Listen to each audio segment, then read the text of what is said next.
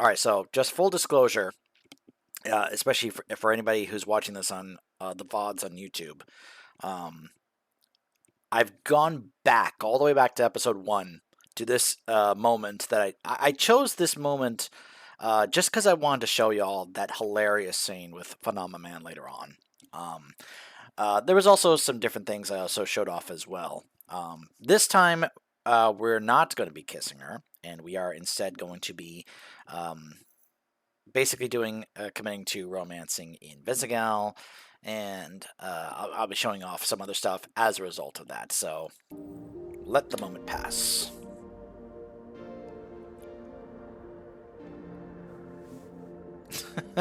Sorry, I'm actually here with. So don't get me wrong, I am absolutely going to see it along with Zootopia. Um, it's just more than likely I'm going to have to wait a tad bit. I probably could actually go uh, either today or tomorrow if I want to. The way it usually works at a movie theater for us employees is that we have to wait a certain amount of time before a movie is no longer pass restricted because they want to sell as many tickets as possible. We usually are able to get our free tickets as long as they know the showing is not going to sell out. If there is plenty of seats available, then they'll be like, yeah, here's your free tickets. So if it's still bringing in tons of people, and they're selling lots of tickets, then they would probably be like, no, you gotta wait. So that's why there was no way I could have been able to see it at all this week. Not to mention the fact that I was constantly working. So if I'm constantly getting scheduled, I'm less likely to go see it until things really settle down. So we'll see how because, and here's the funny thing, because I work there so much, I have a tendency to want to stay away. It's like when I finally get time off away from that place, I don't usually want to go back on my days off to go see movies when I'm going to be there a whole bunch while I'm working. So I just have this natural tendency to be like, you know what, I just want to be away from that place for a little while, just a little while. So even if they are movies I really want to see, and I know my parents want to see it as well.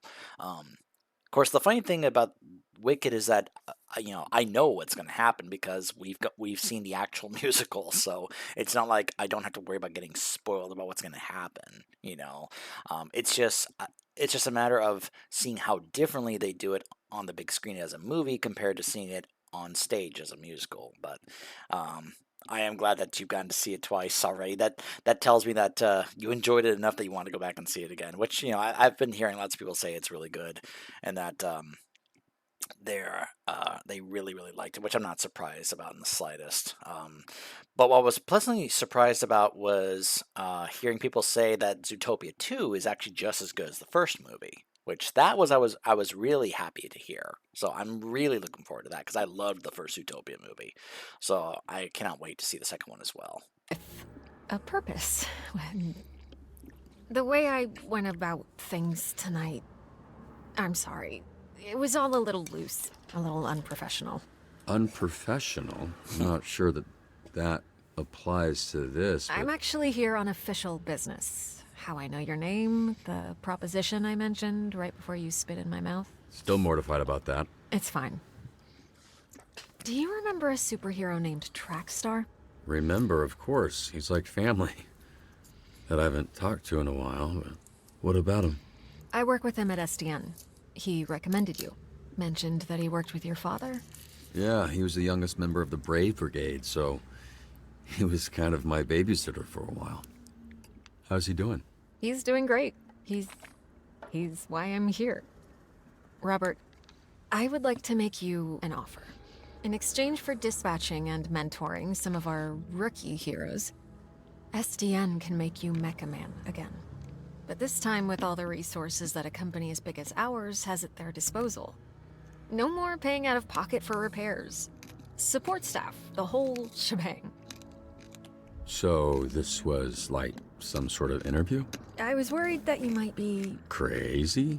unstable, damaged, unfit, bad, I don't know, whatever you want to call it. It's a big investment.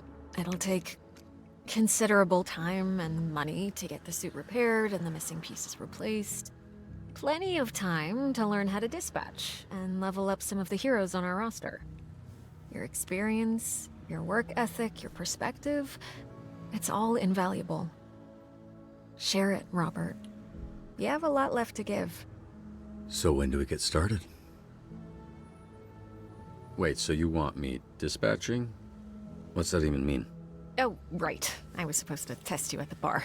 Here. The drunk people shouldn't be throwing things at drunk people. Noted. Am I waiting, or are you waiting? What's going It on? was supposed to open up when I threw it to you. Okay, there. Pop it on. This is part of the assessment. And don't move too much in there. You're sitting on the edge of the billboard. Greetings and welcome to this training simulation. We may be I might be superheroes, speeding through but some of we're this nothing because without I've already done my SDN's fair share real of hero, pausing the and talking about dispatcher. things So, dispatcher, through these first 4 where episodes. do we start?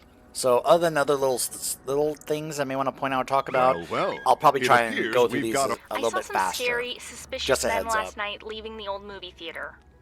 You'll receive such an. This graph will show you a hero with a. That sounds like me. Now that it Phenomenon, a wise choice.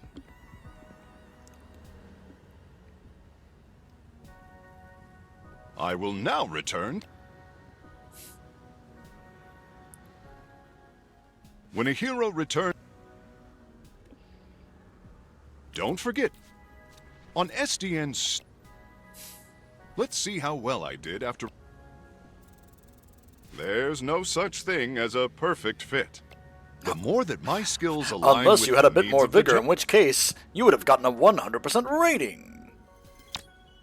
In which case it would have been a Organized perfect criminals, fit. often led by figurehead So I supervillains, lied. are the scourge of Southern California. We work tirelessly to root them out. Let's make history. Knowledge is power.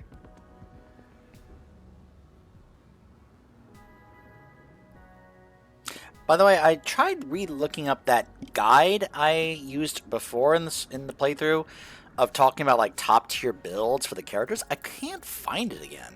I don't know what happened to it, but it just kind of disappeared on me. There's plenty of other like like guides and like links and resources about like The museum is doing recommendations an to exhibit build on your characters, local which I may superheroes go ahead and rely on need a that. guest But speaker. I don't know.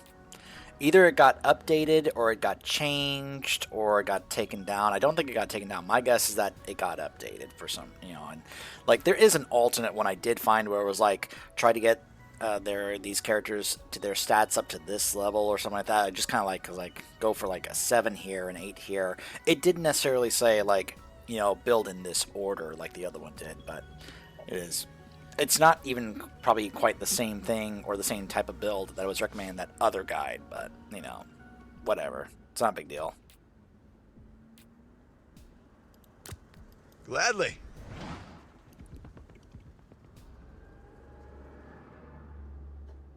One of your heroes. As their leader, your heroes will look to you. Make choices and follow where they lead. These choices need... What can I say? A lot, actually. A convoy of Diablo's goons are harrying the highway patrol. As if traffic in this city was not bad enough. What's funny is that Speaking of traffic and going his places, stats here are not does reflective of SDN how offer they paid will be time when we off get to him take later in the game. vacations? Of course. PTO accrues at a regular rate over time. Use it however you like, as long as you discuss your schedule with your manager well in advance. What the is a PTO? Together, we can do it together. Rough session of D&D tonight for you?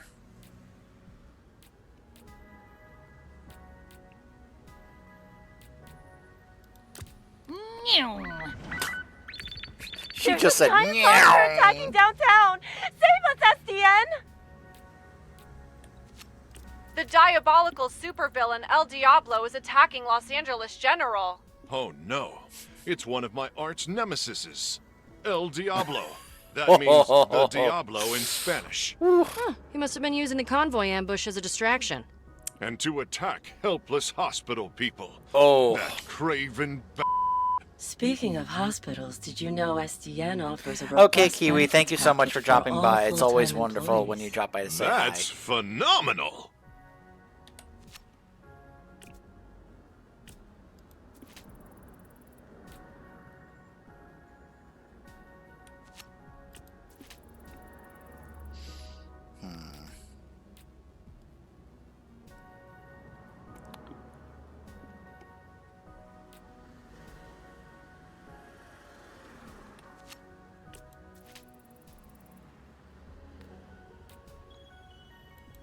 Stopping power. Intellectually stimulating.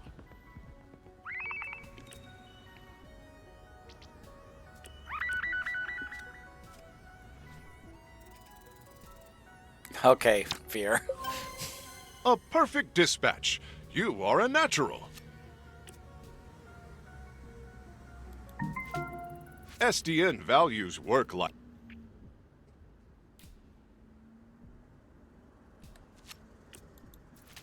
I need help getting to my doctor's appointment. I've been there, Fear. I know how that feels, man. I really do. Yeah, no, I know, man. Those days, like when I've had my staff meeting and we have it early, yeah, no, I'll have to get up around that time. Actually, it's more like maybe 5 or 6 when I get up because we have our meeting at 7. Because I only live like a couple blocks, or like just it's literally just a few minutes away from where I live, where I work. So,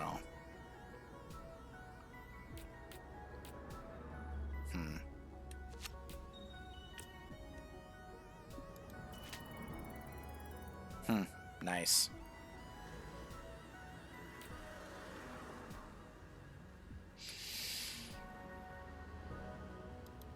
Everything in moderation.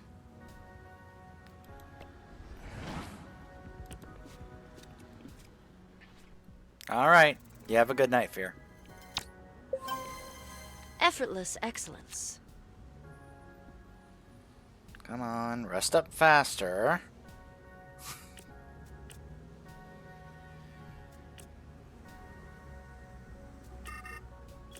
Sometimes a hero can use their talents to tip the scales.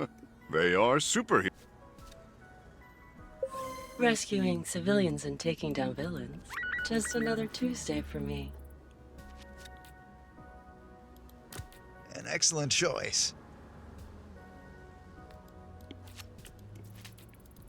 Let's dash. Loud and clear. Moving out. Oh, if these streets could talk.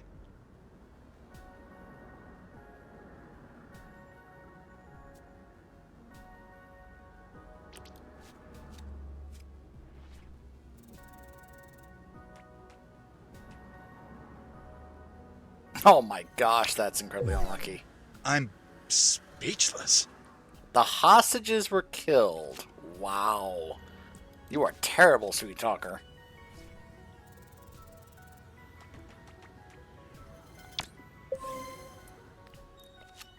SDN solves all problems, big and small.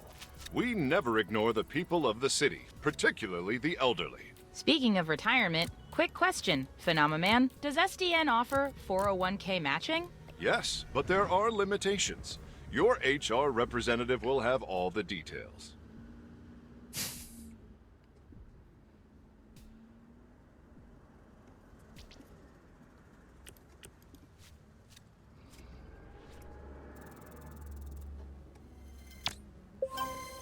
Folks, call me Justice. Our shift is done now. It is time for lunch. We couldn't have done it without you, dispatcher. Too true. I'm going to enhance my break time with some of the snack offerings in our break room vending machines. Great idea. Thank you again, dispatcher. I hope to be seeing a lot more of you. Goodbye for now, and don't forget to be phenomenal. Did he just say phenomenal? Well, looks like I'm great at this, so that's gonna be bad for your negotiating position. Expect a lengthy...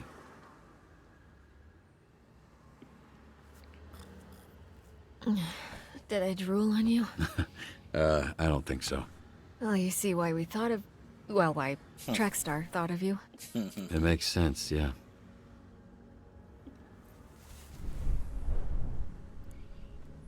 Meet me at the SDN offices tomorrow. I'm not done saving you yet.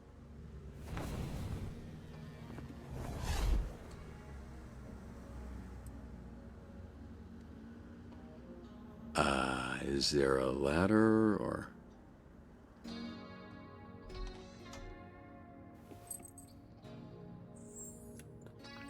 Sorry I'm late.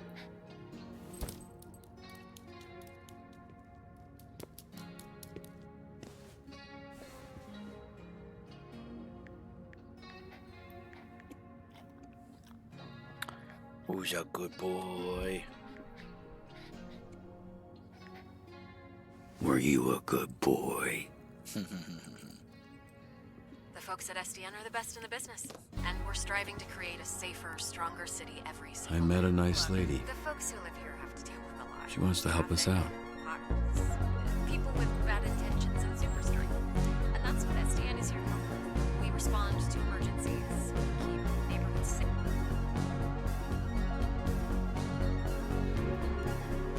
So, during the break, I tried these again.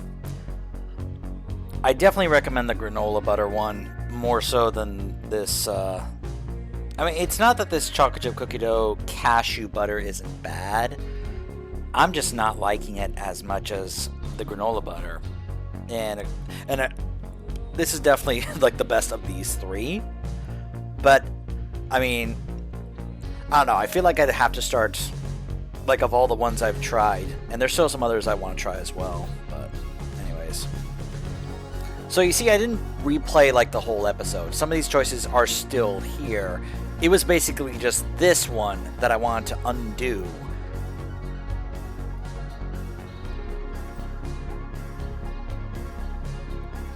So all the others are still fine. And other than the one failure, I did ace the test. So.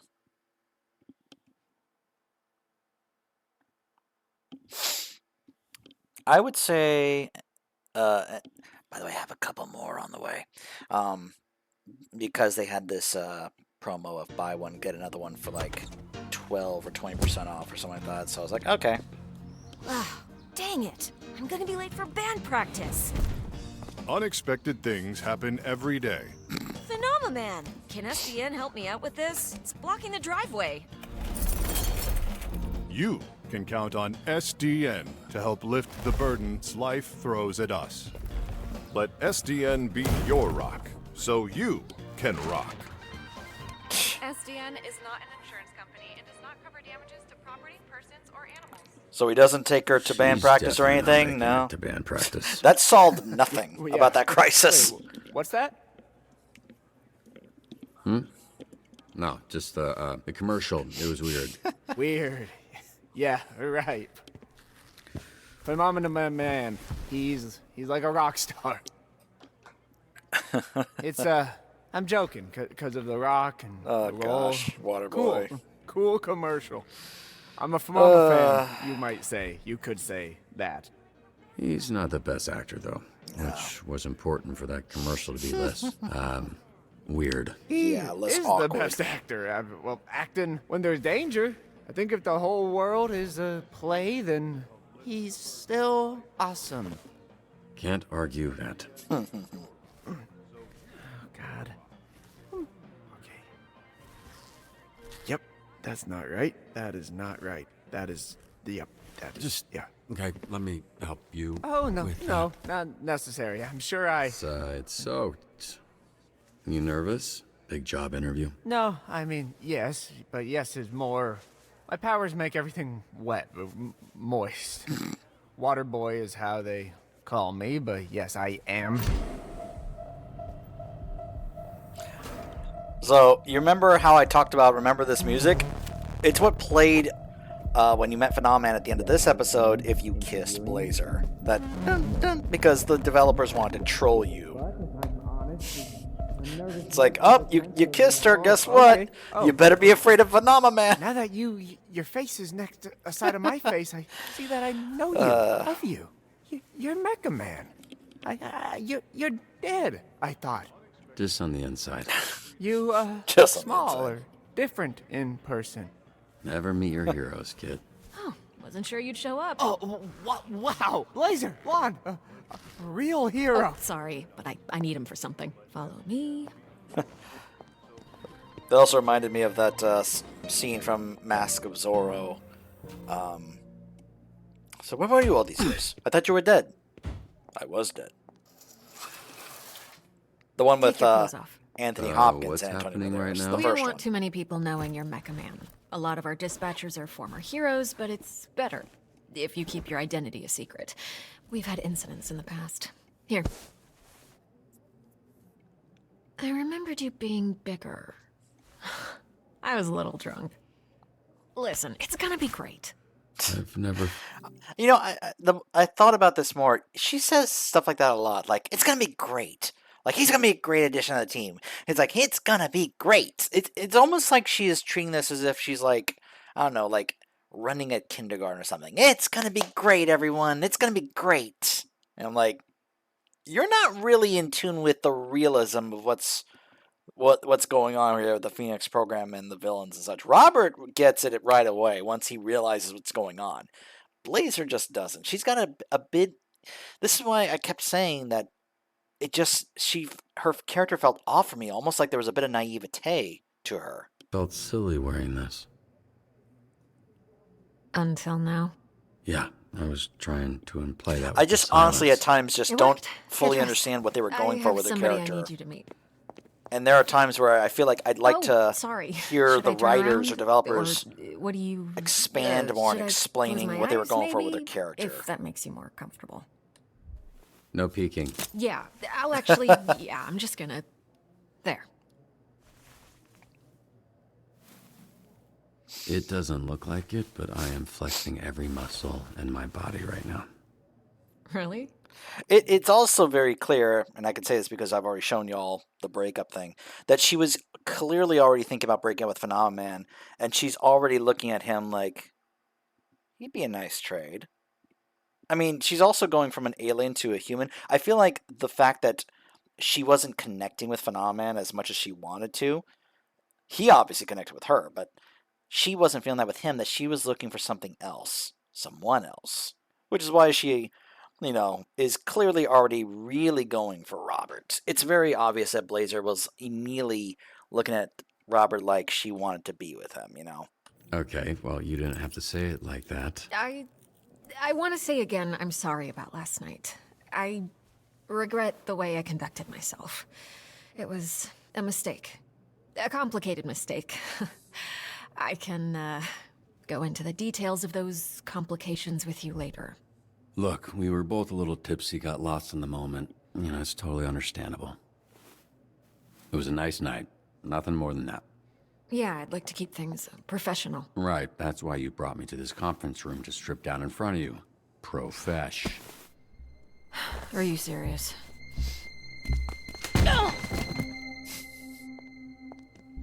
What's interesting is that you can hear her make that sound of ugh.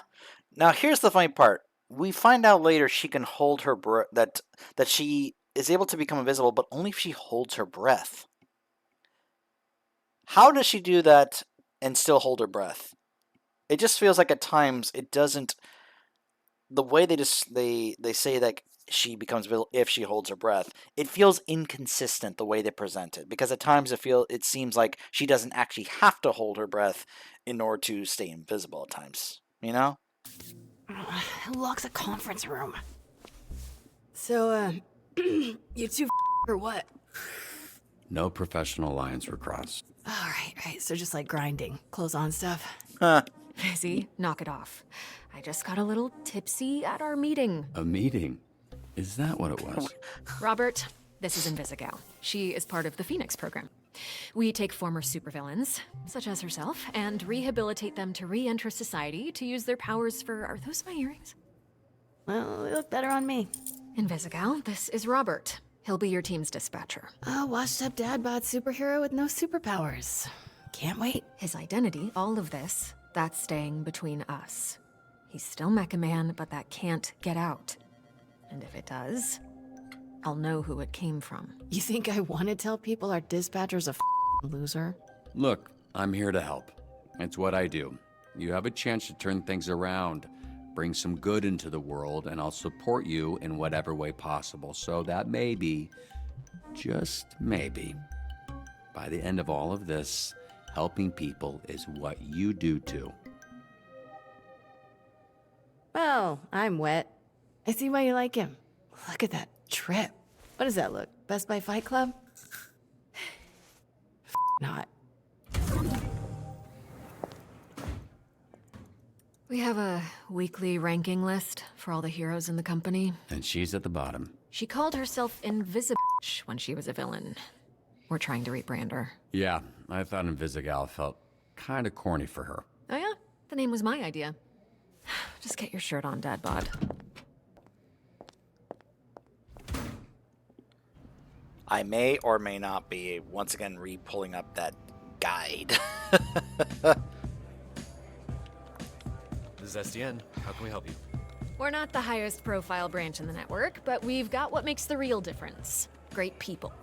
Some of them aren't even people, and they're still great. One of the 3 copiers on this. See, Blazer, I feel like the better way you could have phrased that is that some of them are not even humans. Just to get the point across that we're not dealing with just, humans on Earth here. We're also dealing with aliens or like half mutated, like we meet Sonar, for example, But I guess he's not people, right? Floor. According to Blazer. And does literally everything. Documentation, one of the 3 Ds at SDN. There tends to be a healthy amount of paperwork. I used to call it triple Ds, but I was informed that had a different connotation. What kind of heroes end up here? Oh, all sorts. Some that are tired of doing it themselves, some heroes who prefer teams. And some that used to be called Invisible. Quite the eclectic roster. Yep. We're all about diversity. Lana works in the mailroom, from a different galaxy altogether. And then there's Galen, way back there, born with super hearing. He's from, I want to say... Florida. Florida, of course. Florida man over there. Hey, easy on the bath salts. That was one guy. Hey, speaking of bath, where is the, Oh, need a bio break? Excuse me? Restroom. I mean, it's right over there. Sorry. At work, I tend to get a little... Corny? Corporate. Meet me in the records room when you're done. If you get lost, look for the door that... Okay, look, in Blazer's defense, saying bio is usually something that is used by gamers. Like, for example, our World of Warcraft guild. If somebody is like needing to use the bathroom while we're raiding, they'll usually say something like bio, BRB. All we need to see is bio to understand, oh, they are taking a bio break, as in they're going to the bathroom. That's something that gamers use in chat to let people know, hey, I'm going AFK, bio, BRB, right? So I'll let that slide for Blazer, only in that context, but otherwise I'm like, come on, Blazer. Seriously?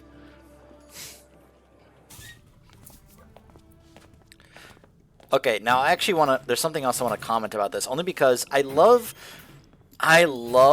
watching reactions, or rather also other playthroughs of the games like this, because then I get to see a whole bunch of other reactions of a whole bunch of other people, seeing how they react to things, what their choices are, what they thought about. And I didn't think about this. Now, we obviously see that Royd is not touching his, but Robert is. And I didn't think about this because I'm sorry, I'm actually forgetting her name at the moment. But she chose not to brofist Royd because, as she pointed out, it's not a matter of whether or not Royd was touching himself or not. It was that Robert was, and she, out of a sense of decency, didn't brofist because, look, I've already touched mine. I'm not going to brofist you after I've touched mine because I'm trying to be a little bit more decent to you. And I didn't really think about it at that point. It's like, it's not necessarily a matter of whether or not Royd is touching, anything or not. It's a matter of that Robert is. And if Robert is touching, should he still do the brofist even though Royd's offering it? Or should he be like, hey, look, dude, I've already touched it. I don't want to, But, I mean, hey, I guess if Roy doesn't care, then, Bruh, I almost went in my pants. Because I'm sure Royd is Hey, you just saw the people talking about? fully aware of the fact, because he's like, oh, okay, I can see, because no one else is really doing what Royd is doing, which is like holding off on touching it, right? What's up, brother?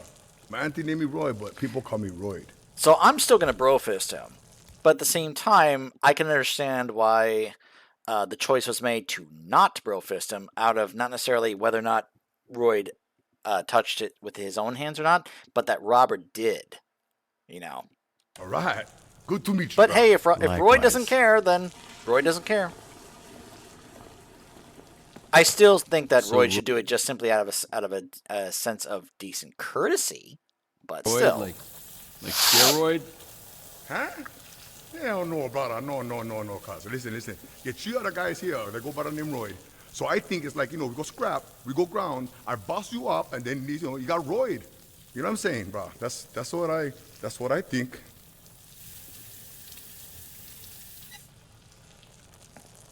Hey, you think that's why they call me Royd? Like I'm on steroids? Cause they think I'm some kind of a juice head? They think I'm not natty, bro? They think Royd not natty. No, I'm just kidding, man. Just making jokes about your name and the shitter. Whatever. I no care. Nokia is probably best. Nice meeting you, Royd, even if it was while we were both holding our... You one funny bugger, Mecha Man.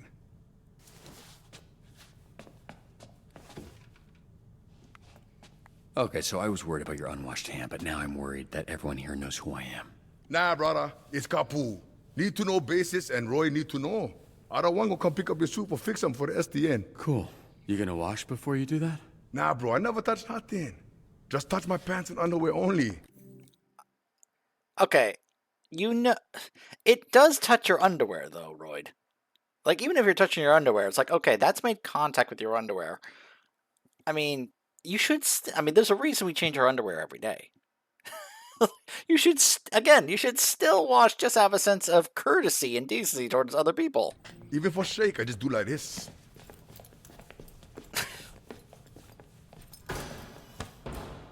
Can you show me again? I don't think I got it.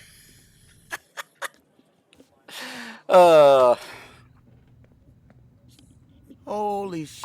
Who's this freckle-faced How are you? That's an aggressive way to greet someone. Look at this skinny latte your bones, kid. You here to whip these holes into shape or what? That's the idea. Why is this happening? What? It's a hug, not a lighten up. Be that as it may, I'm still confused. Oh, right. Because I'm old as How about this? This jog your memory? Trackstar? Holy Yeah, you Why are you accepting hugs from old men you don't know? Oh, and hey, they call me Chase around here, so keep it, Sure, right. Yeah, Chase. It's been what, 10, 15 years? Has it really been that long? Yeah, I reached out to this little ant when his dad passed. Then he got to ducking me like he owed me money. I was in a weird place. I understand, kid. It was tough on all of us, so I can't imagine what you went through.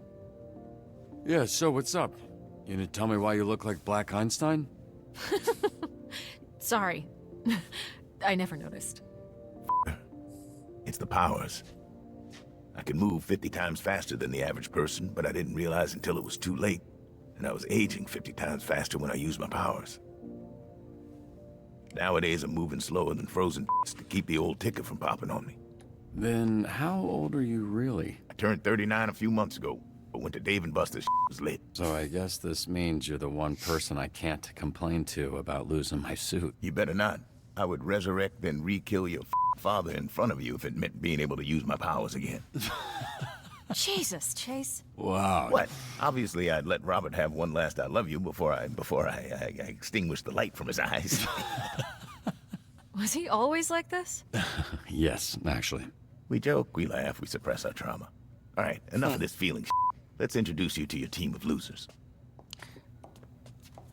I want to reiterate, I like Chase, and I think he's a good character. Probably, arguably the best character in this game.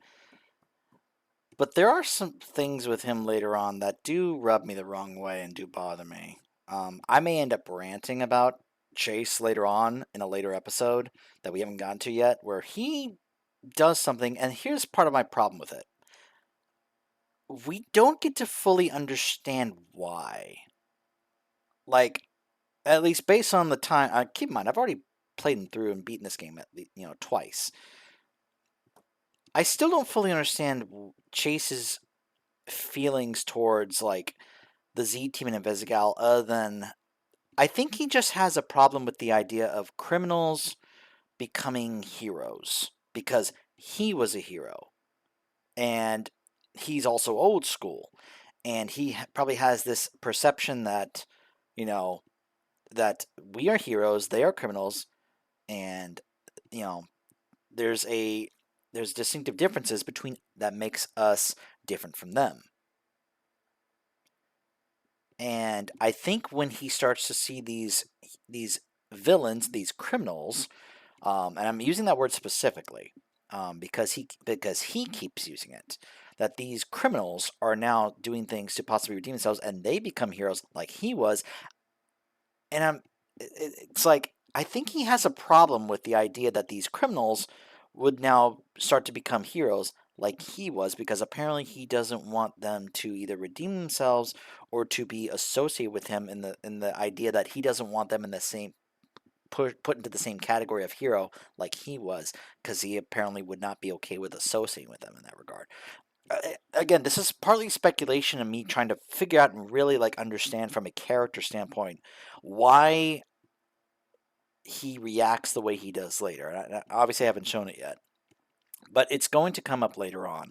And it's just something, the more I've looked at it from other playthroughs and such, the more I've tried to figure out why, because there's never a point where there's this revelation of, oh, this is why he has such demonstrative feelings towards Invisigal and the rest of the Z team.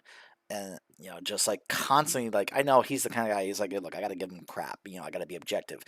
But the way he just becomes so vehement about it sometimes, and it's just like, what is your problem, man? What is it that's bothering you about this that makes you just feel the need to be this, like strong towards them in this regard? It just bothers me.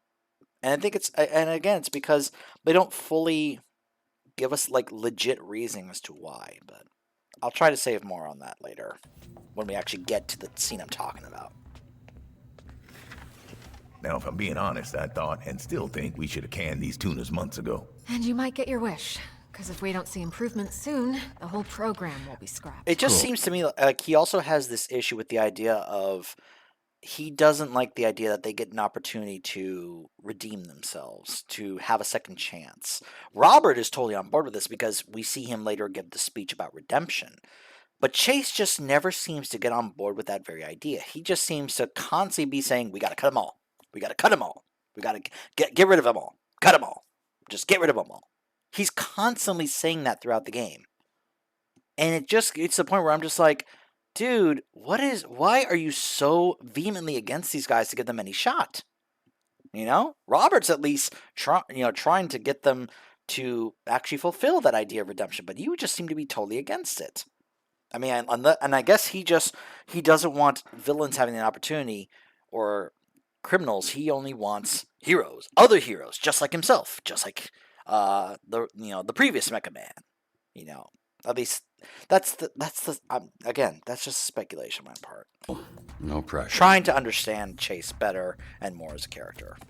Sonar here was a Harvard graduate who will not shut the up about being a Harvard graduate, like all Harvard graduates. Who also orchestrated some of the most effective Silicon Valley investment frauds in U.S. history. Also, sometimes he transforms into a bat monster that would eat you first after he emptied your pension plan. Flambe, he controls the fire and the flame, and his skin does not burn. Right, you met him. Didn't you ever run in with him years back? I did. Yeah. So you know he's a certifiable kid. Invisigal, who you met. Turned herself in a few months ago and entered the program on the condition we didn't ask questions. That's a little suspicious, no? Suspicious? Really? Of a criminal that turns invisible and doesn't like to answer questions? What tipped you off, Sherlock?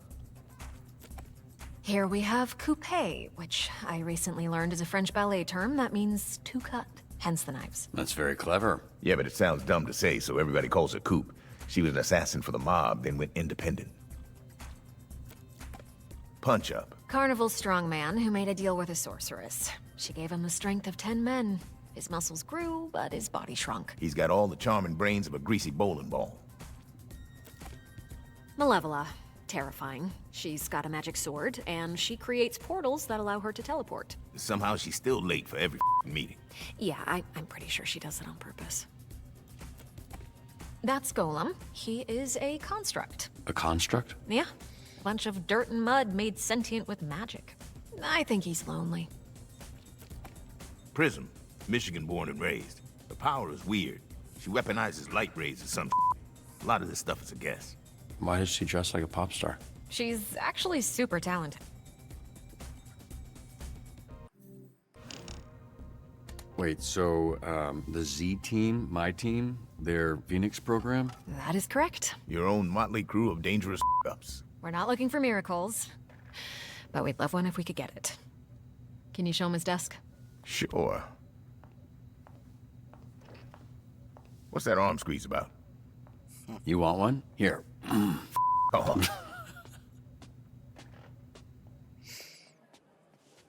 This is you. Pretty sparse, but feel free to decorate.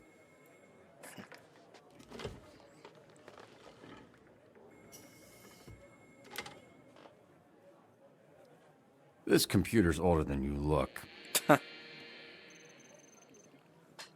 Wait, so we're doing this? I haven't even met the team yet. We did the slideshow. First of all, that wasn't a slideshow. Look, we like to start slow. Most people don't make it past the first dispatch, and this is better for everybody's safety. What do you mean, safety? You'll be fine. And this here is our little slice of the Southland. Whenever there's a crisis in the area, we get a call, and guess who answers? Me. Exactly. Now put your headset on and introduce yourself to these. Hey team, this is your dispatcher, Robert Robertson. I'm starting my first shift.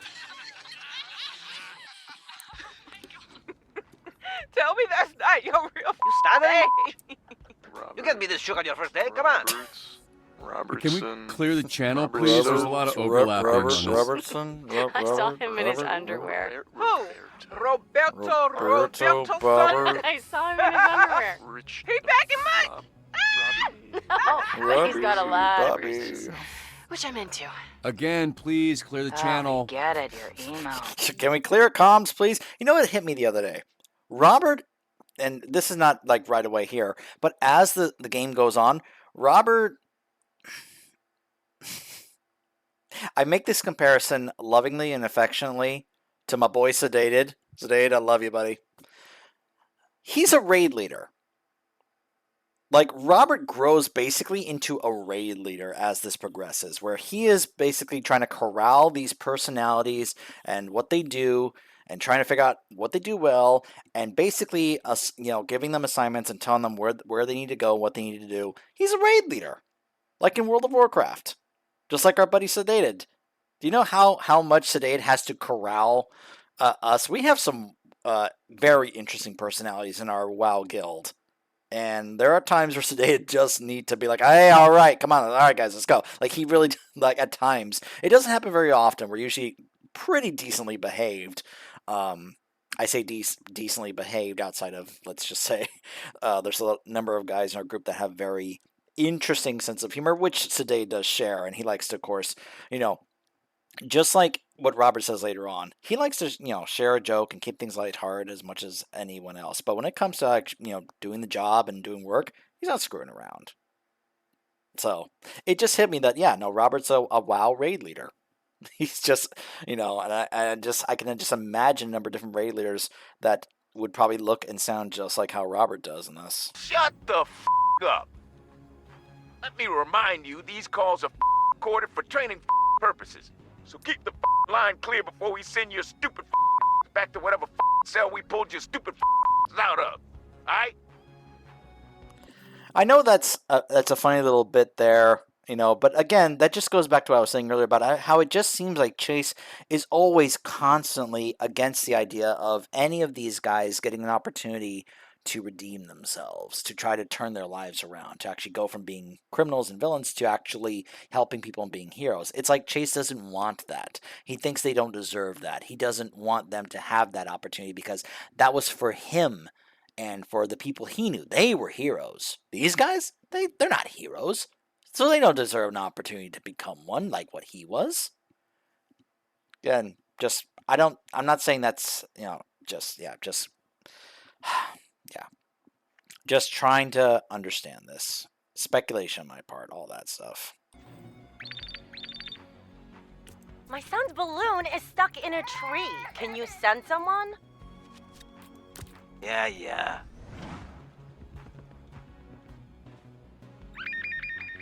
Mr. Vanderstank is requesting a hero for a very important event. Who's this Vanderstink guy? Willem Vanderstank. Certified genius. Literally, he has a certificate. You aren't a genius if you need a piece of paper that says you're a genius. You're just jealous. This guy rules. Alright. Gotta pick up dry cleaning near there anyway. I'll take Wednesday. Tuesday. Dibs on Monday. What are you guys talking about? We're taking bets on when you'll quit. Friday? Today's Friday. I know.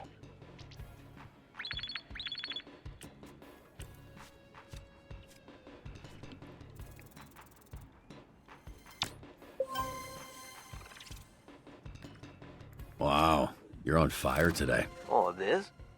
I'm just warming up.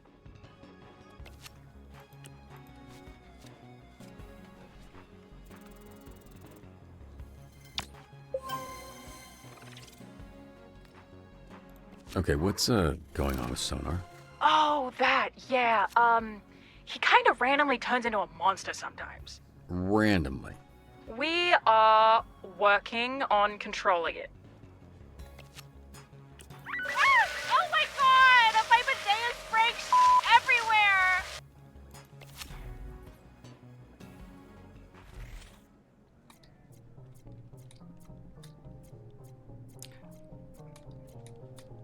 Anyone else think they need to make this whole like dispatching thing like See its if I can own do separate this. like mode or game where it's like if people want to just do this without having to play the like story or campaign, that we could just kind of like do this just for funsies, you know? Like I just find this kind of like fun to just play like in general, you know. Like I could see myself doing this as like a chill game, you know. That's just me anyway.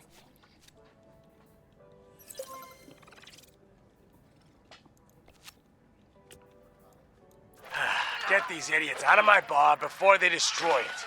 And don't send the flaming a**hole. Do you know who we saw in the bar last night? Mecha Man. And he kicked Flambe's Okay. That little did not kick my You did, though. Yeah, I think I heard about that. No, you didn't. Because it didn't happen, Bob. So we're all going to shut up about it. Yeah? Okay. Swift as the night. Sharp as my knife. We needed another backup dancer, so... You look, different. You mean better? Alright. Just a nice, quick, easy way to reveal their powers like that. Boat robbery in progress at the yacht club. On my way. I love looking at the beautiful homes in this city and knowing I'll never own one. So what was your read on this Mecha Man guy? Washed up, drinking alone. A robot guy without his robot, I guess. So, just a guy? Hear that, Flambe? You got your kicked by just a guy. All of you. Shut the up.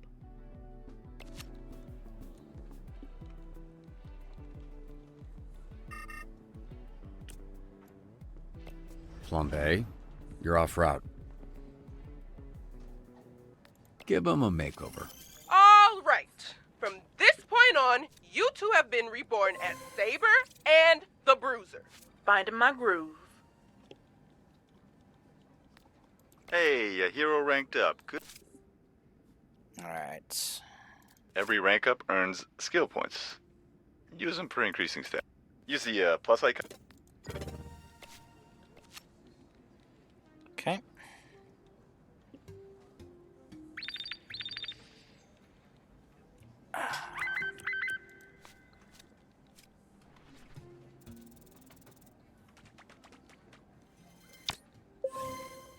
Very professional. Jenny the Bone Zone Diaz here. Today's topic is all about SDN hiring criminals to protect us? Hey, someone's robbing the museum. I don't know what you do, man. I just started today. Uh-huh. Did I mention I went to Harvard?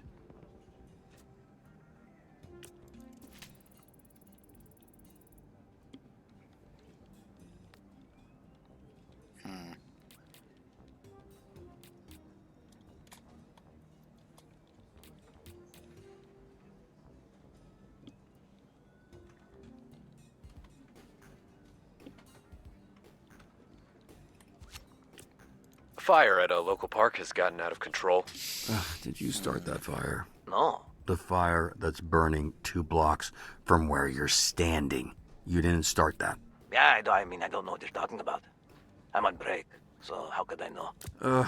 Flambe, stop around. I've got enough problems without you making new ones. Whatever, man.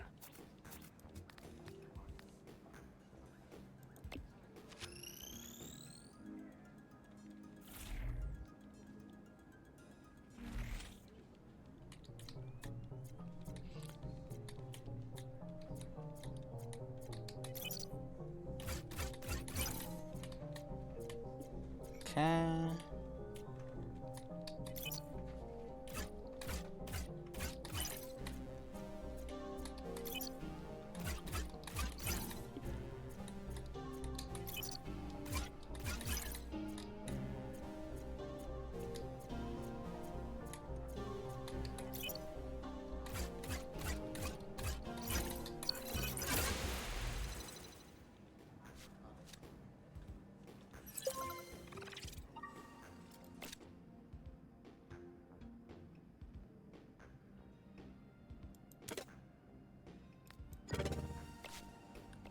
Time to freak some f***ers out. Alright, I'm gonna have to send Coop on this one for intel. Okay. We've encountered these thieves before.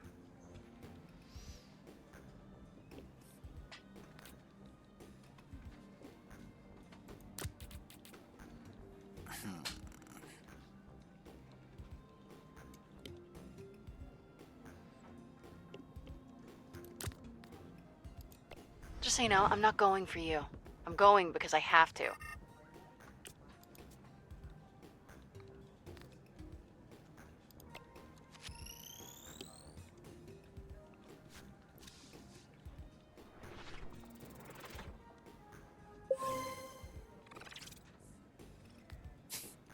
I didn't even think about that. I could actually send Flambe back over there and be like, go clean up your mess.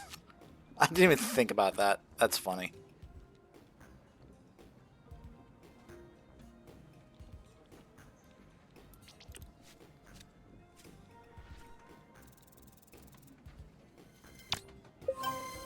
My tail's wagging, I swear.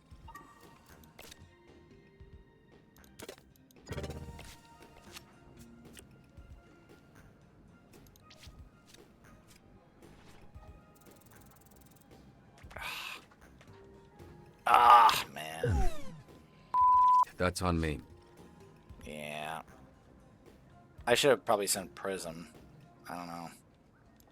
Hey, Bobby. Here, William Vanderstink needs a security detail. Is it cool if I go? I've been wanting to pitch him some stuff I've been working on. Yeah, pretty sure that's exactly what he's trying to avoid. We're going to need you to protect Mr. Vanderstank from the Vanderstanker fan club. I'm a high-ranking Vanderstanker. It would mean a lot. Sure. Go ahead. Thanks, man. You will not regret this. Well, I didn't think I would until you said that. A kid just robbed me. That little I want him behind bars. Well, the best teacher is fear. Make it relatable. You know, tell a story. I've got a great story.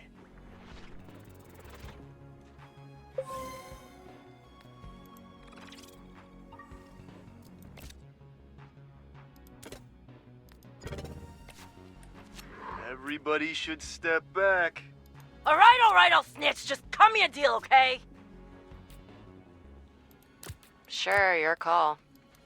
I'm already going this way. Yeah. How long was the last dispatcher here? 2 days. New record. How the did that happen? I set this car on fire. Yeah.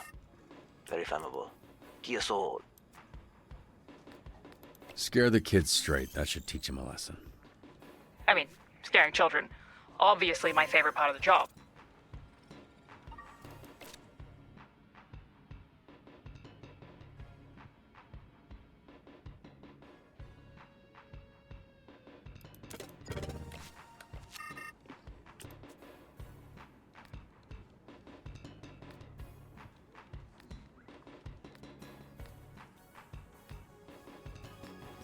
You get the paintings out. Quietly. No promises. I'm a screamer. I'm gonna be insufferable about this.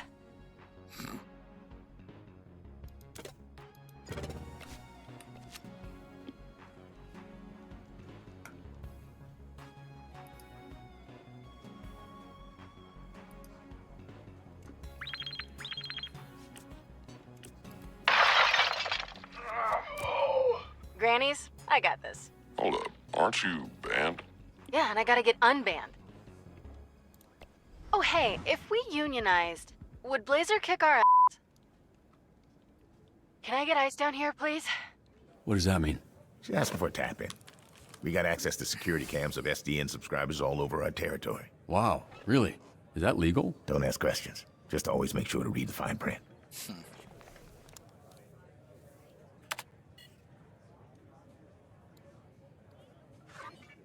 I didn't do this.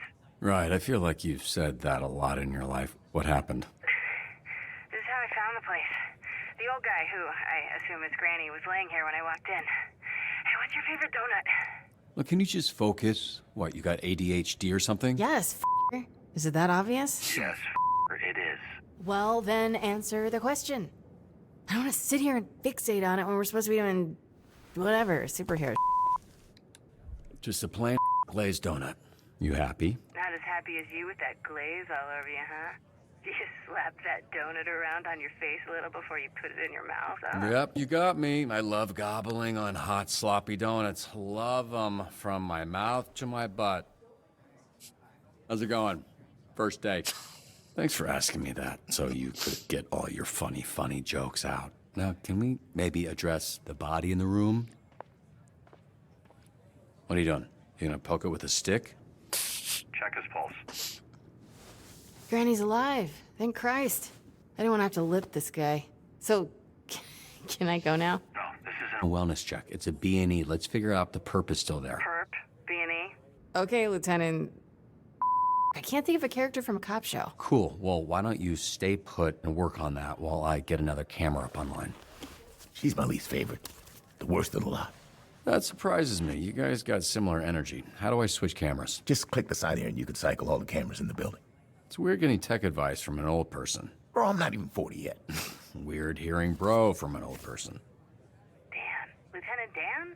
Is that a thing? Yes, I am the legless Vietnam vet from Forrest Gump. Sick burn. Am I doing something wrong? Pushing that button just says access denied. Lieutenant Dan! Sometimes people add extra security. They don't understand it just makes it harder for us to do our job. Hey, what's taking so long? Are you sleeping or something, or are you just bad at your job?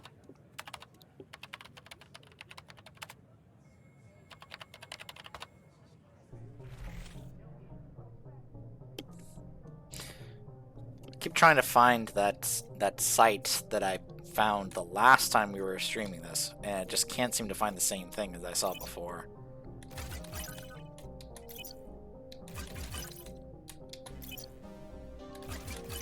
Why does a donut shop even need extra security? Granny being extra paranoid, it seems. Hello? Ugh.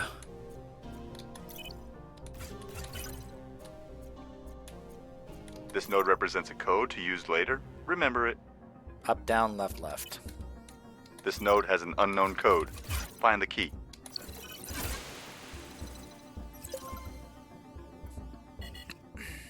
All right, what do we got here? Perp, Beanie, who are you, Lieutenant Dan? Hey, shut up for a sec. You're not alone.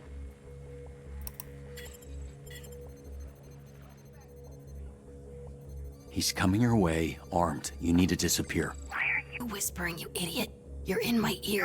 No!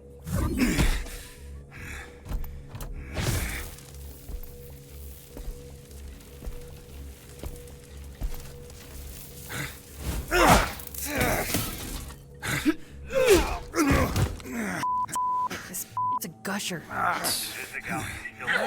Be careful. I got this, Lieutenant Dan. Never mind.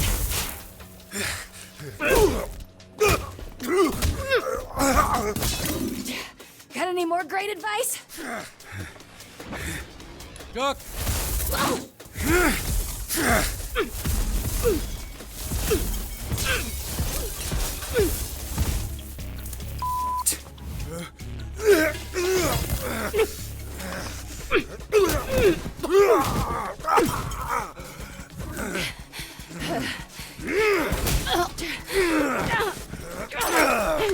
Gotcha now, invisible. Invisigal, just hold him off while I find a way to help. I can use the overhead sprinklers to short out his blaster. Come on, come on, come on. Got him. Up, down.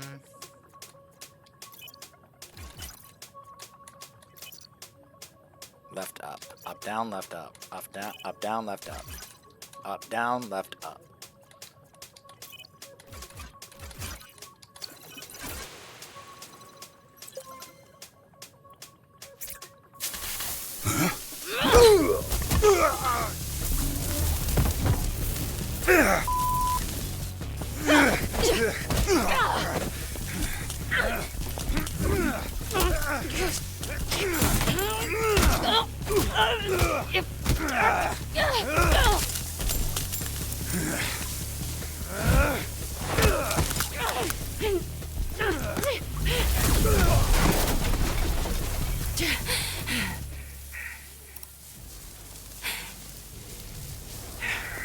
Granny, I don't think you know how to use that thing, so why don't you— Shut the f*** up! Oh, I'm one of the good guys. You? Yeah, right. Don't me, okay? Nobody Granny! Nobody with Granny! Invisigal, stay calm. Great advice, Lieutenant Dan. Stop calling me Lieutenant Dan, because the joke doesn't work and you sound dumb. Okay, disarm Granny before the thing blows his face off. It looks super unstable. So your expert opinion is to Attack the client. I did think your way to church.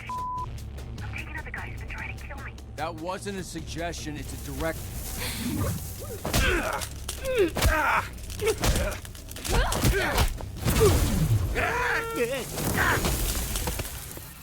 Hey, Invisigal, you okay? Hey, are you okay? Come in. Fine. But this guy, less fine. Smells like bacon a little. It's gross, but it's also kind of not bad. Yeah, great. Okay, where's the perp?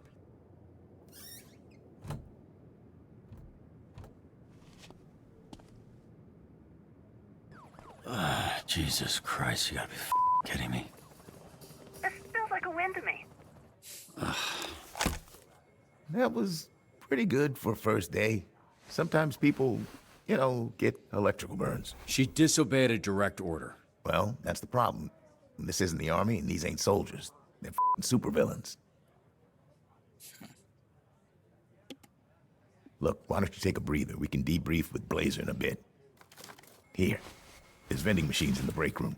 You look like you could use a snack. Are you sure you're not actually 80 years old?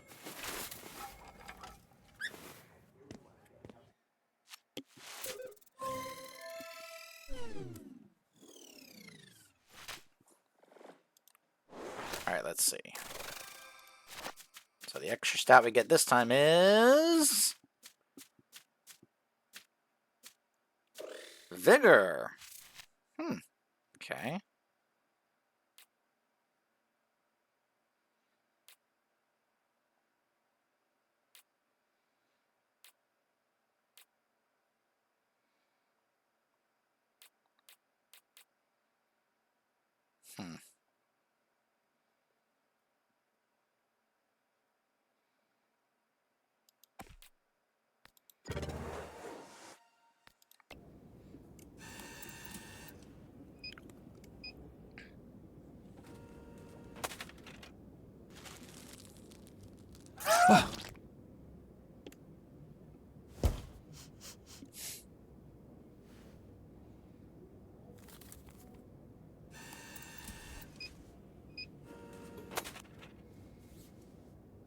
Hey. Ah, what kind of superhero flinches? I didn't say which superhero. Chill out. If you had people trying to kill you for the last 15 years, you'd be jumpy too. What makes you think my life has been any different? You think growing up surrounded by a bunch of bag villains, I didn't need to watch my back? I can't just disappear, okay? I actually have to face my problems. What the f? You can't just go around. Ow! Why does he keep screaming? His name's Sonar. Yeah, I know what sonar means. What's up? Then why are you asking why he keeps screaming? She was just explaining your, you know what? Never mind. Good shift. This guy's weird. Yeah, he is. Look, I actually just came by to celebrate the mission going well. Didn't mean to interrupt your little snack. What, do you need a pre-chew like a little baby bird? You seriously think that went well? No, I think it went great. You trashed the place. The suspect got away and you got the client hurt. I don't think when he called us, he thought he'd be ending the day with Lefty because you turned his other arm into a pork rind. Granny would be fine if Granny didn't pick that thing up in the first place. He's just some dumb trying to be a hero. And don't say it, I know where you're going. Fact of the matter is that didn't need to happen. We could have had an outcome where the client doesn't get fried and we get the perp if you had just listened to me. You ask for help, then I can... What now? I make the calls, not you. Here's some advice. You're right at home behind that desk because you're no hero. You were a nerd playing a video game in a suit your daddy built. Now you're a twitchy little turtle without its shell. A real hero puts their on the line. A real hero can't just press a button and make their problems disappear. The suit isn't what made me a superhero. It was how I did my job that made me Mecha Man. Based on what I saw today, you wouldn't last a day as Mecha Man. Because there isn't a mech suit in the universe that'll keep you from being a selfish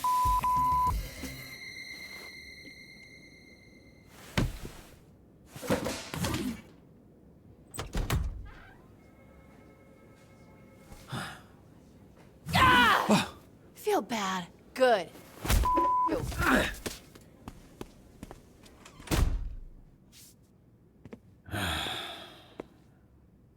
You gonna eat those Twinks? That's not what they're... You know what? Help yourself. What happened to your nose? Here we go. You have a tissue hanging from your nose, Robert. I was trying to ignore it, but that became impossible when it started soaking in blood. I don't know. I just sort of bumped my head, I guess. Right. When I think of someone bumping their head, it's the back of their head. Your nose, your bloody nose, is the same place as your eyes, which is on your face. Right, yeah. I guess I bumped my face then. We're here to assess Robert's first shift, and aside from whatever happened here, I thought it was pretty good. What? Told you, Robbie. I was watching on the monitor. The work you did dispatching. I don't think the Z-Team has ever had a better shift than that. We just might need to confront the fact that it might be the best they can do. Especially the way the Granny thing went. Yeah, now the Granny situation, that wasn't ideal.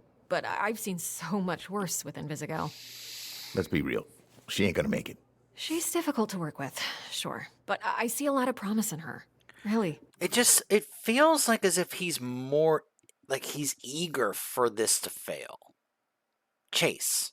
It feels like he is just like, oh, we gotta face it. They just can't do this. No, we just gotta face it. No, she's not gonna make it. Like, he is just so eager to jump the gun and be like, yeah, no, it's not gonna work. No. Like, he is just not even giving them, like, any like a legit chance, or like, you know, like he is just not even hesitating, and it just bothers me.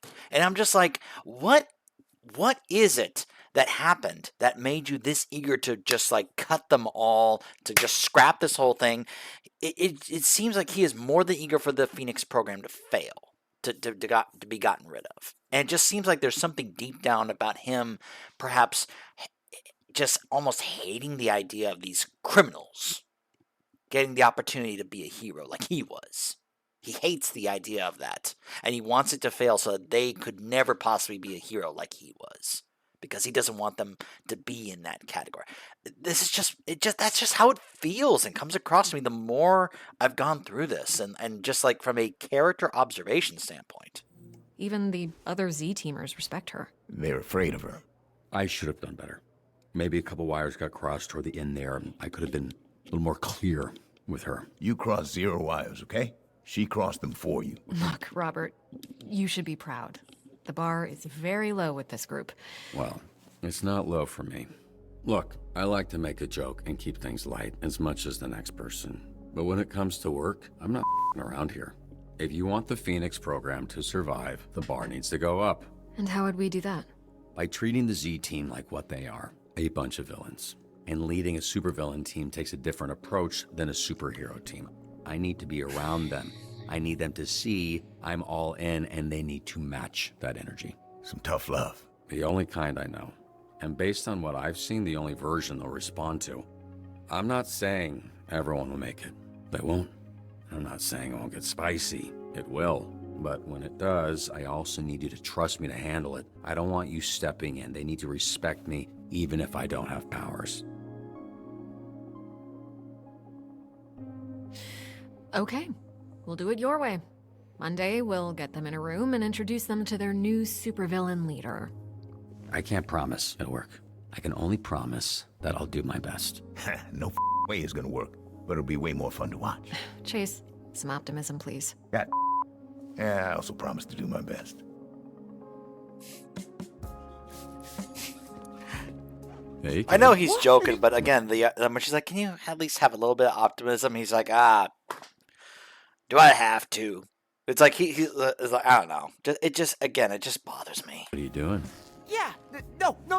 I did this. It's weird because I saw this lady, smiling lady, person put a donut on your desk previously, and it was nicely on a napkin. But then she comes back and she just crazy, like the evil mode, and smash the same donut. What a mess. We'll clean it. What? No. No, yes. See, I'm SDN's newest Hero? Helpful janitor. If that was my computer, if I was in Robert's position and I saw Waterboy trying to clean my computer, my keyboard, the way he does, look, obviously, whether it's a jelly donut, a cream donut, or a glazed donut, it doesn't matter. That either any of those donuts on your keyboard, you may as well just toss it out and get a new keyboard or something, you know.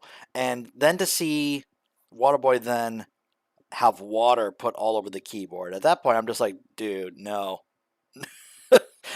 Like, unless you have like a waterproof keyboard or something, just toss and get a new one. That keyboard is not going to be surviving much longer anyway at that point. Okay. Cool. So it's my pleasure, and it's my job, which you helped me get. So thank you so much. Happy to help. It's Friday. I'm not gonna ask. You headed out? Oh yeah. Great. Thanks, kid. Welcome to the team, Waterboy. Yeah, welcome to you. You too.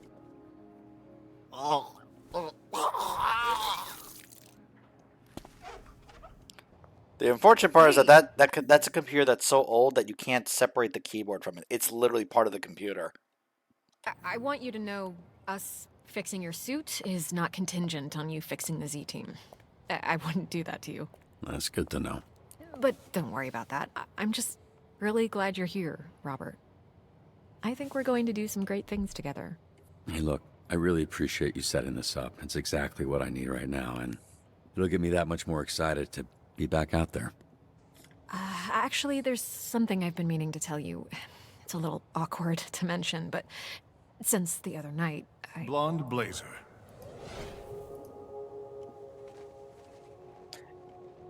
Are you ready to go? Do you immediately notice the difference in music from the first time we did this, where it was after we kissed her and we heard the that troll music? Here's the difference in the music if you don't kiss Blazer. It's like very majestic. Who is this? I thought I'd cataloged all of your work companions. Robert, this is my boyfriend, Phenomaman. This is our new dispatcher I was telling you about. Robert? The third Robert Robertson, leader of the Phoenixes. Blonde Blazer told me about you. Really? Did she, say, I don't know, what came up in that talk? She said you're a capable, honorable man that truly cares for others. Why are you so small? Hey, come on. You gotta stop asking people that. The way you spoke of him made him sound impressive. I only seek to understand. I apologize. How was his first day? Was his lack of size and strength an issue? No, he was great. It was great. It was a great first day. That is phenomenal. We should celebrate. Blonde Blazer and I have reservations in Tokyo at a restaurant where the owner dreams of sushi. You should join us. I'm sure they could accommodate one more, especially a special occasion like this. Actually, I gotta get home to my dog. He's very needy. Oh, of course. And to be responsible for another life is a beautiful thing, even if that life is a dog life. Yeah, right.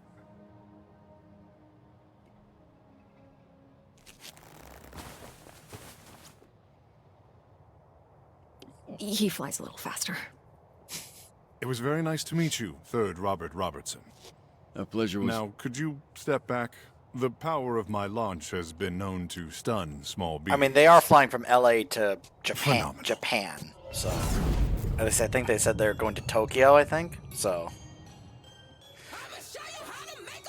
I mean, if anybody wants to do the math on how long it takes to fly from Los Angeles to Tokyo, by all means, and then try to figure out, like, yeah, if he flies faster, definitely just let him take you there, you know? Whoops. I actually skipped a thing there. Oh! I finally got it! I finally got the achievement! There was an achievement for you gotta pick the least chosen donut.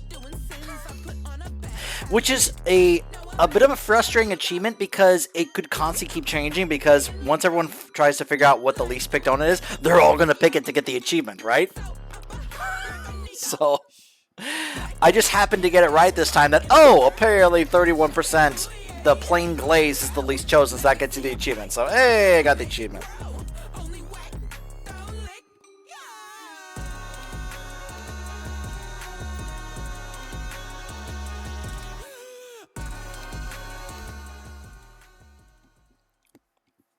So we'll go right into episode 3 because I'm basically trying to help get us caught back up to where we were before I decided to redo some of this progress. Because we left off at the end of episode 4. So I'm sort of trying to get us back to that point before I call it, you know. And honestly, like, obviously I wish there was a way to speed this up a bit faster, but I'm kind of at the mercy of the way that this game goes with its pace and such.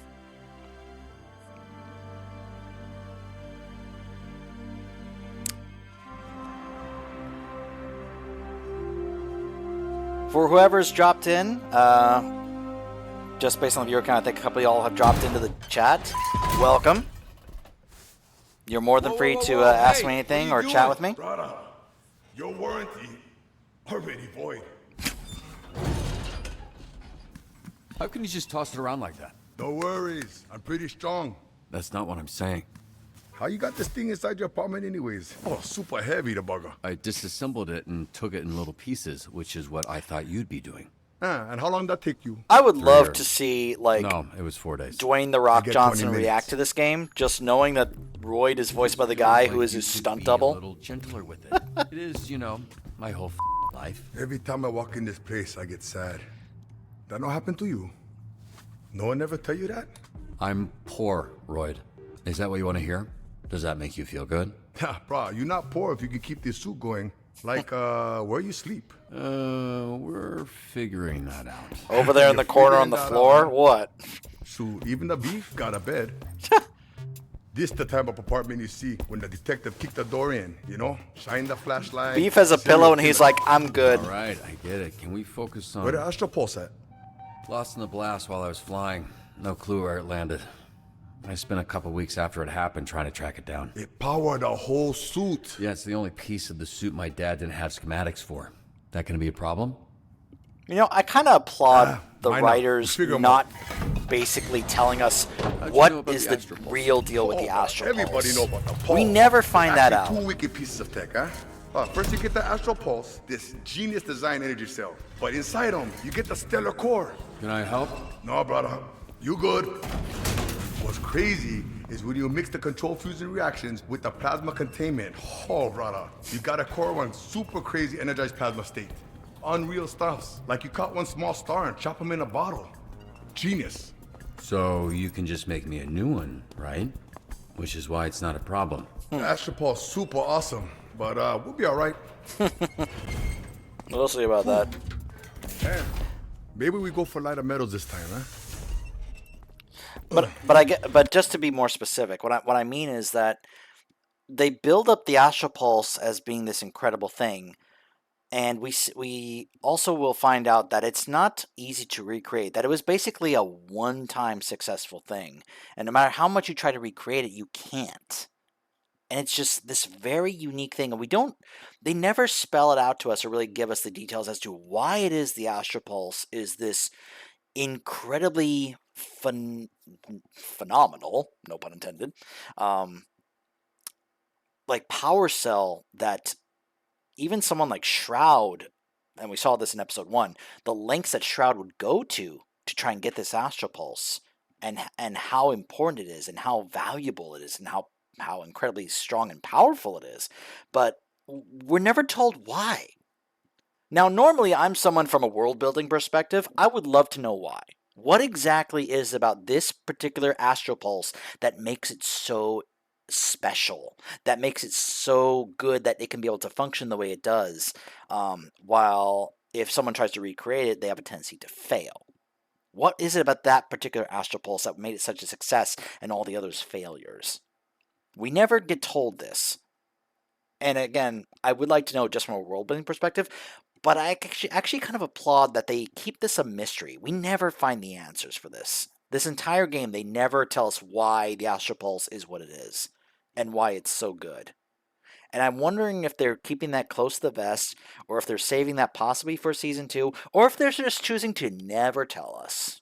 You know, that whole approach of, sometimes not telling you guys the answers allows us to keep it relevant. It's kind of like not telling us all the details about things like, say, the Darkspawn in Dragon Age Origins. We never fully learn about those things. Some people don't like it, some people do. Like I said, for those of us who are into world building, we'd like to know the ins and outs, but there are those that I know, certain people, one individual I know who goes by the name of Huthor, he prefers things always being kept in the dark, keeping like a mystery. He thinks things not being spelled out for you or not being like laid out in terms of concrete lore and such makes it more interesting and more relevant. And I know that there's people on both sides of this fence. I'm always, of course, curious what other people think about that.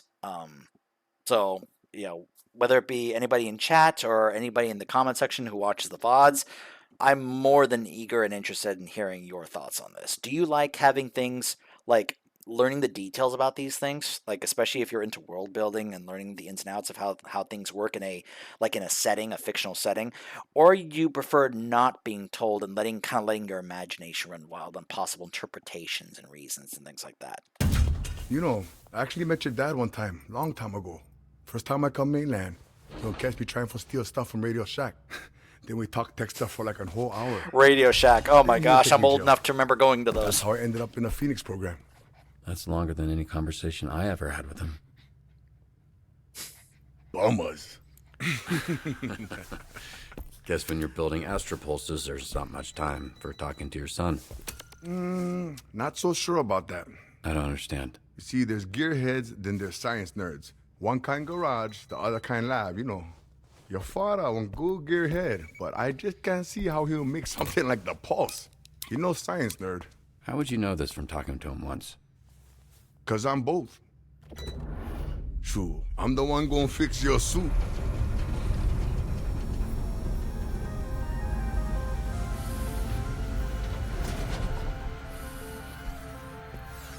That one, over there, that's your father's suit. We gonna make this one the Robert suit.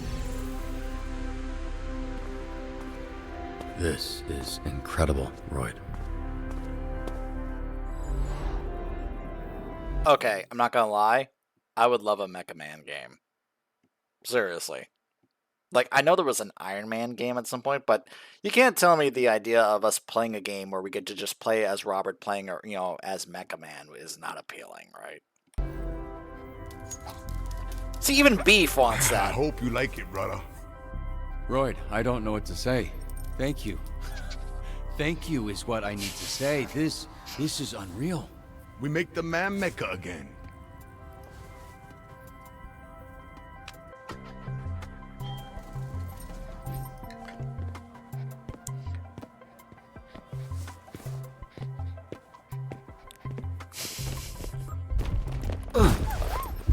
Kobe.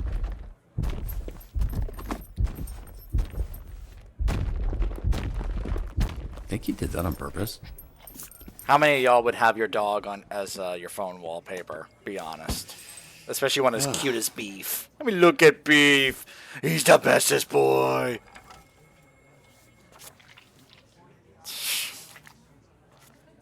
Hey, Chase, I need a favor. Favor? It's not enough of a favor getting you this job working with those stupid pieces of... Oh, who's this, huh? Who's this little guy? His name's Beef, and he's the favor. You mind keeping an eye out? I feel bad leaving him at home, but I don't want anything happening to him. Robert, I would literally let everyone here melt in eternal hell, including you, before anything happens to this dog. No, what's your name, little guy? My name's Beef and I'm naked. Oh, no, I refuse to believe that's what he sounds like. Robert, you got a sec? Sure, yeah. What do you mean naked? I got a collar on. That counts. What's up? About the other day with Phenomenon. Oh, yeah. How's dinner? Oh, it was awkward. It's why I didn't want you to come.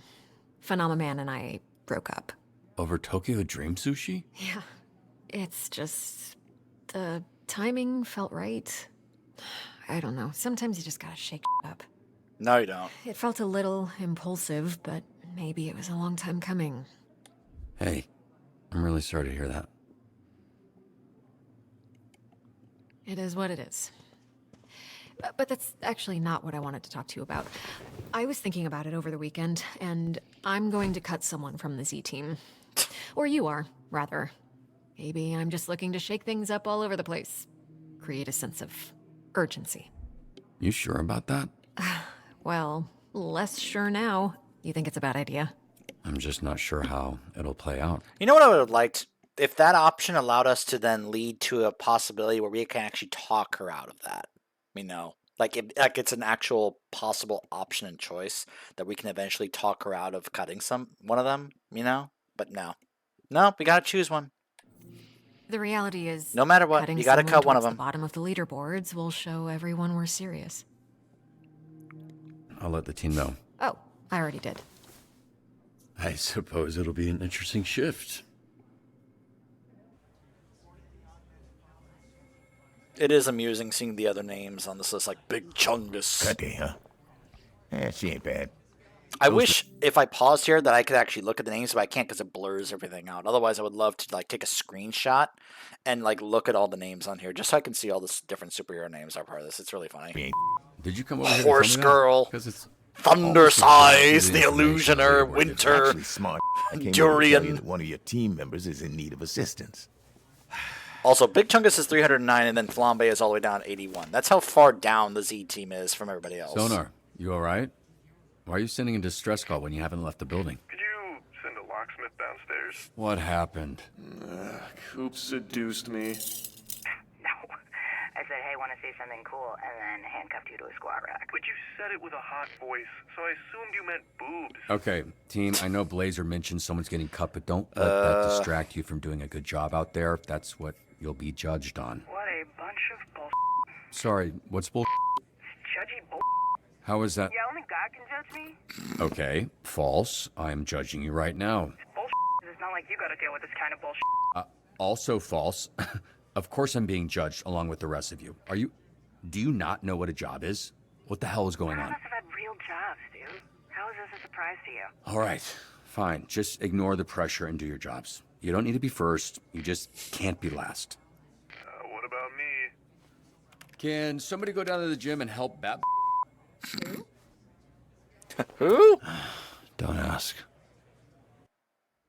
Losing feeling in my hand, and not in a fun, kinky way.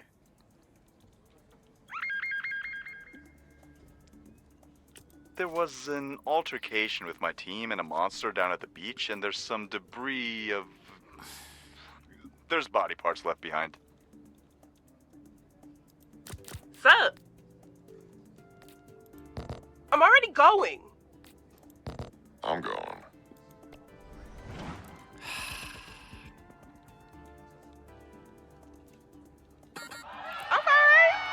Okay.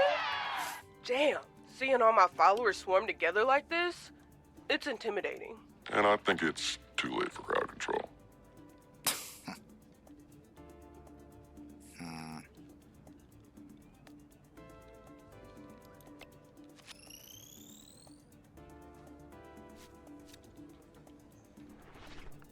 There we go.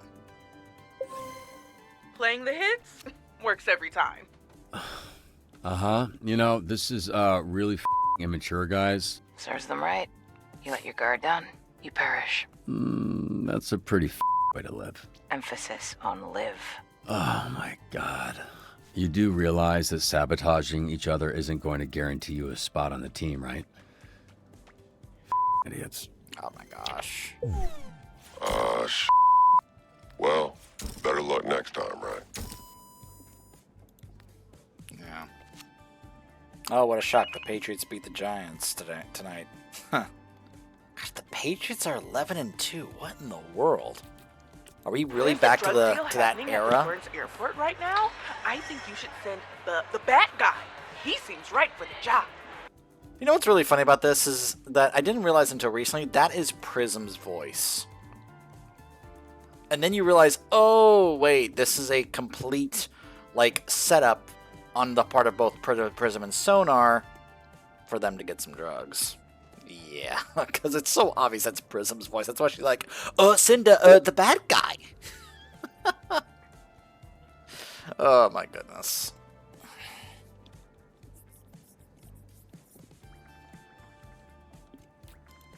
No problemo.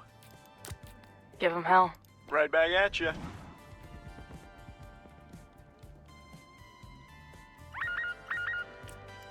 So, Turtle fans moved in, flipped a grill, started a fight, and ruined a bunch of hot dogs. Close your eyes. You're not gonna like what you see anyway.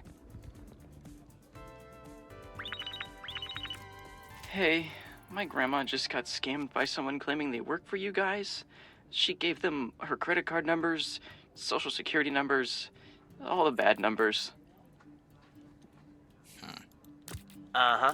It's over for you. Damn right. Ah, excellent choice. You know, given my place on the leaderboard and all. Would everybody please stay in your lanes? I'll, be right back. Just gotta go powder my cocaine. Subtle. Dude, you promised me you were gonna cut back. I will, right after this bump. and like 4 more bumps. Been a while since I had to call in a coke-related favor, but this was worth it for sure. Oh, you. Half man, half bat, all freak.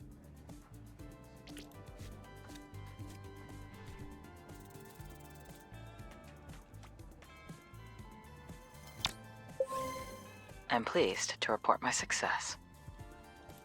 Fucking hell.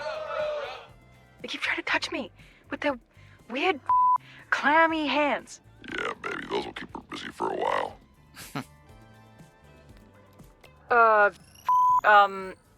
Kneel and be cleansed. I haven't gotten that up high enough yet. Ugh, I need a shower. A long one.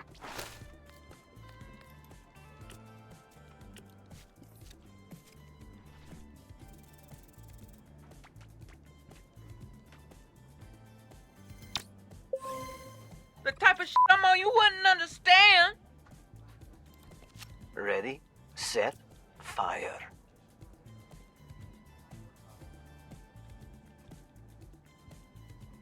We followed the drug traffickers to their base near the refinery. Let's shut them down for good.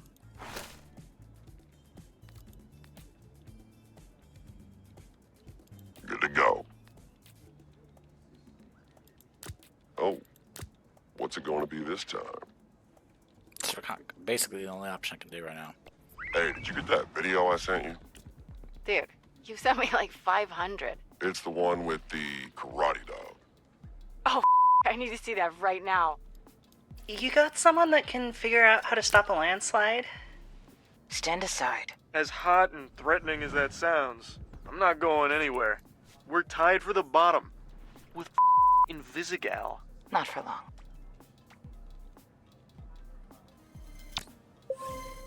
And another one.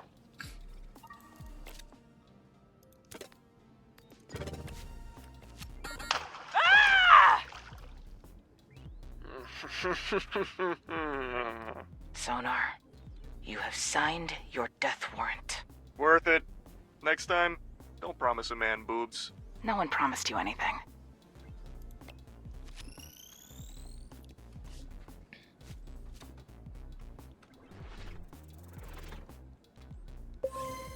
That was nothing.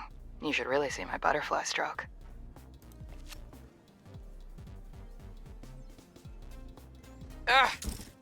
What happened? She's fine. Just walked into my sword with her face a little bit. I don't believe in punching women, but I do believe in punching demons. Yeah, try it.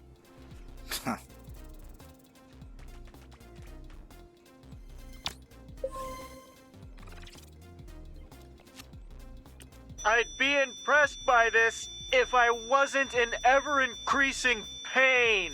That's the power of sound, baby. I think I'm doing this mainly because he's currently in his bat form. Yeah, there we go.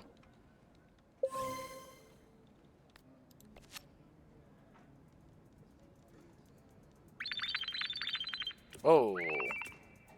Hey, so like my friend's boyfriend was like bragging about how he pretends to be SDN and scams people. He's a real piece of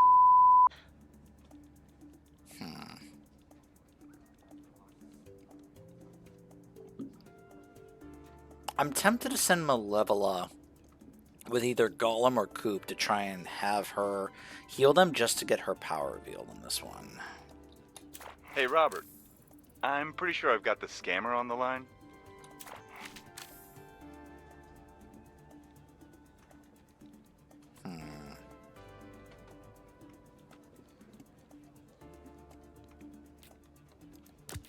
On it. Yeah, that's gonna leave a mark. There we go. Good. Oh, that looks bad. Alright, so that reveals have it? her power, the life trade.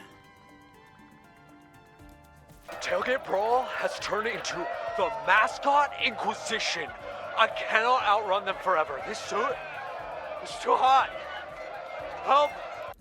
Sure thing. Guess what?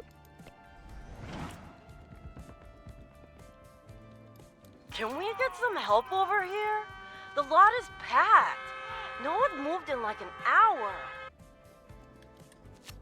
A Vanco Cybertrain with precious cargo aboard is minutes away from colliding with the stopped freight at the station.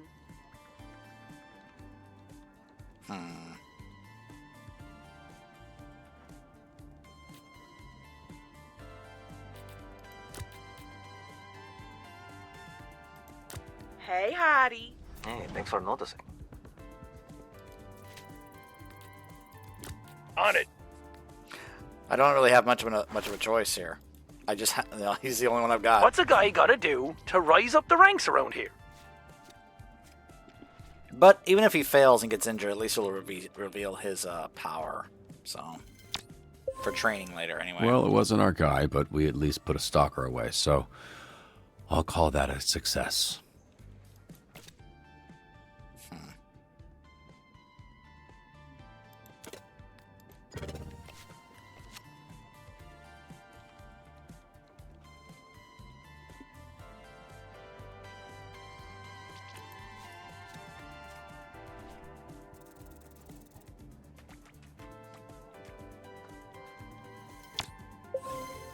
Looking good out there.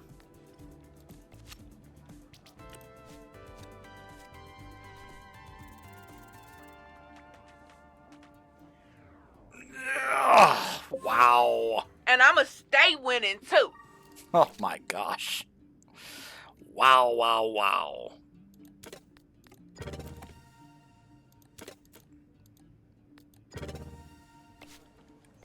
Watch me burn.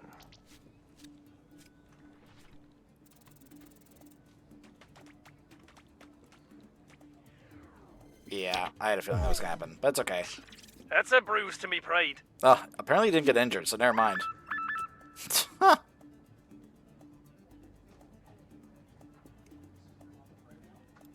Burglar spotted, headed towards the alley on Street. I'll handle this. Stay out of my way. Off.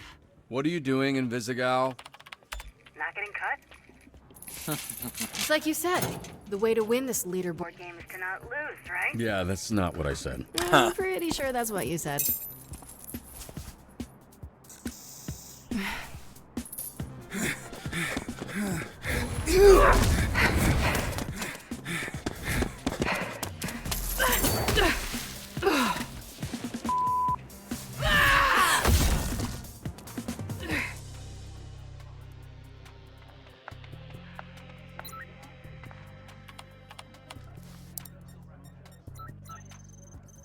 Yeah, so the perp that just ran by was lightning struck. This is now the second time that you let him get away.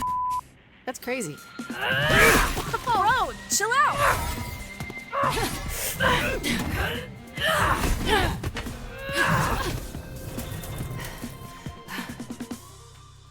I'd normally say cut her, but the way things are going, I'd cut the whole damn team. You need a reset, Robbie. All Z team back to base and in the conference room in 20 minutes.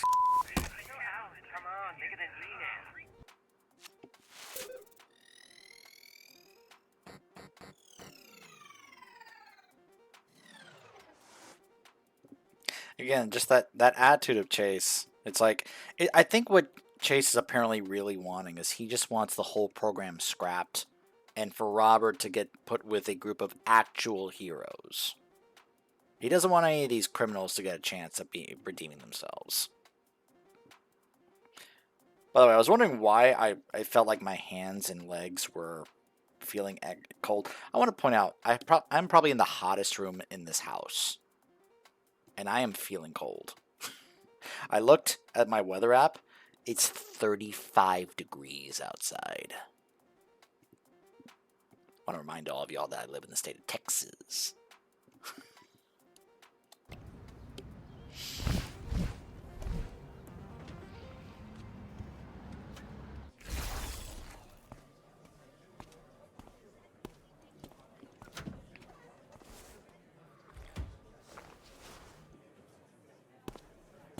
Anyone else think this is a waste of time? Yeah, I know. Like, what are we doing? What's the point of it?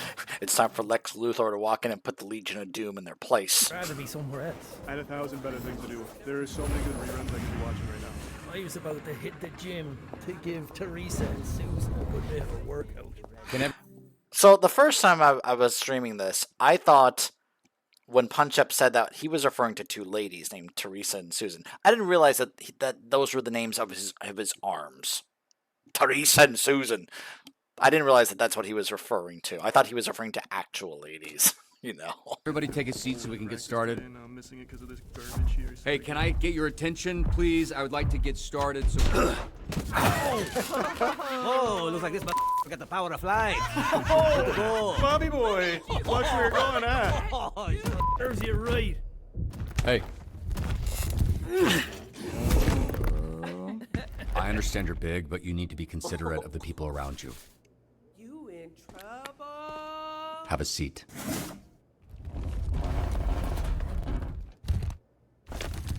I'll sit on the floor. Suit yourself. But it's back now. It's actually a blessing in disguise that happened with where Gollum had that thing with Robert where he knocked him across the room, because that gave Robert the golden opportunity to catch their attention. You notice the moment he did that thing where he threw the chair at him, that's where he got all their attention. That's where they all stopped laughing and joking. They were like, oh.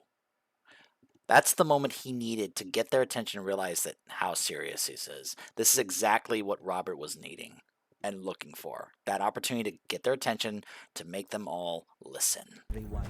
What's going on? Oh, I offered him a seat. I'm just wearing like a pair of shoes. You don't really have to think about it. It's like I don't know what shoelaces and then. So we getting this party started? Yeah, what's this out? Let's go. Come on. Wasting my time. Let's go. Okay. As you know, by the end of today, one of you will be cut from the Z team. This is bullshit. You said that already. Cut me from a job I didn't want in the first place. Miss Blazer, maybe if you gave us a dispatcher who knew what they were doing, you wouldn't have to throw no one out. Hey, Nikki Mirage, I'm standing right here. You can talk to me. I wasn't talking to you. Which weak superhero team did you come from?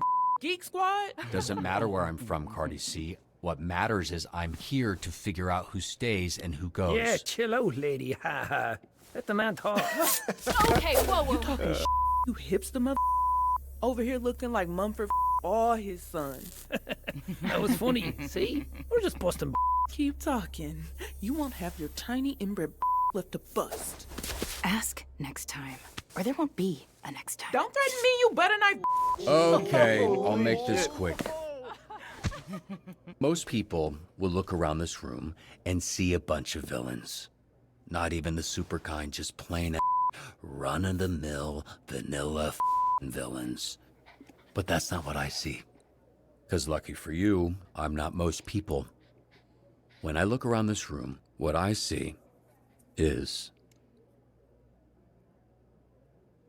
Did you not plan this ahead of time? potential. Got there in the end. Unfortunately for you, it's a curse. Because there isn't a thing in the universe that goes more wasted than potential. And despite how common it is, no one seems to forget. It's what they whisper when you leave the room. Oh, so-and-so had so much potential. It follows you forever. I'm here to help you lift the curse of potential by getting you to do something with it. You're all part of the Phoenix program.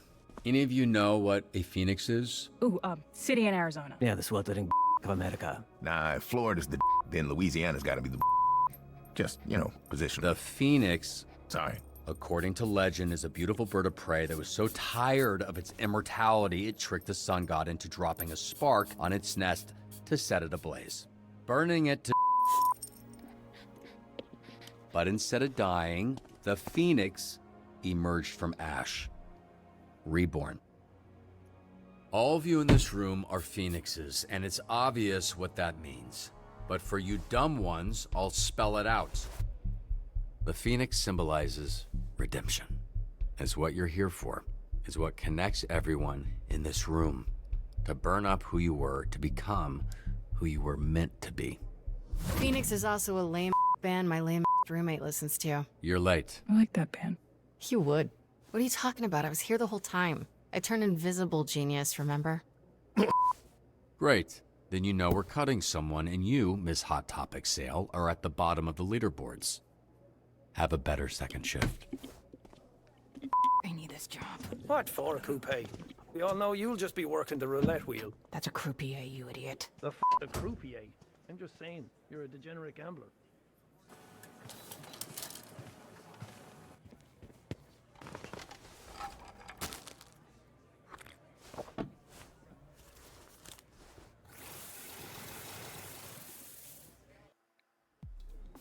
Great speech back there, Robert. Thanks. All right, everyone, you heard the man. Get out there and do some stellar dispatching. You've got this. My client requires protection while he does some shopping. My I remember this client. man, Yes. and he's right to be paranoid. Secret police hired me 3 years ago to kill him. He off the wrong dictator, who shall remain nameless.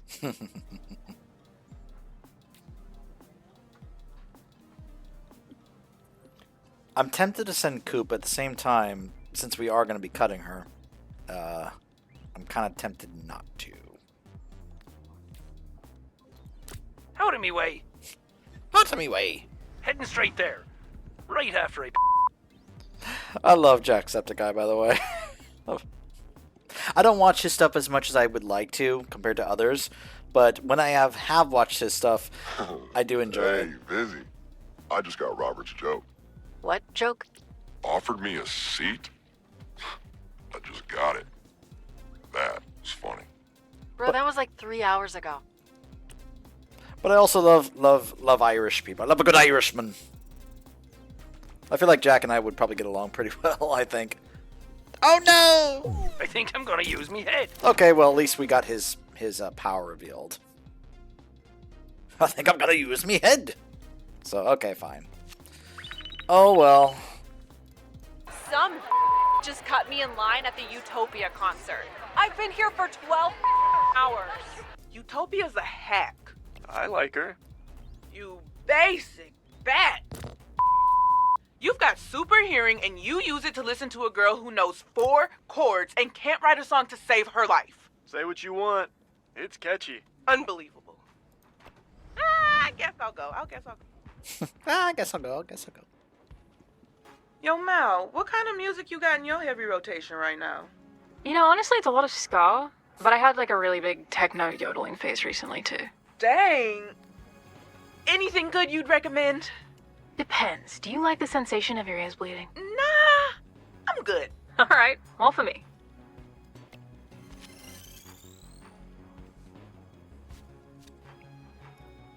I'm stacking mad dubs today, baby.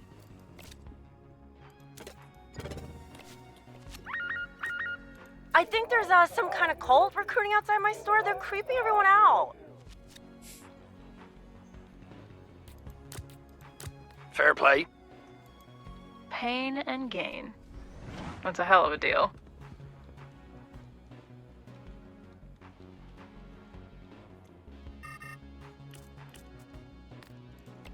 Supporters of Chard. Yeah, I know just what to say. I will have them running for the hills in no time. Alright.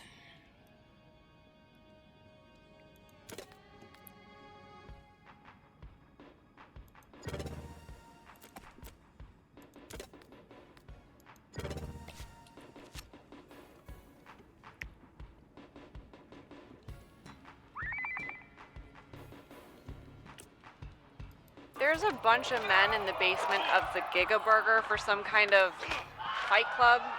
I don't know how they got here, but they need to go. There's been fighting tourneys ever since the first chimp made a fist. You're crazy if you think you can shut this down. Don't disappear on me. Fine. Mark my words, we ain't stopping nothing. So you might as well send me in. My client requires protection at lunch with the governor of California. But he's still alive. Are you going soft on us, Coop? Please. They couldn't pay. So, I canceled the job. No cash, no kill. So far, SDN's always paid on time and in full, so as long as the check's clear, I will kill or protect as they see fit. I thought they didn't let us kill people around here. As they see fit.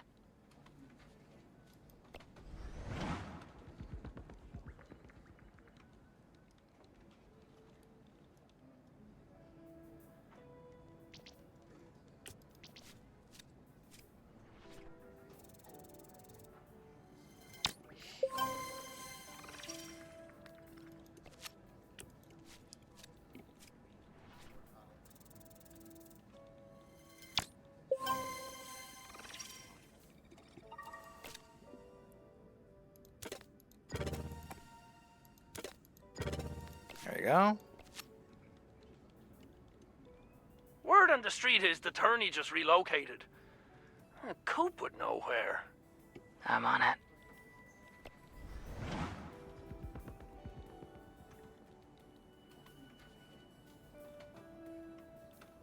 I've learned from my sources that the next tournament will be held at the refinery in 1 hour.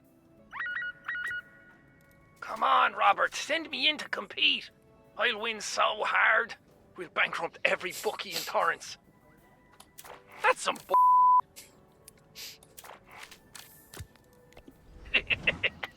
All right, I'm ready. Punch up. You will be magnificent. Let's learn to fly. Well, officially. Legally. Your flight-capable heroes need a flight license. Go ahead, Ooh, Flambe. you think the SDN can be bribed? Maybe this whole leaderboard thing goes away. Bribes? Doubtful. But how do you think they feel about menacing threats?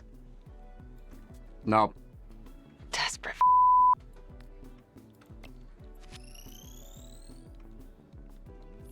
25. What?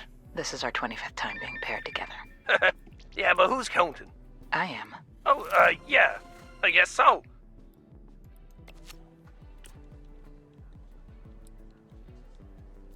My client requires protection at the Torrance Pier. Typical. New me? It rocks. And if SDN disagrees with me, they're more than welcome to come on. Lindsay, send our address. Make that latte to go. He's usually so insightful. He's really fallen off since his divorce. Yo, Flambe! About your position at the top of the leaderboard. Don't be jealous. I took a little peek at your file. Apparently you've contained more fires than anyone else on the team. I'm like a psychic, man. I can sense where they're going to be before they happen. Listen, there's a lot of potential here for a good housing insurance scheme. You just need a middleman.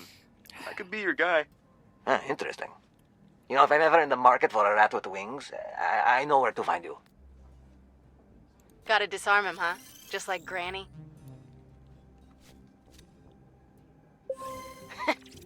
Didn't even see me coming.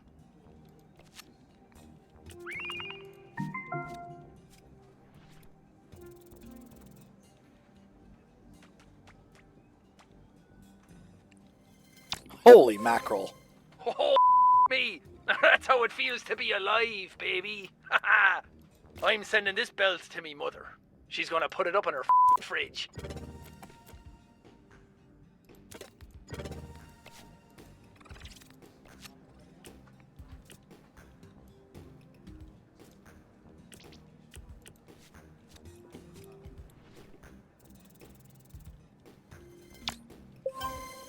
You sure we don't work on commission? Time to freak some f***ers out.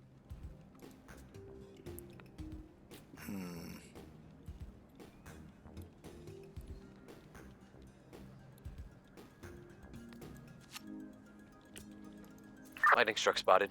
Urgent care on Bakersfield Street.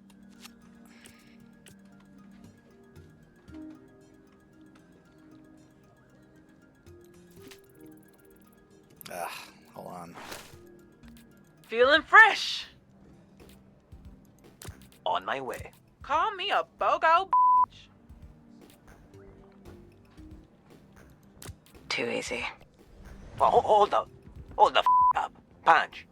You and Coop took out 12 guys in 2 minutes? Oh, back in the day, our personal best was 14. 14 guys. What the How? Punch-Up's got a special technique. Real classy stuff. Maybe if you ask nice, I'll tell you about it. My lips are sealed. Well said, friend. If I haven't shown this off already, this is one of the best upgrades you could possibly get. Spread Thin is so good. He fills each empty slot, increasing his stats. It's so good. You can send him on missions with 4 slots, and he's got it covered.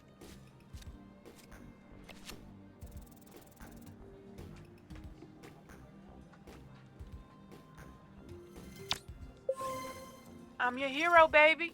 Yeah, today and every day. On fuego.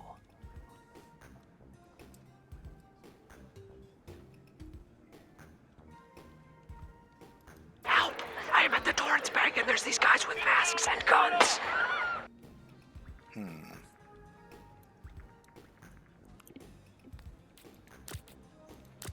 Cool. Cool.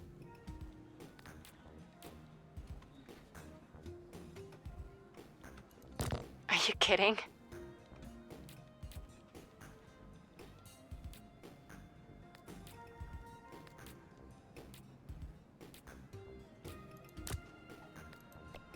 Guess what I found out last night? The SDN office was a Cold War CIA prison. In Torrance. I know, isn't that sick?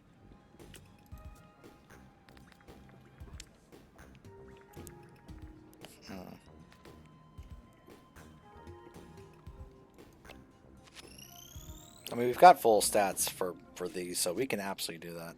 Yeah. And that's how we do it down under.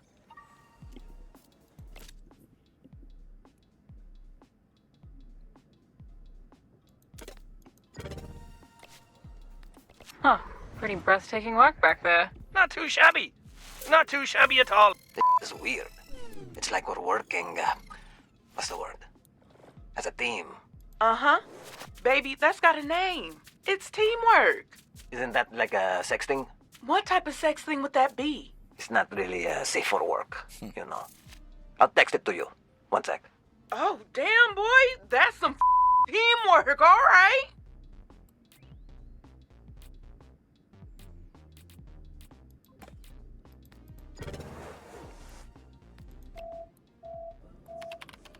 Invisigal, where are you going?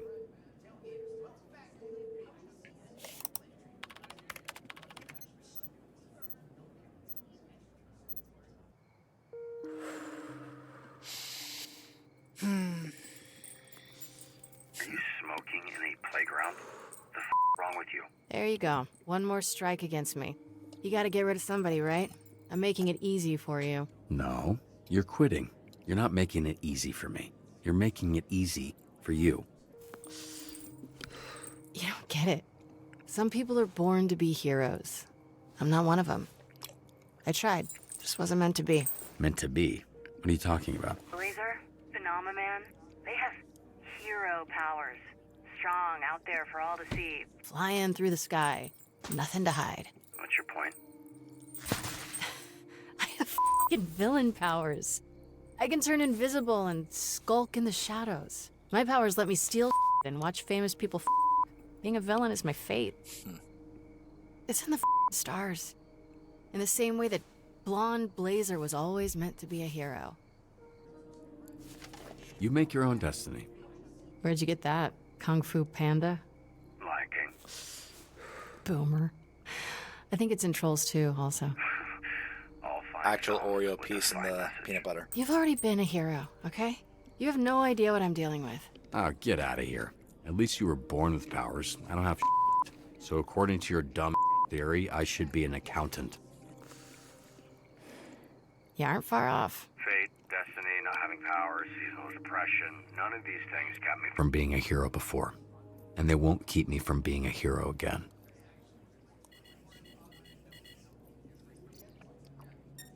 Oh my god. You want to talk about fate? That lightning struck been on a spree is 2 blocks from your location. I want to remind all of you that the entire branch is listening to this conversation. Maybe the third time's the charm. I told you. I'm out. You really want to let this idiot get one over on you a third time? What makes you think it'd be any different? The day's not done. Get this guy and it could make a difference. He stole a roll of pennies out of the cash register at Granny's. I don't think he's moving the needle. Oh, he's about to steal $250,000 of jewelry. Oh, Respect. So go move the needle. Or are you just gonna sit there and subject kids to secondhand smoke?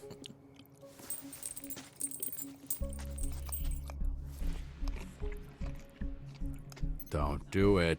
Don't give that kid a cigarette. he's the one I bummed it from. What's the address? Shut the up! It's a little cute that Robert never considered that the cigarette belonged to the kid. That teenage boy, instead of her. You ain't worried about a hero crashing the party? Nah. Load that up. Hi, Illidan. Liam O'Brien. Where's your boy? Or for those of you who have played Darksiders, that's War.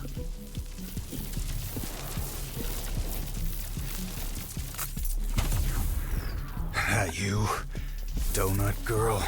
You sure you want to do this again?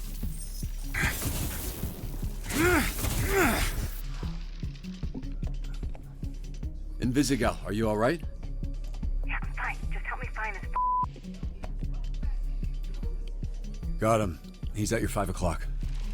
It's not fair that you can see me, but I can't see you. I'm flying blind here. I can't see anything. Great. Give me a second to tap into this.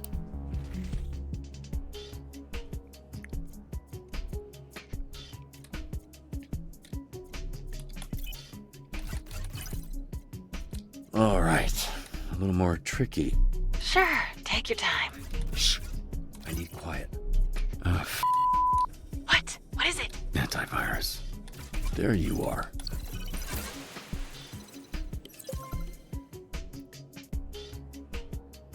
Got it. I can see again. That makes one of us. So where the hell is he?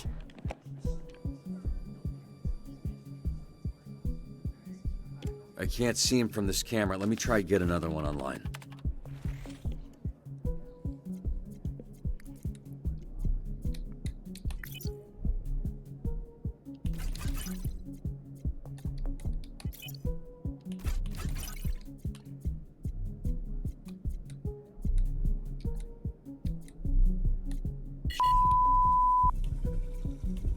Come on.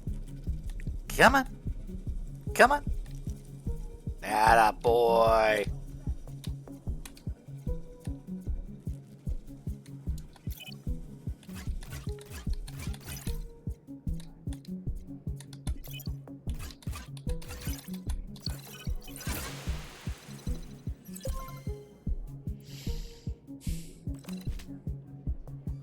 He's at your 7.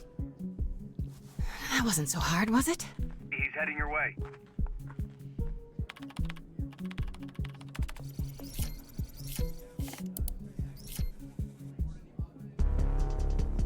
Invisigal, I got a plan.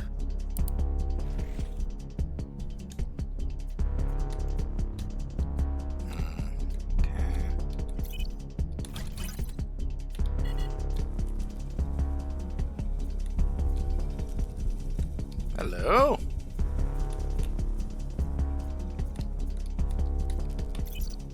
Oh gosh. There we go. Ah. Got it. On the count of 3, I'm going to turn on the main overhead lights, which should temporarily blind him. Giving you a chance to take him out. 1, 2, 3.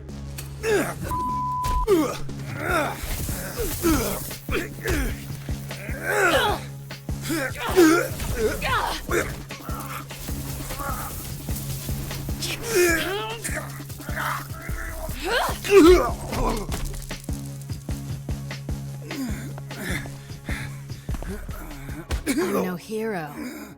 No, let me try that again. Now you see me?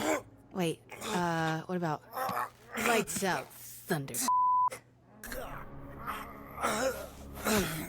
That's the one. Would have been better if you said it first. Right, just lightning, thunder, struck. So close.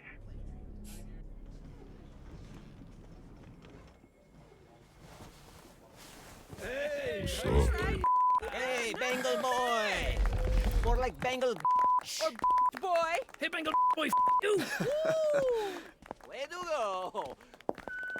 That was class. And the way you came. Why are those not bangles? Isn't this what you were going for? Yeah, but I didn't think it would work. I don't get it. So, this one keeps the comm line one-on-one. This one connects to the whole team. And this one goes out to the entire branch. Good job. Yeah, you got off light. One dispatcher broadcast the details of his botched circumcision. HR nightmare. Did you mean all that? You really think she has a shot? All that stuff about fate sounded good, but I don't know if you were just saying what you thought she needed to hear. Yeah, everyone has a shot. People are who they choose to be. If Invisigal wants this, she has to commit. It's too easy to quit when you're not good at something. It's a steep learning curve.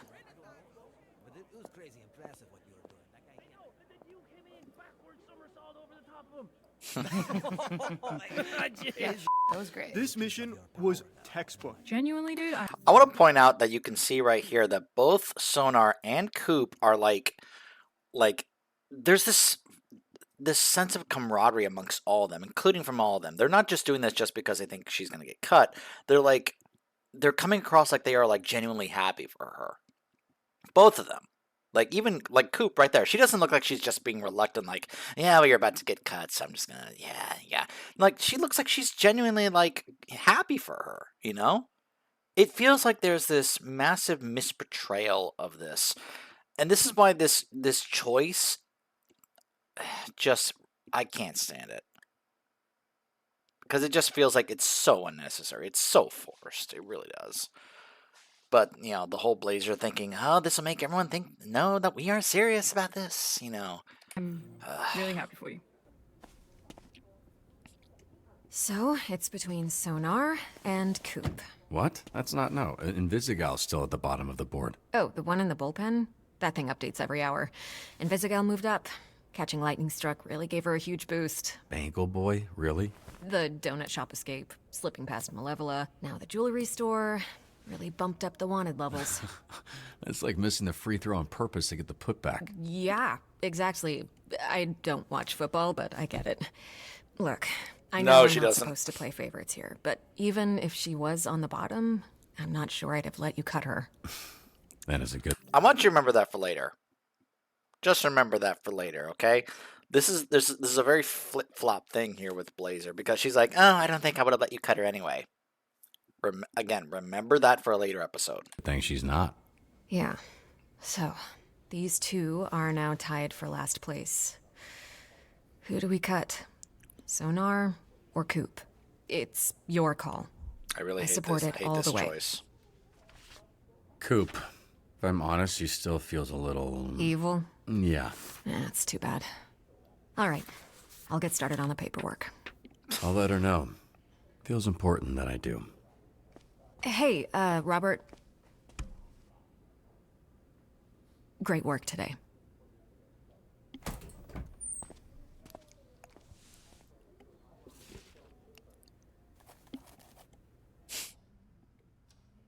Coop, I'm sure you already know why I've asked you here. You would be mistaken. Oh, okay. Well, I'm letting you go. You're at the bottom of the leaderboards. I guess all those penalties for, you know, cutting people added up. I'm sorry. But I cheered for Invisigal. You did. I saw that. That was cool of you. I only did that because I thought she was being cut. Oh, that makes sense. A lot of sense, actually. She didn't look that, though. well, That's my point. She snuck past you with the last dispatch. That's, wow, look at that. That's very menacing. Well, thank you. This is such a stupid decision. cut them and let them go back to their villainous ways. Yes, that's a very smart decision, Blonde Blazer. You know, like, what better way to get these villains that we're trying to help redeem and become heroes than to cut them and let them go back to their villainous ways? Like, what did Blazer expect was going to happen with Coop after she got cut? Or Sonar? What did she expect was going to happen? That they were going to just, oh, I'm sure they'll find another job somewhere, another 9-to-5 job, trying to be a hero, because that's what they're trying. That's what they are. They're trying to be, right? You accessorizing? You could call it that. Where'd you get that? Coop. She left a souvenir for me after I cut her. She threatening you, Robert? No, duh. Trying to put a positive spin on it. Hey, check it out. I've been doing some accessorizing myself. You are spoiling him. Nonsense. Look, he got him a bed, he got him a couple of, like, squeaky toys, he got him a chew toy, he got him some treats. But he basically went dog shopping during the shift. Again, just watch Invisigal's face here when she sees this.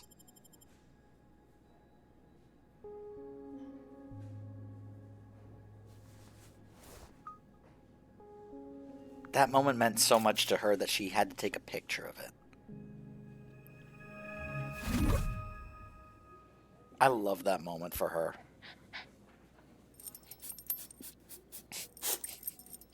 I still would have cut you. Well, no one asked you, old man. Lucky for you. Thanks.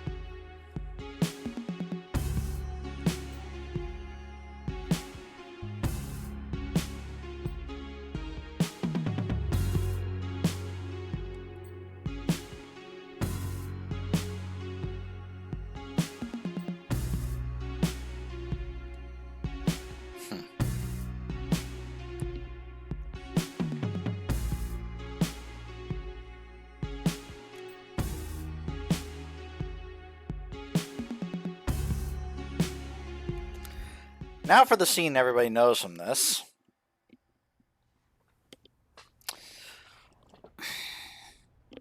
I think I'm going to go ahead and work on one of my reviews for these.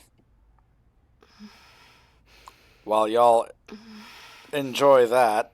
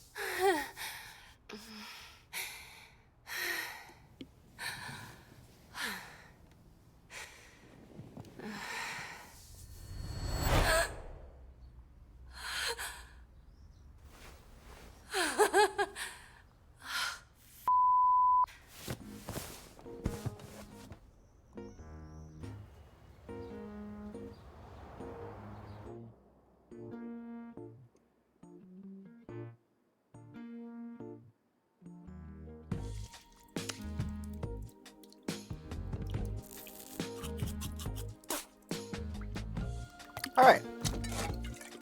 So, this... trying to do this without the spoons falling. Alright, so this cookies and cream brownie peanut butter treat by Rainbow Nut Butter. Just did my 5-star review of it. Absolutely love this flavor. Really do. That for sure. I look at the bottom and I just see all these pieces of the cookies and cream brownie there. Just, man. Those two won't get 5-star, but the bagpipes in the background. Oh my goodness. Oh.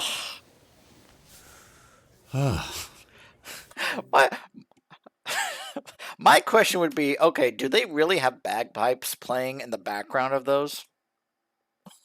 Is that really what Irish adult films are like? They have bagpipes? Don't answer that.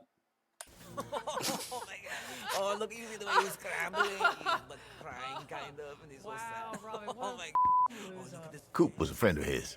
They used to date. You know, my last girlfriend was taller than me. She used to kiss me on my forehead a lot. It was nice. What were we talking about? Oh, right. Watch out for that salty little nutcracking mother. The problem with only cutting one of them is now you gotta deal with their friends poisoning the rest of the team. Come on, Chase. It's harmless. Who doesn't love an office prank? Me, mother. Don't even think about it. That's why I would have cut them all. Starting with that. Why is she staring at you? Don't you got some work to do? Don't you got some dementia to onset? That one stung a little. Hey, Blazer's looking at backfilling your open spot with Phenomaman or Waterboy. You should think about who you'd want. One of them is the poster boy of SDN and the other guy pukes water. What am I missing?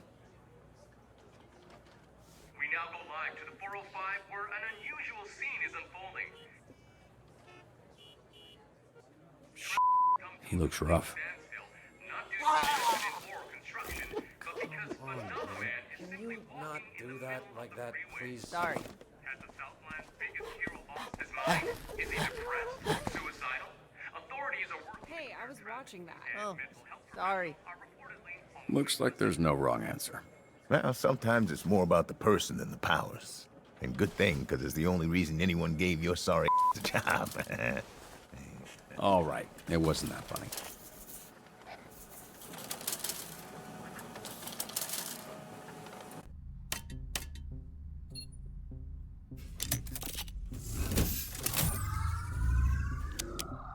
Protopulse test 7, pilot ready. We good out there? You can talk, I can hear you. Oh, we good. All you, Mecha Man.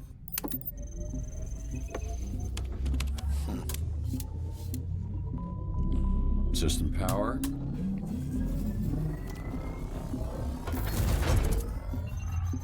Simple locomotion. Complex locomotion. Levels are stable. We onto something, bro. This is it. This is gonna be it. In the super duper heavyweight division, the Mecha Man. And the crowd goes mild. Oh.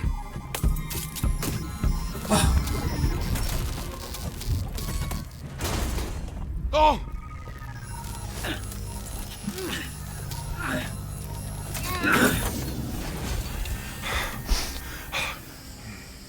Protopulse test 7.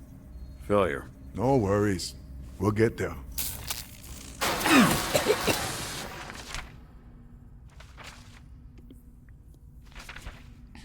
Royd, what is all this stuff? Whole network expect me to process all the confiscated stuff. Cause we the bottom branch for SDN, we catch all kinds of work, bro.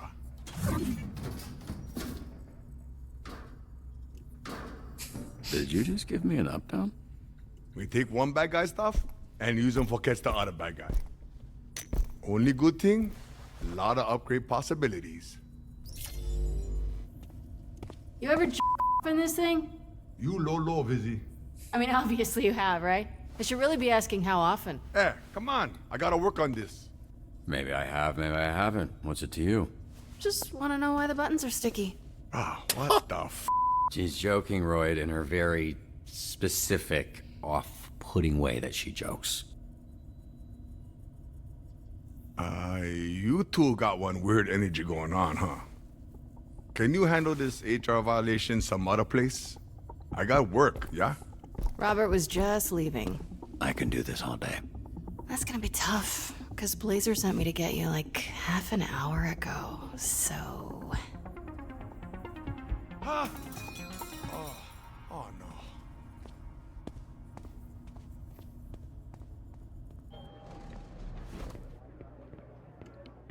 Sorry, just writing more of my reviews. Blazer, sorry. You know what? I can come back. Oh, no, don't worry. I got this thing tonight, and they were supposed to send the dress yesterday. This isn't why you're here, but can you zip me up? It's not mine, by the way. They make me wear it, then it's back in a bag by midnight. What is happening today? What's that? What's happening today? The thing you're going to. SDN sponsoring a dinner gala thing. Radiant Valor, a night of triumph. Why does that sound like a propaganda rally? There. Thank you. Yeah, it does kind of sound like some sort of fascist-themed prom. What do you think? They were making alterations all morning. No cause for alarm, but a little bit of your, is out. It's like a slight hue shift. Oh. I don't think I've heard someone say out loud before. It doesn't come up a ton now. All right, for real now. How do I look? The breakup story is out, so I might be getting more attention than I'm comfortable with. You look kind of medium pretty, I guess. Kinda medium pretty, you son of a... That's the meanest thing anyone's ever said to me. So I just have a thing against obviously gorgeous women fishing for compliments. I wasn't fishing for compliments. I was asking about the dress. Oh, the dress is fire. Yeah, the dress is killing it. I was supposed to be going with him, but I don't think he's gonna be making it. The downtown branch dropped him. Indefinite suspension. Is that your car? I don't have a car. That's gonna be a weird insurance claim. I'd like for you to talk to him. Me? Why me? You're the pep talk guy. You've been through a transition recently yourself. I think he could use some perspective. Like perspective to join the Z team? Chase mentioned it. Yeah, the only candidates that make sense are him or Waterboy. And at the moment, it's close. Mostly, I'd like you to get him out of the parking lot. Oh, and tell him to stop with the edible arrangements. He keeps sending them, but with all melon. That's disgusting. I'll see what I can do.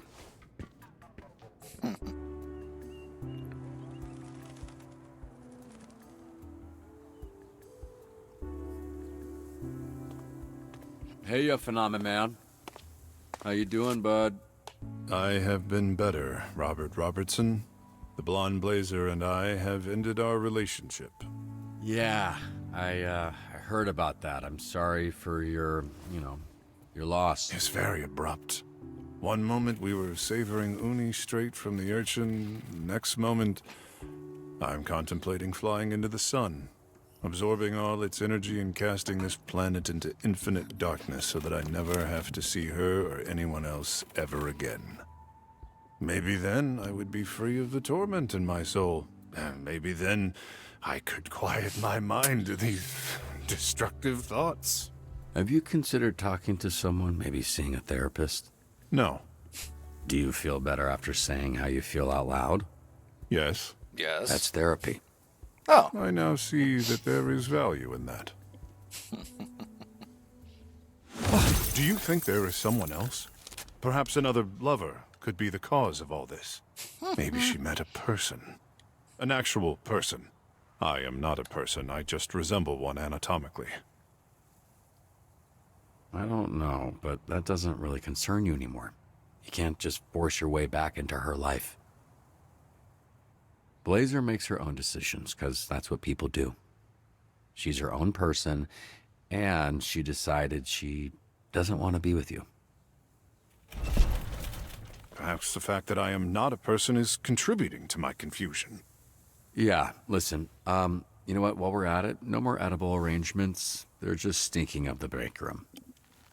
It seems I have much to learn about people. Thank you. You've given me a great deal to think about. Anytime. Well, actually, no, not anytime. Just sometimes. Not anytime, occasionally. please. No. Barely no. any. It seems the velocity with which I sat up has shot shards of glass into your chest. Well...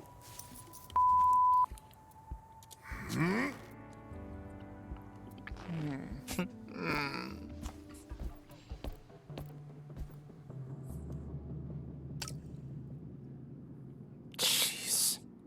Where was the shootout? Parking lot. Didn't think taking a desk job would have me bleeding this often.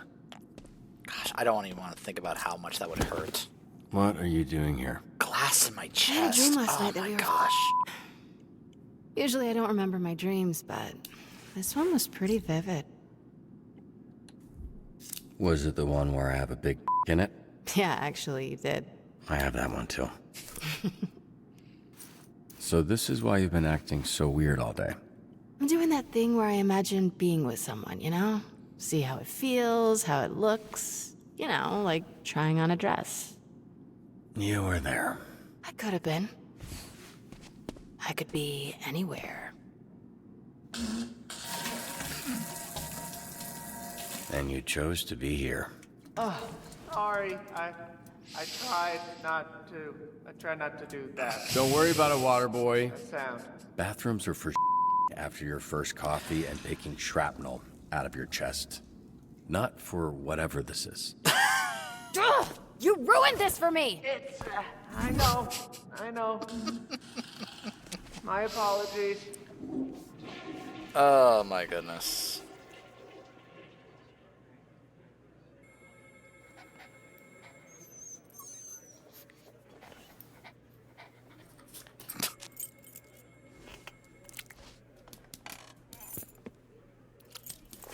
You're a menace.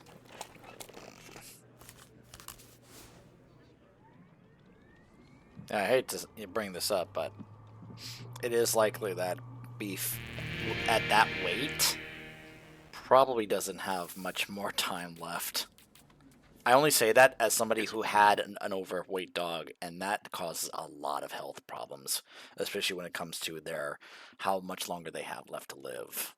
Personal experience talking. Weird that Coop's gone. Glad you made the cut, though, dude.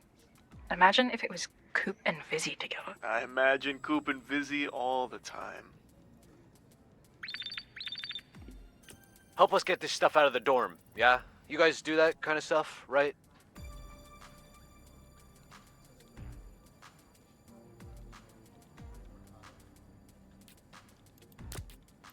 I've been hearing a lot about some guy named Chad. I think he's trying to summon a demon. Wait, wasn't there a cult of Chad? Chad? Yeah. I mean, I do know where the church is. I could snoop around. Alright, on my way. Hello, citizens. It's me, your Lord and Savior.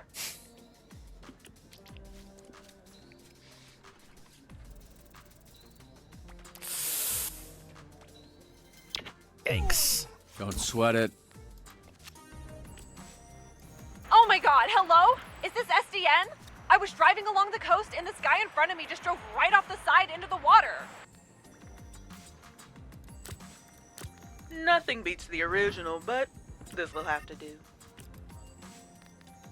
Hey, Sonar, can you look into their tax filings? Ooh, man. They're definitely up to no good.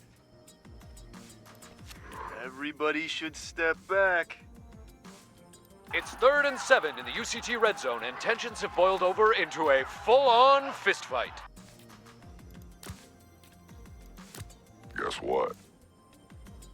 Robert, do you have eyes on my stapler? I think I left it at your desk. Nope, I don't see it. I feel like you didn't look. I did. It took like 2 seconds. I didn't see it. Can you look again? Yeah, still don't see it, dude. Why do you need it? You're in the field. I just want to make sure it's there. It's a very nice stapler.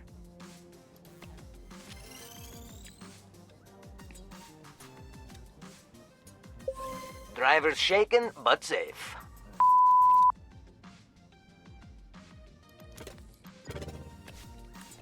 Ready, set, fire. Hey, this is Jason from Nostalgia Alley. Someone just dropped off a box of games with a note saying there's a bomb inside one of them. Can you send someone? Where the hell'd you go? Job's not finished. Dude, we need you to bring everything up to our new place.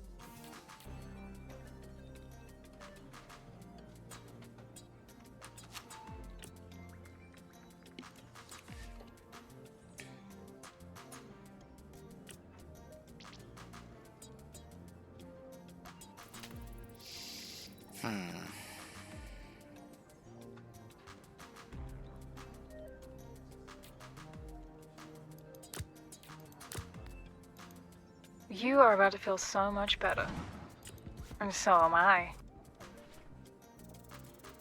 There we go.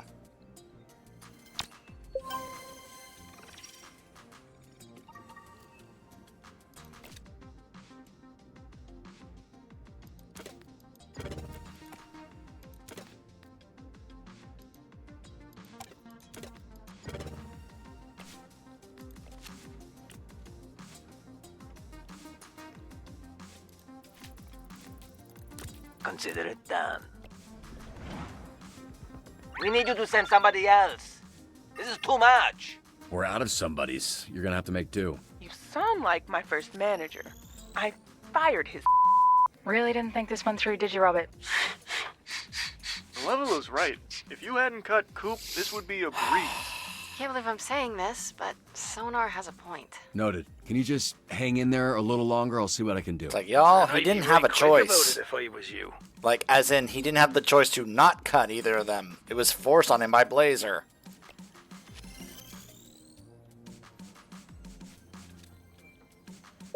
Too bad there's no Grammy for this.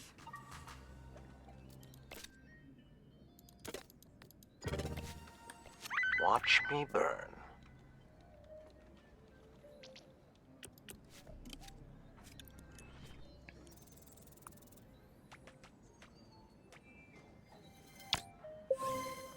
I reckon that's done.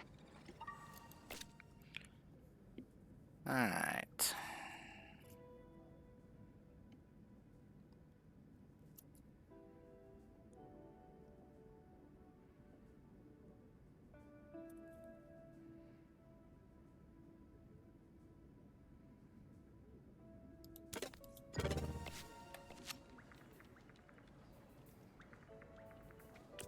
There's been talk about Coop's old crew being back in town.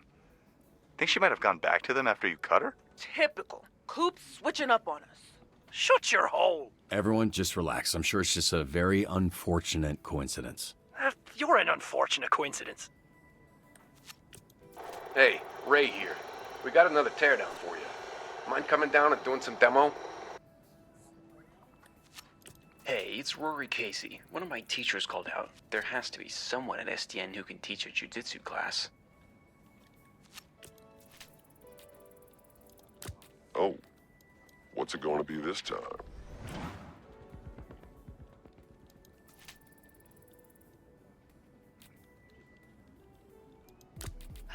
Guess I'm not busy.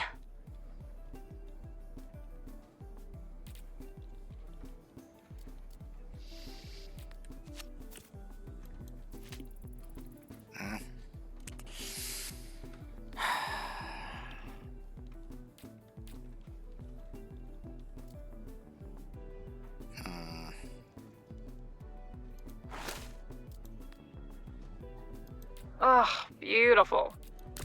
I've got the bandwidth. Yo, Mal, can we check out that ramen shop? Bro, you get so cranky after ramen. I'm a changed man. Promise.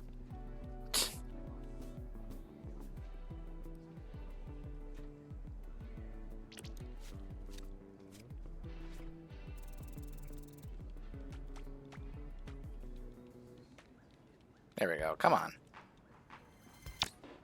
Very nice. Oh, I'm going to stay winning.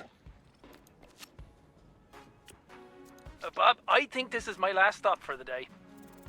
Interesting. We're not done for the day. But someone's got to go check on Coop. Time to freak some f***ers out.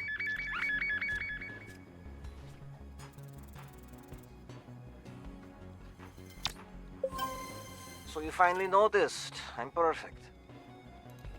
Ready, set, fire.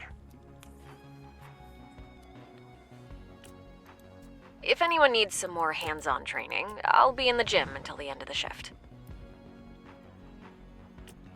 Alright, so of course I'm going to give her the Lone Wolf upgrade, or the Wolf Pack upgrade, I mean. Excuse me. He's a mind reader.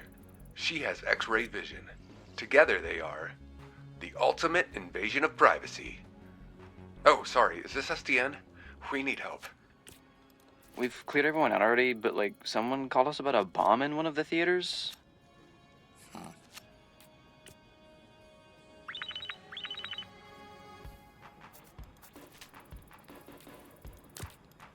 I love a symmetrical stage picture.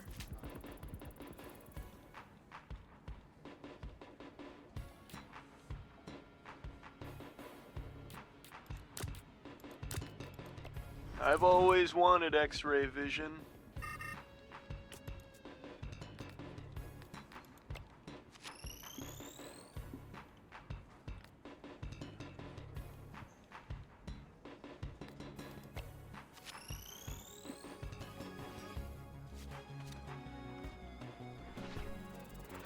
Here we go. And they get the max synergy. Wonderful.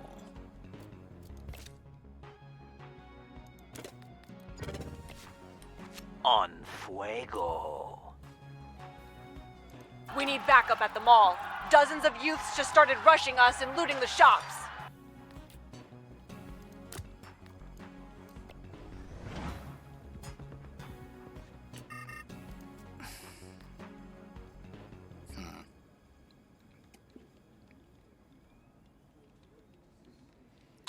Man, it could lighten the mood. Let's try that. I mean, we've got the charisma. It better. I like to think it does. It's not that high requirement. There we go.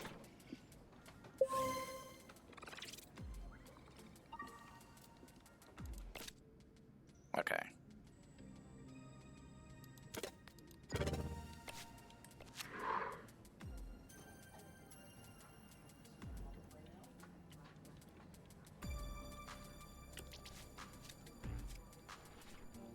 Ugh, this is not good.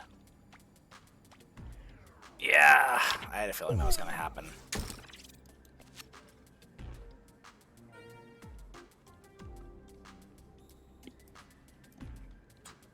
Robert, you were the last one to see my stapler. Was I? I don't think that's true. You're the prime suspect. Why would I need to steal your stapler? I already have a stapler. So what you're saying is now you have 2 staplers. We tried to do it ourselves, but then I remembered my motto in life. Why do it when you can make someone else do it for you? Need to find my keys. We're good. It's time for Phil's walk. What? No, Phil's my dog. Can you just, like, walk him around the park? Sure, fine. Yeah, that's gonna leave a mark. Good. Phenomenon still on the 405, just past him. He's gone from shaking his fist at cars to sadly directing traffic. Well, at least he's putting his newfound pain to use. I had no idea Blazer was such a heartbreaker. Is that surprising? I'm just impressed. Didn't think she had it in her. Maybe you shouldn't be so quick to judge people. Gross. You sound just like her. You calling me a heartbreaker? In your dreams.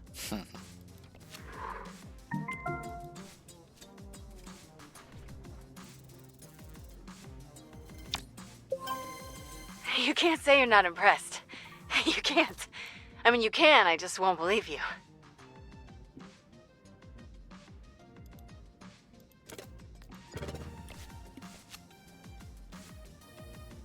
Robert, I found my stapler. Where was it?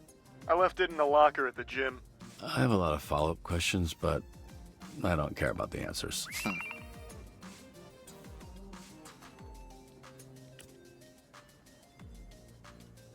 Hey, it's Jerry from Comic Pug. We got a gift of some Mega Man replicas, but with all the bomb threats going on, we just want to be sure.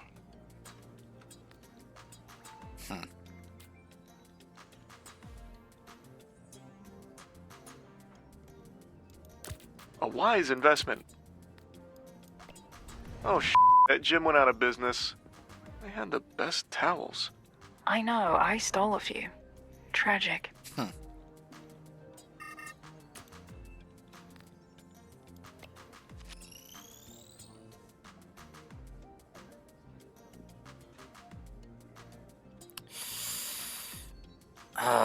Now I wish I had sent him Visigal and Gollum instead.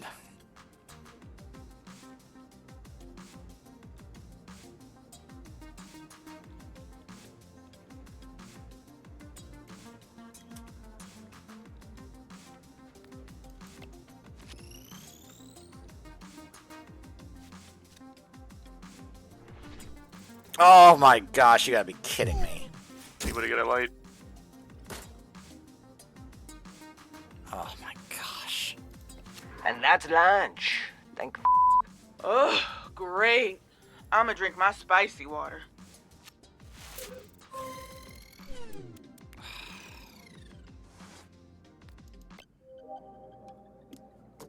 Darn it.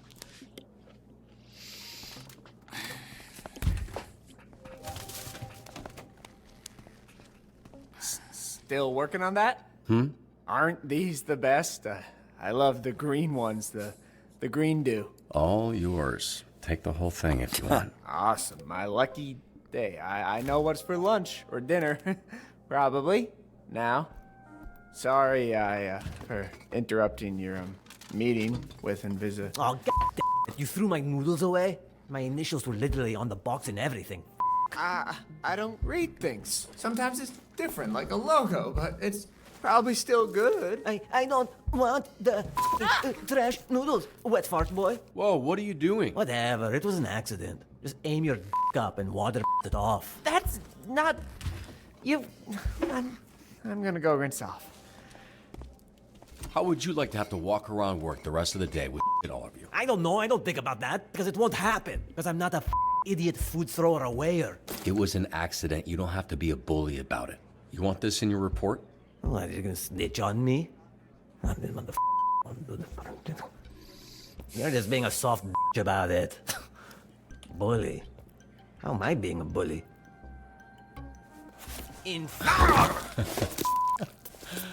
Oh, wow. I wasn't expecting it to go straight. That was extra.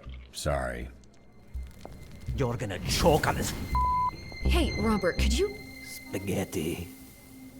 Did you eat my lunch? Why would you do that? I don't want to be a snitch, but Flambe was really hungry. I mean, look at him. Really? Yes. Well, if you're gonna eat it, I wish more of it got into your mouth. Go get cleaned up, then clean this up, then pick me up a BLT from Johnny's, and we'll call it even. Yes. Okay, whatever that was. Listen, Robert. Jesus. Anyway, you talked to Chase. Who's it gonna be? Phenomenon or Waterboy? And these two are my only options. For now, yeah. Obviously, we can revisit it, but Waterboy is already a trainee, sorta, and you already know Phenomenon got cut by DTLA. Thanks for getting him out of the parking lot, by the way. It might also help to get, you know, an actual good person on your... You know, I'm actually reconsidering this choice. I think it's because I've already done... I was thinking about this. I've already done a run where I cut Coop and then picked Waterboy. And then I did a second run where I cut Sonar and then recruited Phenomenon. What I also learned is that the synergies work differently afterwards. So, for example, Punch Up, of course, has a synergy with Coop. But if you cut Coop, he then gains synergy with whoever you get here in the group. With whoever you pick here. And it's actually kind of cool and endearing that Punch Up gets like a synergy with Waterboy. Almost kind of like as if he almost takes Waterboy under his wing, you know. The amusing one was the second run where it was Malevola and Phenomenon get synergy. And I was like, that's interesting. But then let's flip it. Malevola and Waterboy, Punch Up and Phenomenon. I guess I'm trying to thinking like which ones kind of make more sense, you know? Or maybe those are the odd pairings, really, you know, when you think about it, in terms of synergies.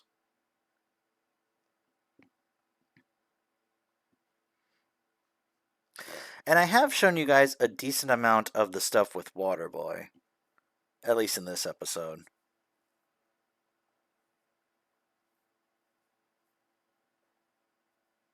And there is some other good stuff here if you pick Phenomenon here.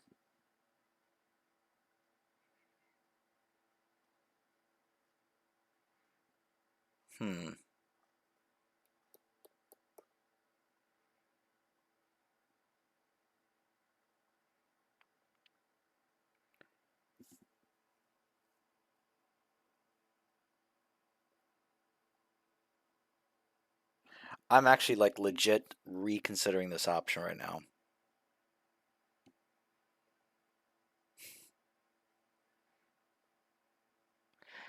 Mainly just because of the pairings. I haven't seen them yet.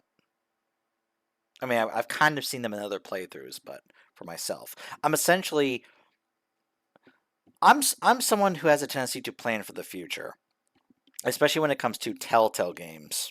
I don't want to hear it.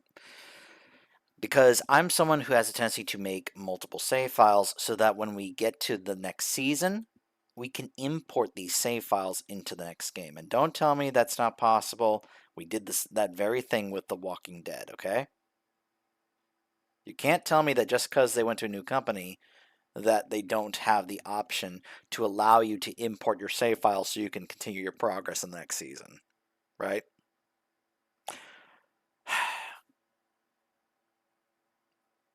So I am actually, you know what? I'm going to do it. I'm going to actually change this up. I will do this in the other run. I'm going to pick Phenomenon here, and then when we do the other run, we'll pick Waterboy. So. Team, which I'm positive both of them are. They just have other issues. Phenomenon, I guess. I mean, I'm worried he has too much time to think right now. Yeah, I feel the same way. He could use a distraction. So it won't be weird with your ex-boyfriend hanging around? I mean, he's already hanging around, so he may as well be doing some good, instead of moping around the parking lot crushing cars. You make a good point. I'll let him know. It You'll is see a him little on the roster funny for your next recruiting dispatch. him and keeping him around while you were also trying to romance Blonde Blazer. Just saying.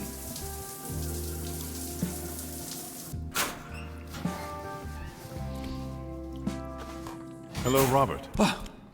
A moment of your time. How do you move so quiet? I float. If it would make you more comfortable, I could float. remove my clothes as well. It would not. Look, if this is about picking you for Z-Team, wasn't even a hard decision. Thank you. No need. You're a legend. You should be out doing good. But to do good, you need to be doing good. That's what a human person would say. Yeah.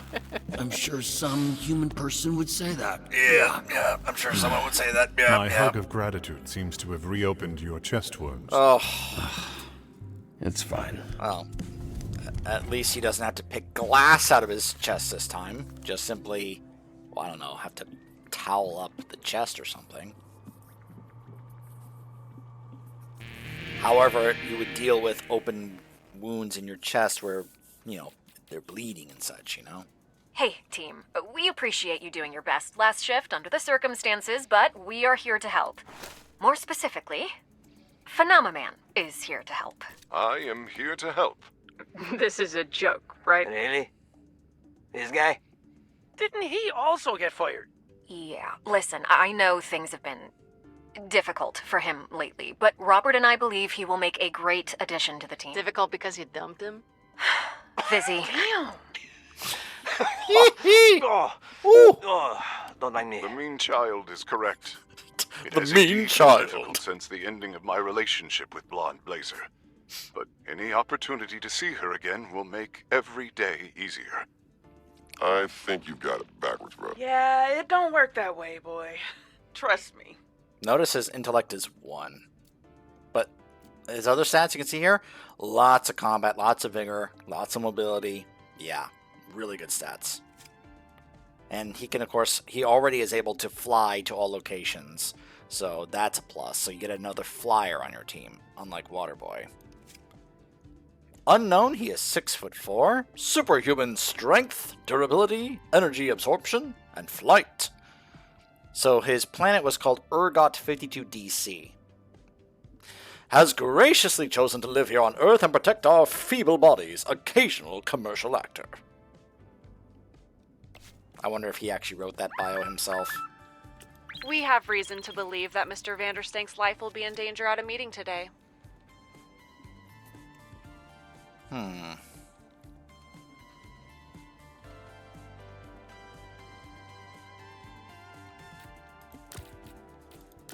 I'd literally die for you. Not if I die for you first. Aww. That my homie right there? Pain and gain. That's a hell of a deal.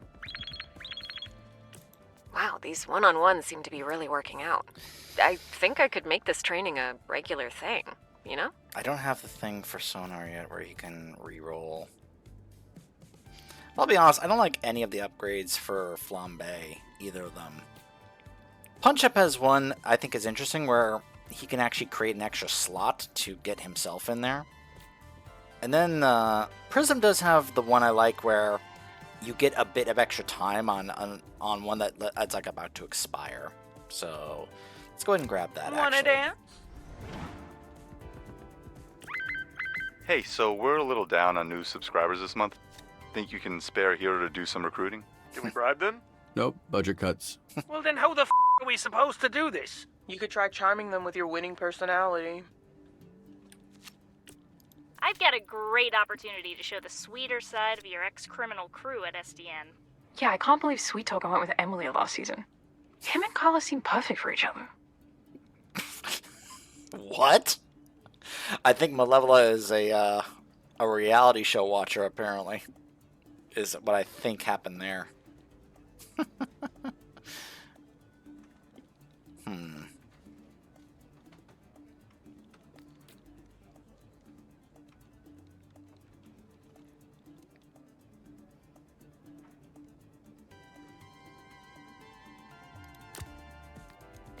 They're not flame resistant, I'm resistant.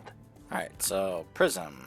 When a call is about to expire, she creates an illusion that keeps the call up for a few more seconds. It happens only once per shift. Duplicate illusions will now have the full stats of the copied hero. Really good. But I like this because I can't tell you how many times where you're like about to run out of time and you just wish you had a few more seconds. So that you don't miss a call. That's a lot of time on that one.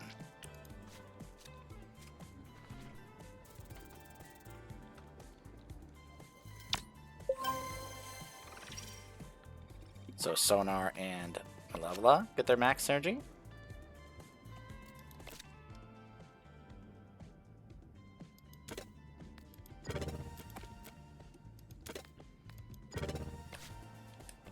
Half man, half bat, all freak. Oh, I guess I could have sent Malevola.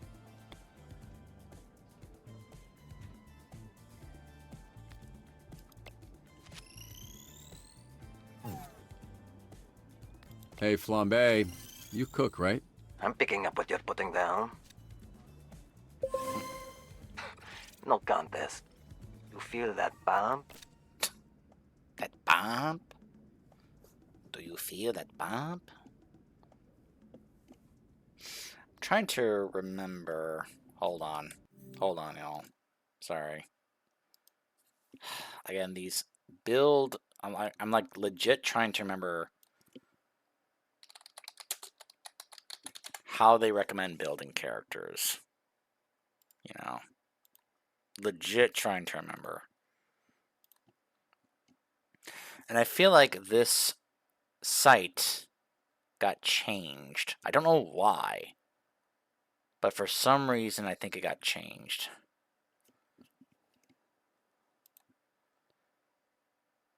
Okay, so I think I actually found it here. So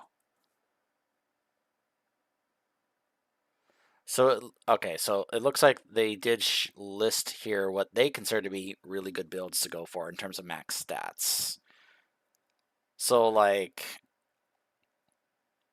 Sonar would have like 3 combat, 8 intellect, 6 charisma, 5 mobility, and 4 vigor. Malevola, 6 in everything, and then 7 in charisma. Prism, 7 combat, 9 charisma, 6 intellect, 6 mobility, and 5 vigor. Golem, 9 combat, 4 intellect, 4 charisma, 3 mobility, and 10 vigor. Flambe, 8 combat, 5 intellect, 5 charisma, 7 mobility, and 6 vigor. And Coop, 77697. Invisigal, 5, 7, 6, 10, 5. 10 mobility, 7 intellect. That's interesting. So, okay. Alright, well, let's go ahead and get that intellect up, I guess. Watch me burn. Watch me burn.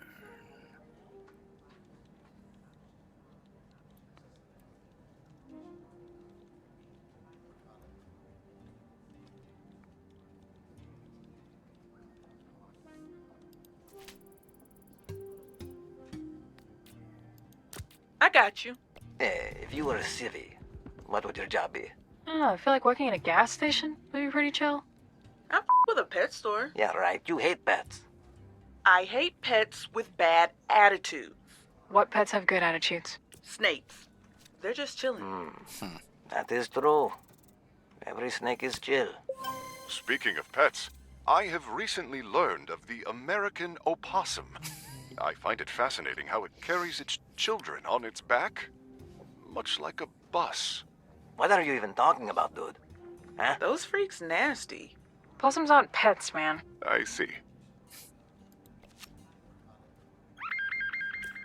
A hero to put on a show? We need Terrence the Turtle to beat someone up. For team morale.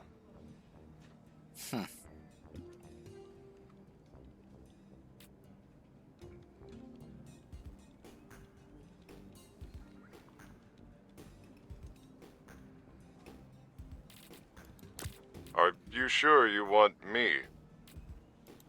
Quite the odd couple. Couple? You aren't my typical romantic companion, but I could be persuaded. I thought we were supposed to be getting help. Apologies. I thought I saw Blonde Blazer in distress. Phenomenon. I'm at the office. Oh. I see. So yeah. That happens the first time he actually goes out on a mission. Bit unfortunate. I'm on a roll. First round's on me tonight. Alright, what did it say for punch up?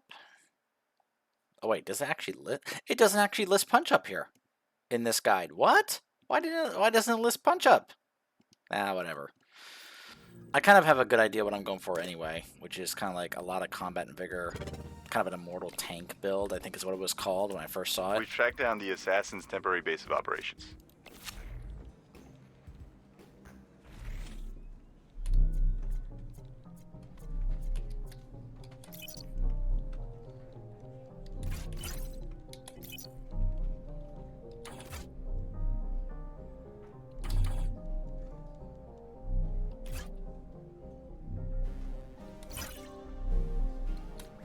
There we go. Now you're stuck. Ah!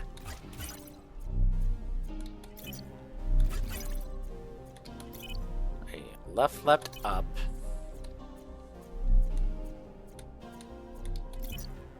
Right, down. Left, up. Right, down. Left, up. Right, down. Left, up. Right, down.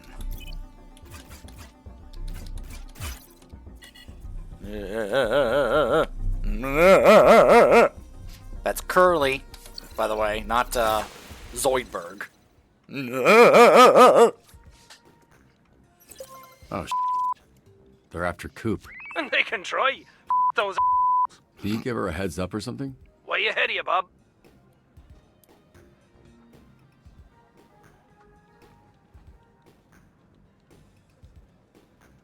Ugh, this is getting ridiculous. It's time to put an end to this. I can fit you in.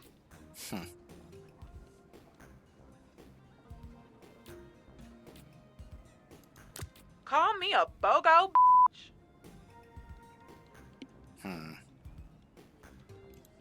Me? Really? Okay.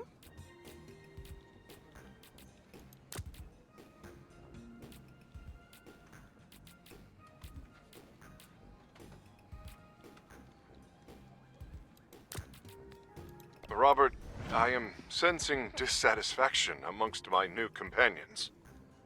Is one of his powers stating the super The obvious? team's exacerbated size were a great indicator. No wonder Blazer dumped you. All right, that's enough. You said you wanted help, and I got you one of the best heroes at SDN. The best at everyone off. Yeah. The best at crying The in the best locker at room. leaving a giant crater whenever he takes to the skies. Get out of your systems. He's not going anywhere. There's the baby kaiju mission, which I know is going to be all, You should have a backup plan. Gollum. Alright, hold up. Am I a kaiju? Hello, dispatcher. Would you like to play a little game? Perhaps a brain teaser? Ugh, I hate this. Careful, he's tricky. His name's Brain Teaser. How tricky can he be? Don't say I didn't warn you.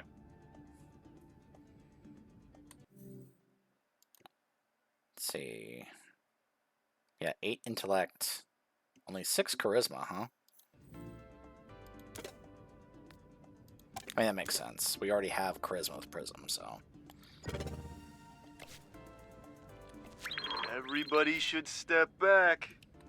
Malevola, it's like, yeah, just go ahead and keep leveling her like crazy with other stuff.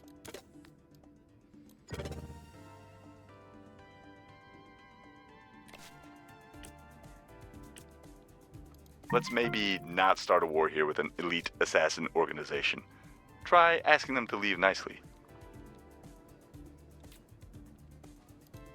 Match my tempo. You smell weird. Trying on a new cologne. Well, stop trying then. Oh, dang. That's a baby right there. I know what I gotta do. I'm a dad now. I'm a dad now.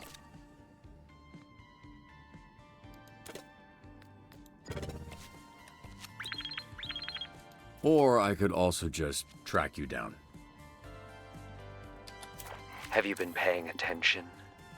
Answer my riddles 1, 2, 3, and I will gladly turn myself in.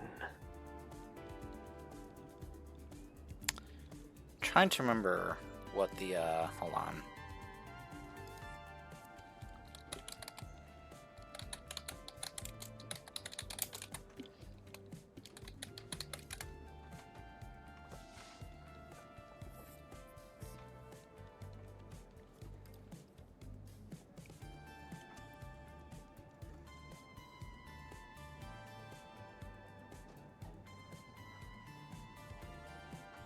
Oh, that's right. Me old doctor used to be over here. Technically he's a veterinarian, but I've got the physiognomy of a pygmy hippo, so we made a fine pair.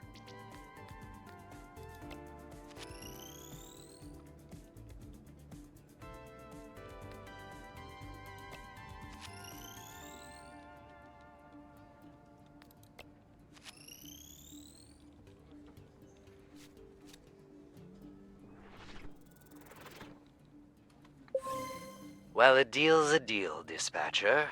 Come and get me. I've been waiting downstairs in the lobby for at least 30 minutes.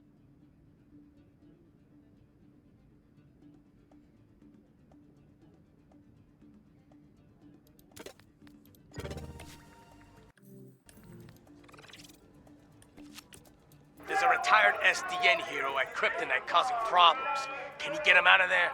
Oh, Astroman. I remember him when I was a kid. Poor guy. I've been there. Really? Before I joined the Z team, I didn't have a pot to piss in.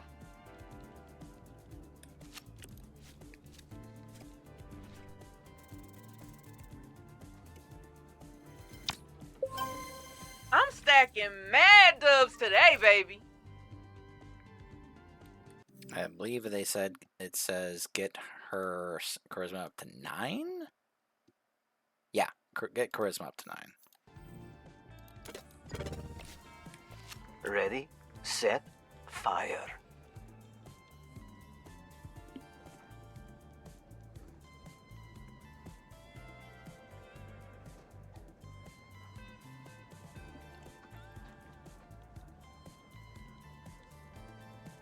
Alright, let's see.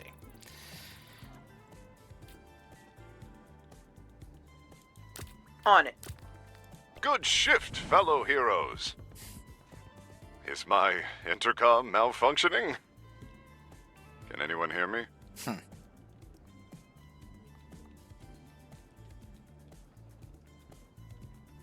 We actually didn't even get to see, but that's because it requires a failure or missed call to show what his power is.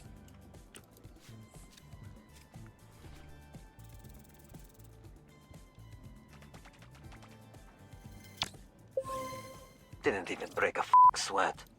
Watch me burn. Look at you, climbing the corporate ladder. Alright, now we finally get the thing that heals. Thank goodness. It's like, I can use Malevola to basically heal everybody else, but if Malevola gets injured, it's not really much I can do to help her out with that, so...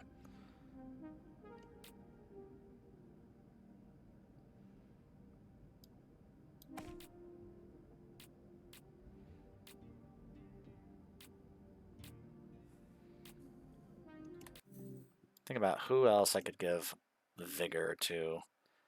Get Malevola's up to 6. Huh. Try and get Prism's up to 5. Flambe's up to 6. Bizigal's Vigor up to 5.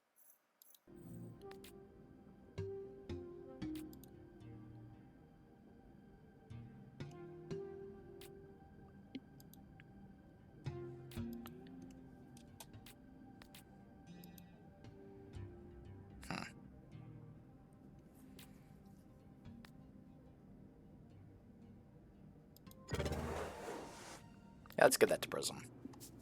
Her, like, since it was at 1. Not only did you cut one of their dumb criminal buddies, you're also forcing them to work with one of the greatest heroes of all time. I was gonna say sad sack son of a but yeah, let's go with yours.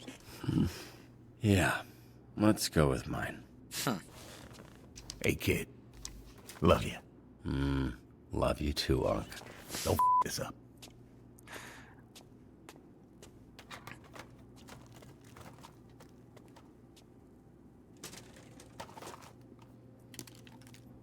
It's amusing that he referred to Chase as Unc.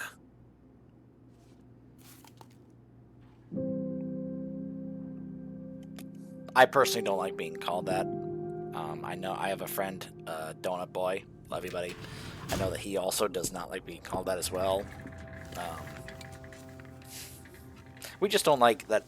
It's basically a term as if we're being judged based on how old we are, you know, which is amusing because Chase is obviously not that old. He's just a little older than I am. Hey, Mom. Hey, honey. But that is kind of the irony of that, right? All right. Well, we're about to be fully caught up, everybody. I think once we end this episode, we're going to go ahead and call it. The goal was to get fully caught up back to where we were. So.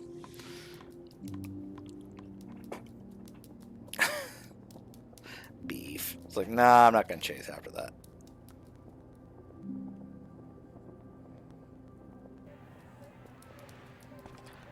So this is what happens afterwards with Phenomenon compared to Waterboy.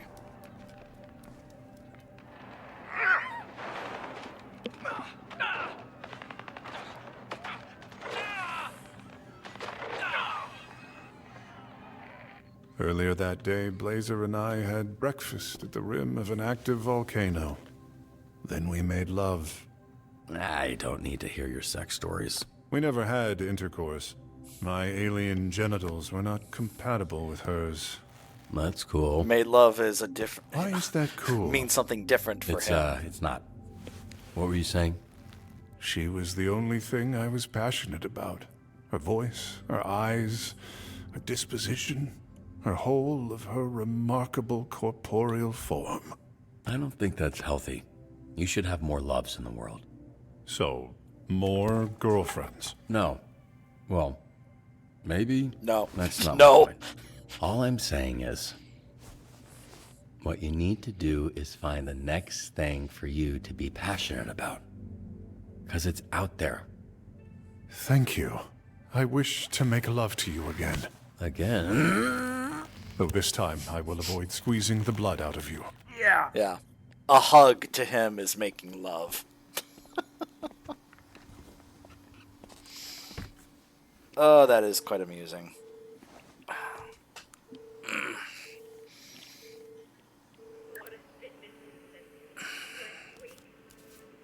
What you watching? Typecast 2. You spying on me? Technically, you're still on the clock. Didn't peg you as a rom-com fan. If I'm on the clock, you shouldn't be me with anything, Robert. That's extremely inappropriate. Is it me or... Okay, I don't think I've ever noticed this before. The people sitting behind Invisigal there, are they sitting there with sunglasses on? Are they sitting in a movie theater, a dark movie theater with sunglasses on? Y'all. Now, you could say maybe they're 3D glasses. Based on how dark the shades are, I doubt they are 3D glasses. Also, if that was the case, why didn't she just... Oh, that's right, because they would have been floating, I guess. But seriously, come on. I doubt this rom-com movie is a 3D film. Especially since I'm usually the not the E. Noted. Well, tell me how it is. I wanted to see that one. There's still At least 20 minutes of trailers. I always forget what I'm watching by the time the movie starts. Same. You going solo? I'm a loner, Robbie. A rebel. That and I feel bad asking people to pay when I'm just gonna sneak in. The only lame thing is I can't get snacks. Floating buckets of popcorn do tend to draw a lot of attention. Ah, but I miss it. I miss popcorn.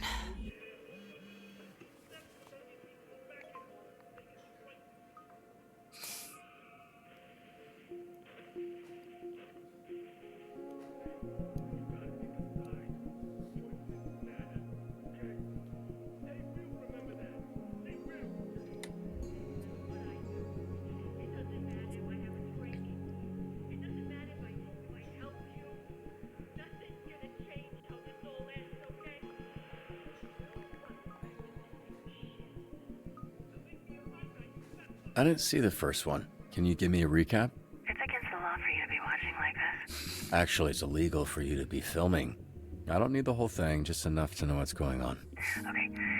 It's about this struggling actress who gets this big role from a movie star that mistakes her for his, like, childhood best friend. Then he realizes her secret, but it turns out he has a secret too, which could ruin...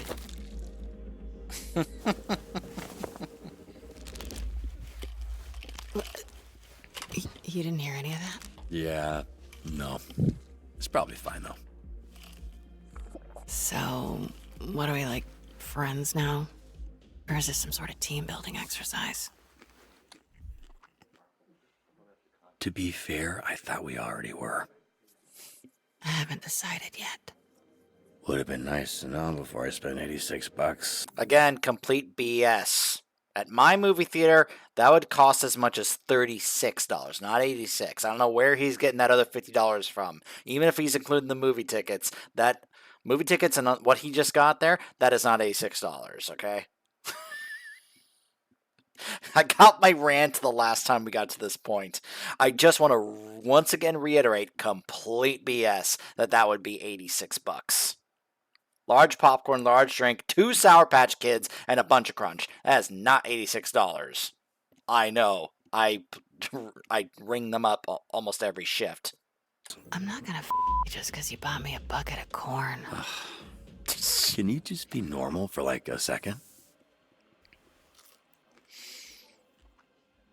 This is... You first. This is nice. What were you gonna say? Do you like Sour Patch Kids? I love Sour Patch Kids. Which is amusing because that's not the name on the bag. Me too. Legally they can say the name, they just can't show the logo. I'm not a sour guy, so I'm not really too fond of Sour Patch Kids or anything sour in general anyway, but to each their own, I say. See, I would have been like, no, but I do like that Bunch of Crunch you got there. I'll have some of that Bunch of Crunch.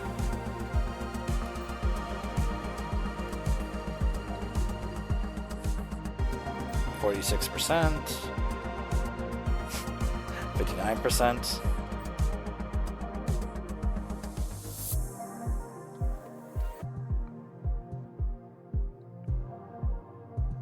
Huh.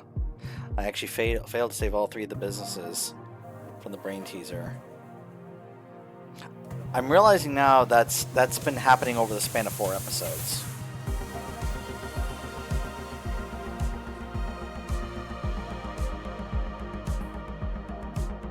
You know, I thought maybe I would end up here, but honestly, I'm honestly just like, you know what? Sure, let's keep going.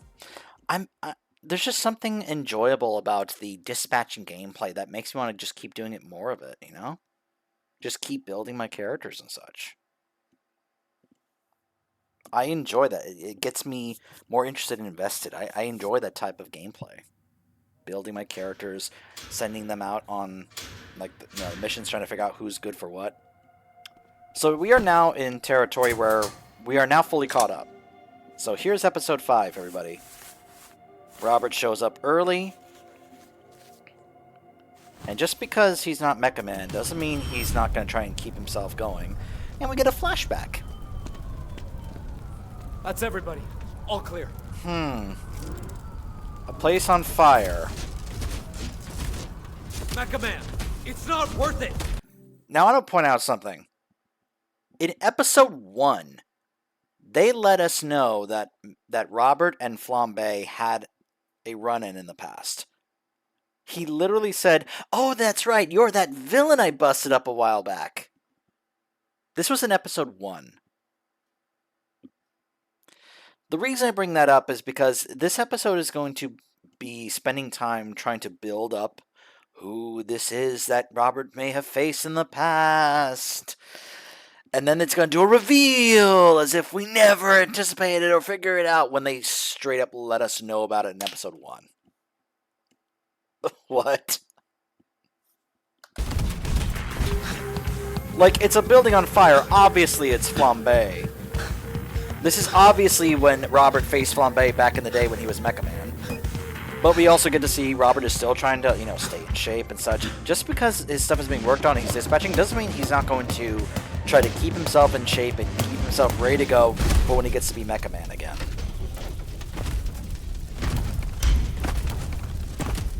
Damage is done. All I want is a conversation.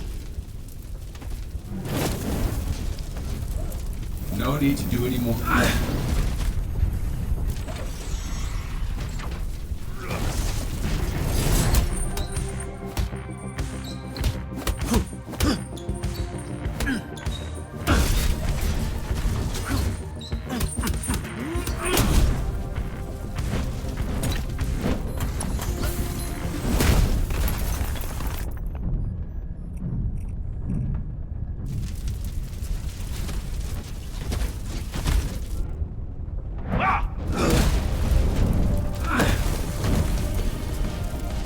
See, it's already very obvious that's Flambe.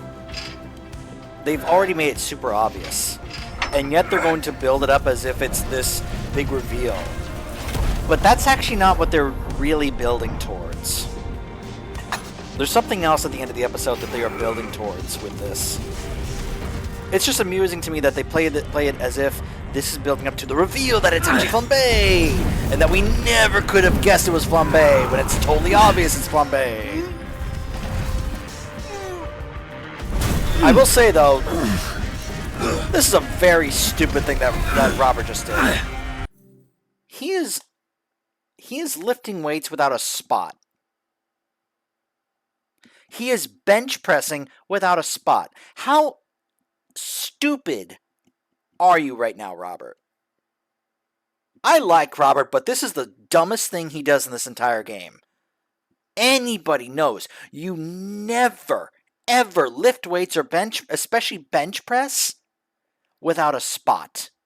You bench press something too heavy and you get to that point where you can't lift anymore and you don't have anybody there, you could kill yourself. You need somebody to spot you to basically save your life. And Robert's doing this without anyone around. He is an idiot in this one moment. This is the one stupid thing he does that drives me insane. What are you doing, Robert? Bench pressing without a spot. You are a moron in this one moment, man. Come on. You need some help? You're not supposed to lift without a spot. Idiot. I mean, yeah, he points to that thing that even Phenomenal is like, you need a spotter. And yeah, even Flambe is like, idiot, you do not bench press without a spot, man. Come on. So weak. So weak. Now I'm getting a safety lecture from a walking fireball. I will say, this It's a also does reality demonstrate check. that he's actually really strong. Normies need babysitters, so you don't hurt yourself thinking you're a hero. Man, I am so strong. It's crazy. Well, it's part of the job. Heroes get hurt all the time. Not the good ones, Rabo. Not the good ones. No more hero stuff without supervision.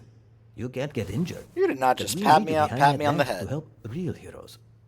Actually, speaking of injuries, remind me, who burned off your eyebrows again? I assume it happens all the time, given your fire. So. I got into a fight with an actual hero.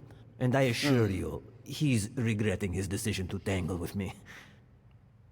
I imagine he's regretting a lot. Which is quite amusing, considering in the first episode he was like, "You're no hero anymore."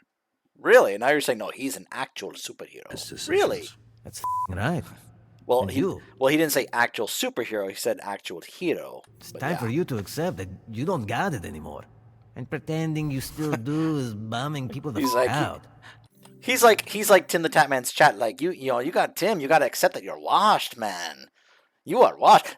Flambe is Tim the Tatman's chat whenever he plays Overwatch. He's like, I was the number 37 wins in the world. And he's like, and they're like, you are washed, man. His chat is Flambe. That's exactly what it is. I just realized that's really funny to me. I just realized that. Now, get your flat off my bench. It's like, you don't got it anymore, Tim. You are washed. Look at that from Phenom, man. Aww. And Beef slept. Aww. Who's your good boy? Beef is the bestest boy.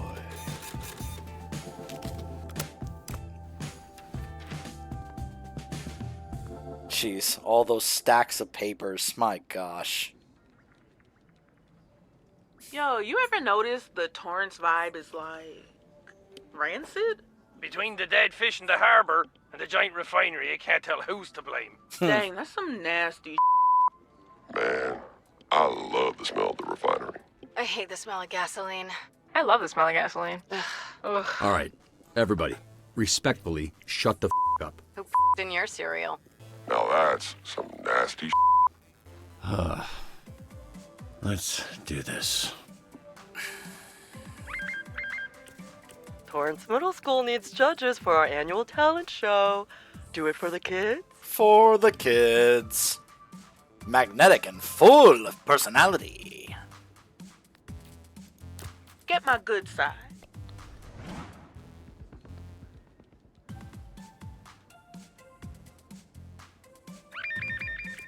Mr. Vanderstank has requested a rescue. Van Gogh workers are trapped after a tunnel collapse at the new station. Get them out safely. And discreetly. Gotcha. See ya. Hey, is that my homie right there? Yeah, it is. I feel like Vanderstank is one divorce away from starting a full-on robot uprising.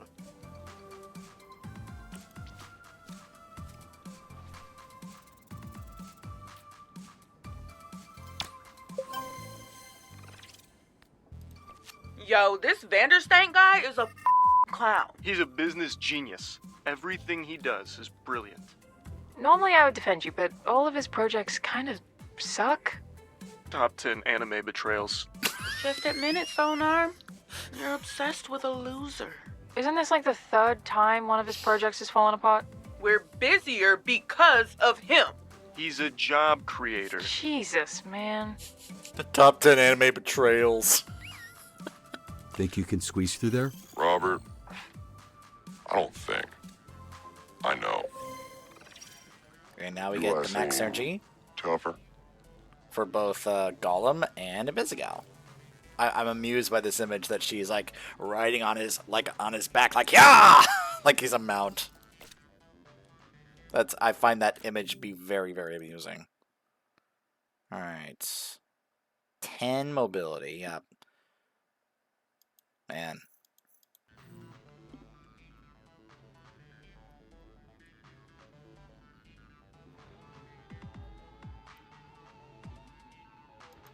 And it's like have everything else up to at least 5, basically. So let's get that charisma up for her. And then what was it for Gollum? Yeah. 10 vigor and 9 combat. Yep. Oops.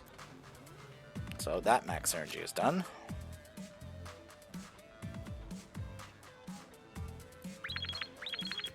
We have a crisis. The parents started fighting over the results, and then the kids joined in too. Grade A parenting. Yeah, wonderful parenting.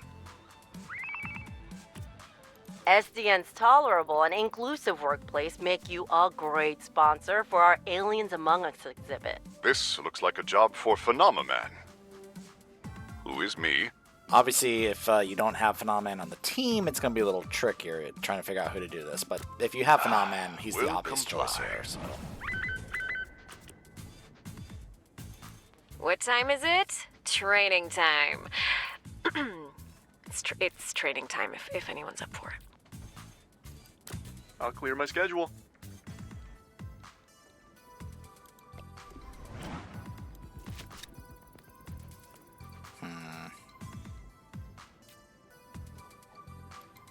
Hurt. I remember my first talent show. I got second place. Got my beat by Lizzie Gallupo. Second place? Impossible. The show must have been rigged. I got her back though. I shot a laser beam and burned all that hair off. Oh my gosh. So, I guess you're the real winner then? Sure am. Inspired my first single too. Girl, your hair's on fire. Sounds like a real bop. Never say bop again.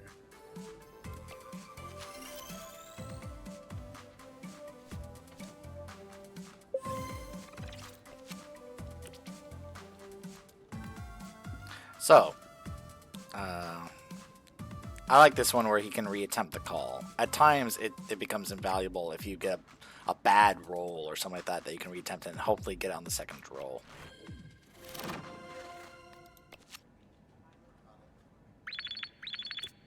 I, Deirdre Z, yes, that Deirdre Z, need help dealing with a stalker. Yeesh.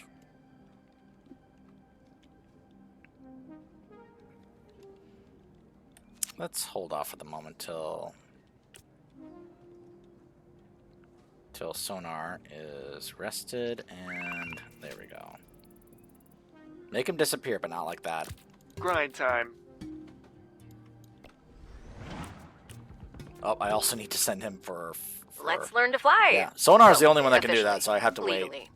Your flight-capable heroes need a flight license.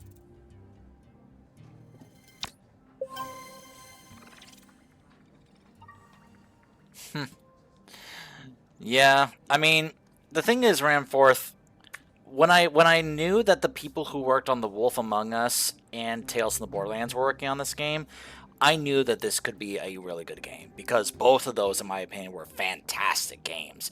You know, and I have a long history with the Telltale games, so you know, it was you know. It was just my inclination thinking like, well, if those people, it's not obviously not the same company, but if it's the same people that worked on those, then it's probably going to be really, not only be really funny, but really fun and really good. So, welcome, first of all, first time chatter.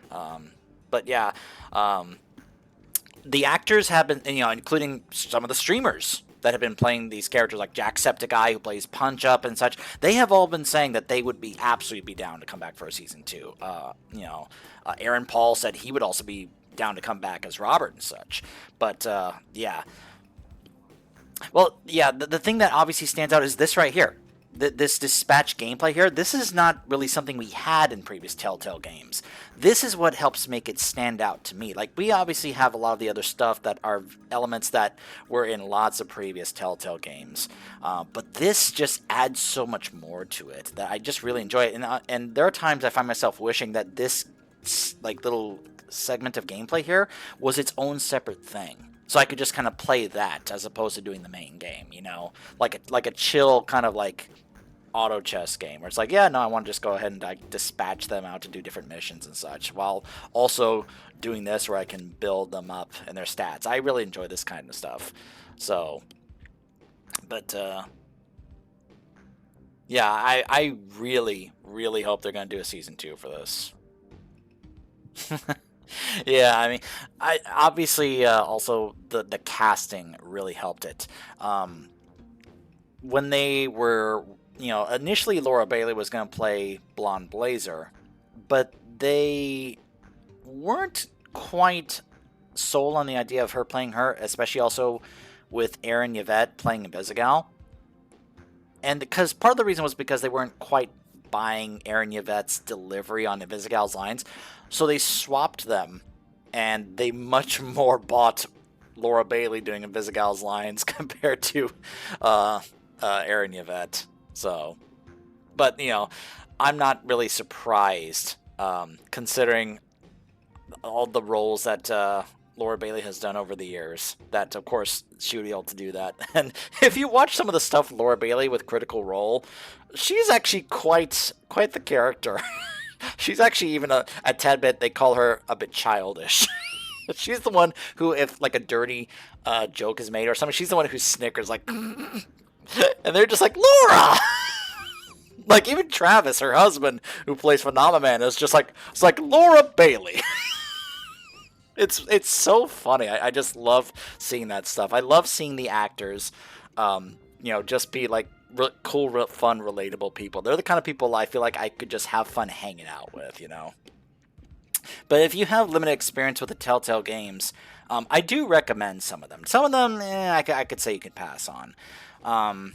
But from my own personal experience, because I've played a lot, and if you want to see playthroughs of them, like if you look in my my bio or the about section of my channel here, you'll find a link to my YouTube channel where I've done for 12 years. I have done playthroughs of games, and I've done several Telltale games. In fact, the first ever playthrough I ever did on my channel was a Telltale game, Back to the Future the game. That I enjoy. If you love the Back to the Future movies, I do recommend that because they also got Christopher Lloyd to come back and play Doc Brown, and I really enjoy that game. The Game of Thrones one, I have some issues with that one.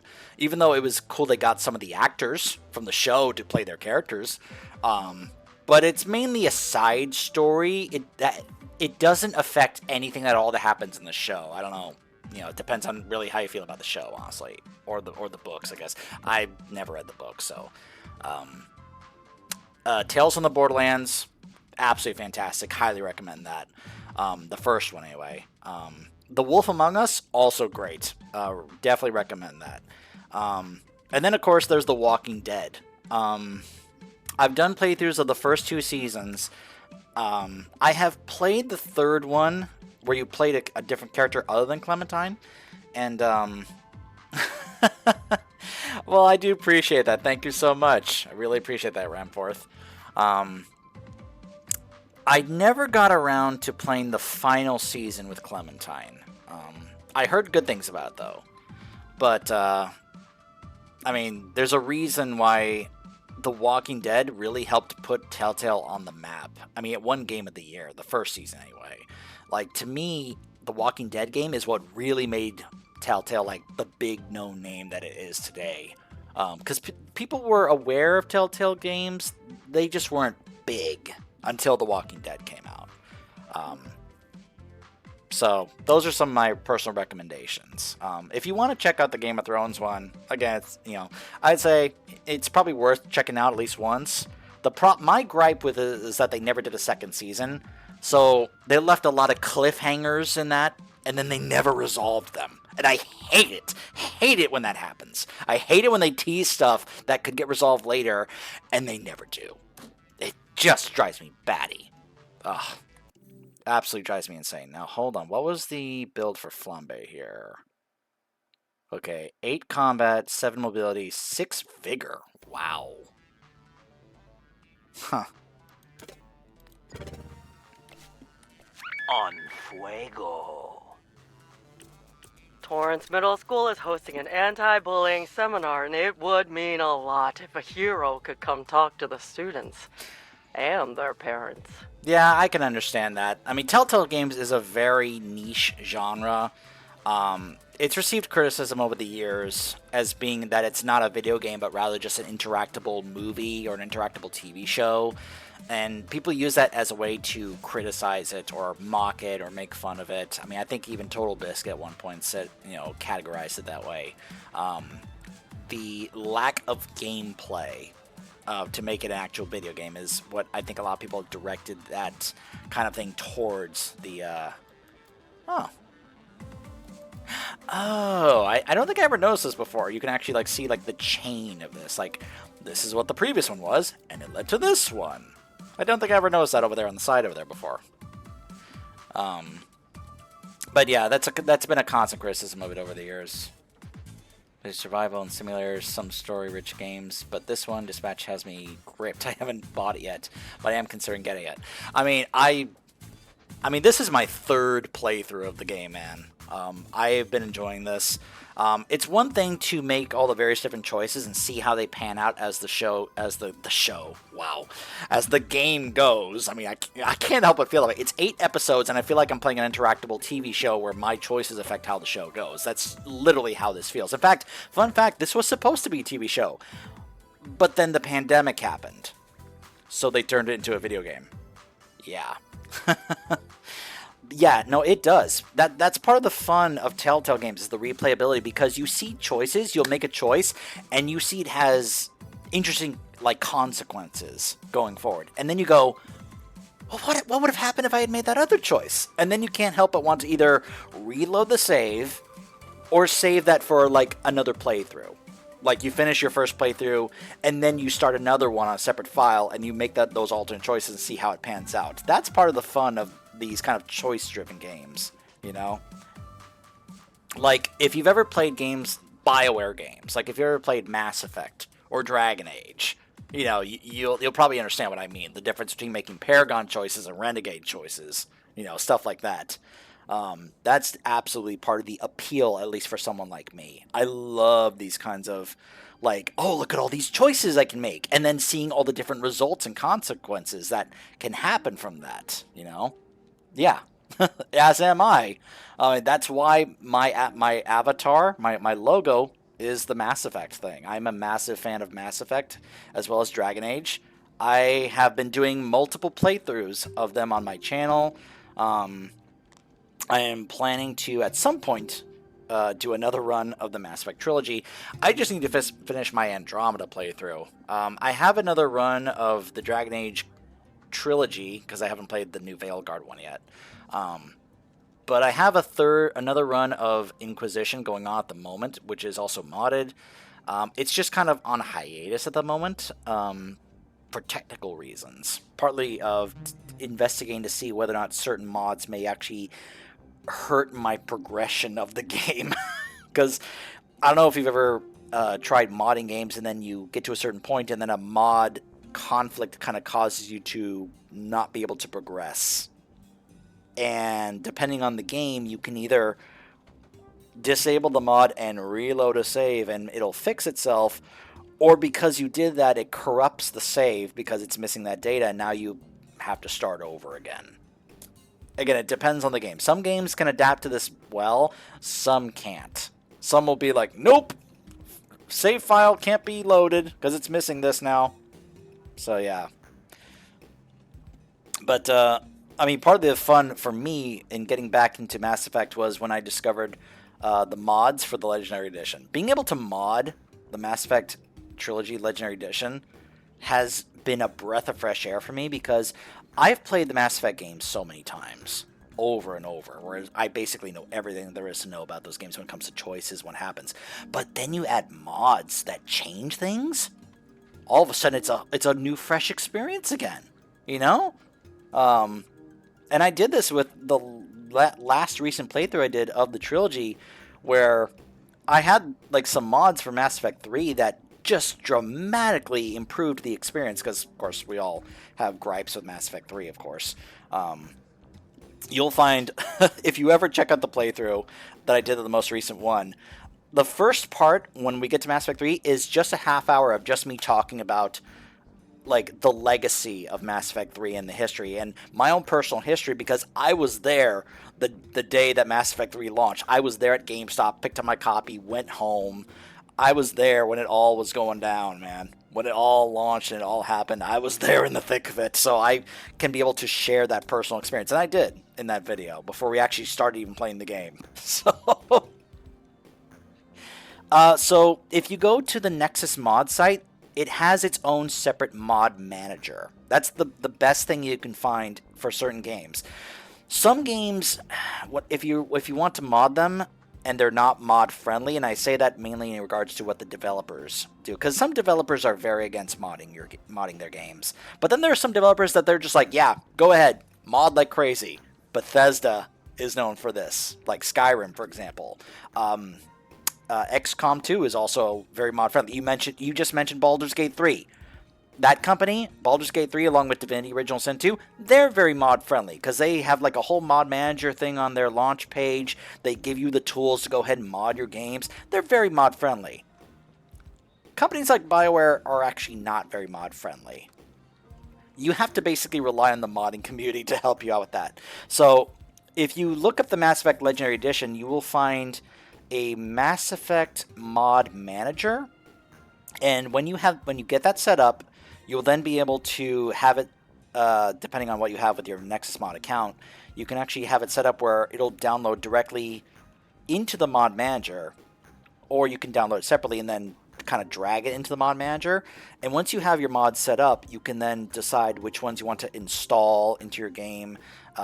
Keep in mind that also some mods will change certain game files, and then there are certain texture mods that you're probably going to have to wait until you do the other mods first, because then trying to do texture mods on top of that can also cause a number of other issues as well. So you definitely got to do some research and such when it comes to like load order for mods, but basically that's kind of like the gist of it. You get the mod manager set up, and then you start looking for what mods you want to do for which games, because there's separate mods for Mass Effect 1, Mass Effect 2, Mass Effect 3, like they all have their own separate mods.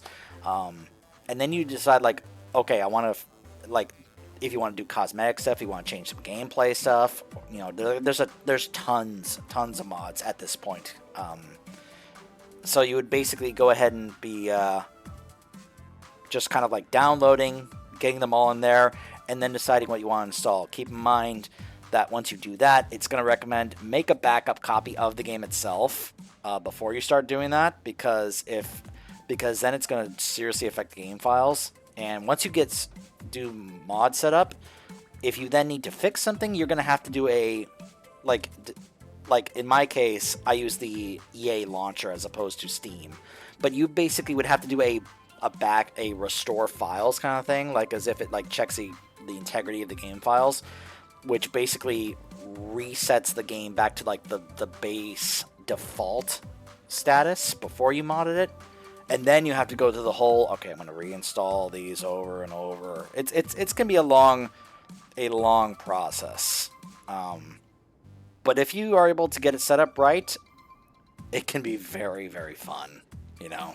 But yeah, definitely recommend looking into that. And Mass Effect Legendary Edition is just one example of a game that has its own mod manager.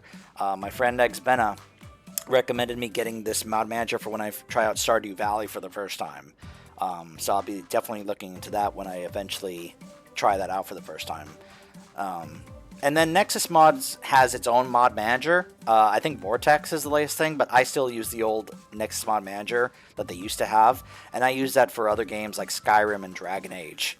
Because of course, as you can imagine, there's like thousands of mods for games like Skyrim. Dragon Age, you definitely got to make sure that you use the mod manager for Nexus Mods, because that's also kind of like anti-mod as well.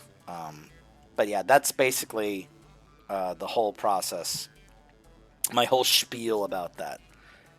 Just a heads up, an ad break is about to start, and in like less than a minute here, so sorry about that. I don't know if you have turbo or not.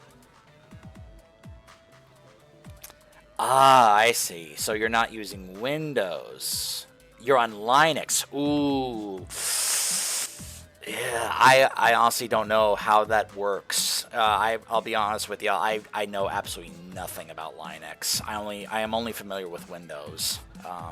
So I unfortunately would not be able to help you with that. I think you'd have to reach out to some other people who may be more knowledgeable about Linux specifically on how to get that to work, if possible. But it's also possible that some of the folks on that site have not made their mods for Linux. I don't know. So I do hope it works out for you, though. But yeah, I hoped I contributed however I can. So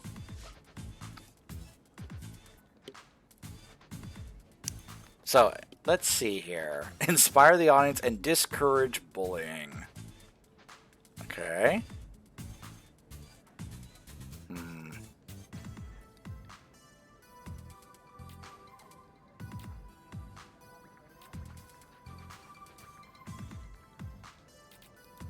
Let's go. New me? It rocks. This is probably not the best we could have gotten here, but Quick hey, heads up, whatever. Let's go Sonar ahead and is get to in a work. mood this morning. Why? You miss a rabies shot or something? Power was out at my place. Couldn't even check up on my investments. Oh no, the numbers that go up and down every day. You'll be fine. I pray you never know what it's like to lose something. Yeesh. Yeah, sorry about the ad break. Sorry. Let's see.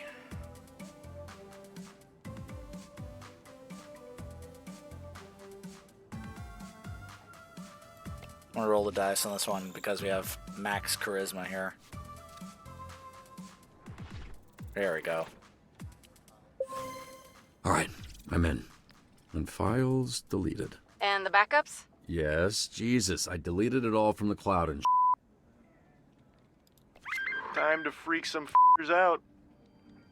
Gotta wait for him to get rested. Actually, I don't have to. I can just do this. That's good. Go on, Blessed Sonar. to be busy. Hey, we're getting flooded with calls about sewage in a couple neighborhoods. Which should we hit first?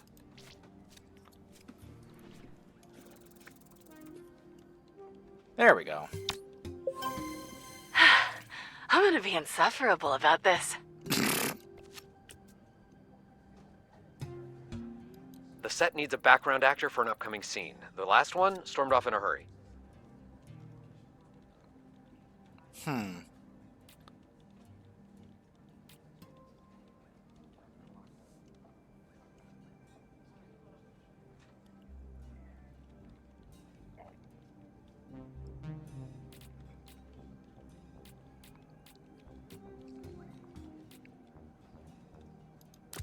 Yeah, be glad to.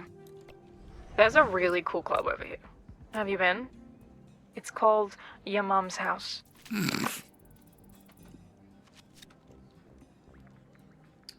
The smell is unbearable.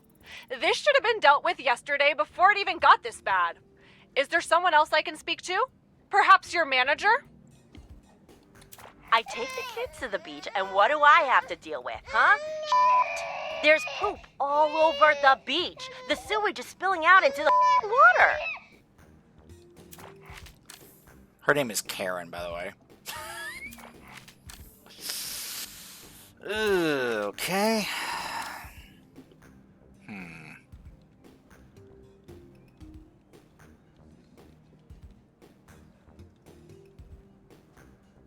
Unfortunately, Gollum is resting, and I already used the coffee.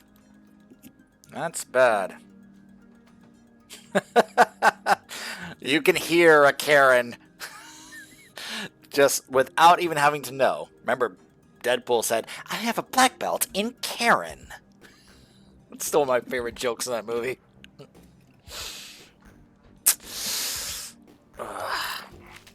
I think Gollum would have been great for this, but unfortunately I can't have him here right now.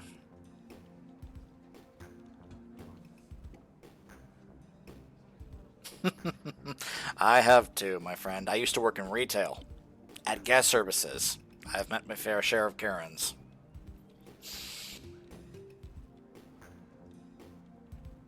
This is a very high-profile subscriber. Treat them with the utmost respect. Uh-huh. Mm-hmm.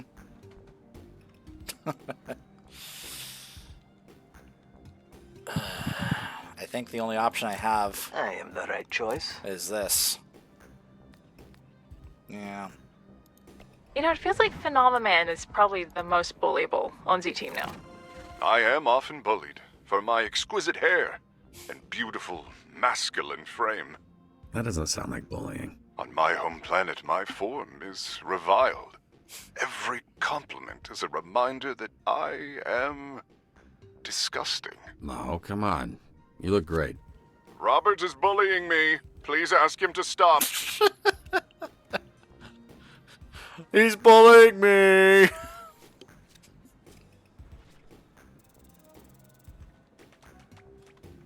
There we go. Good job. Good job, Malevola.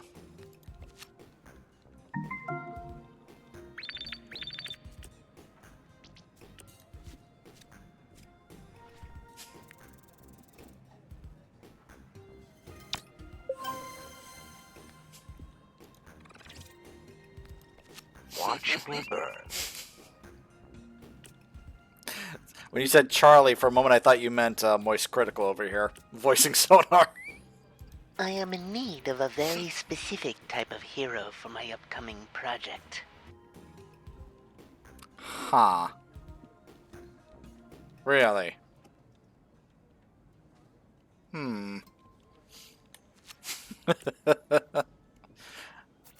The funny part is, I'm actually not that much of a close follower of his. I've seen some clips here and there, but I don't watch that much of his content. I've actually seen more of Jacksepticeye's content than Moist Critical's.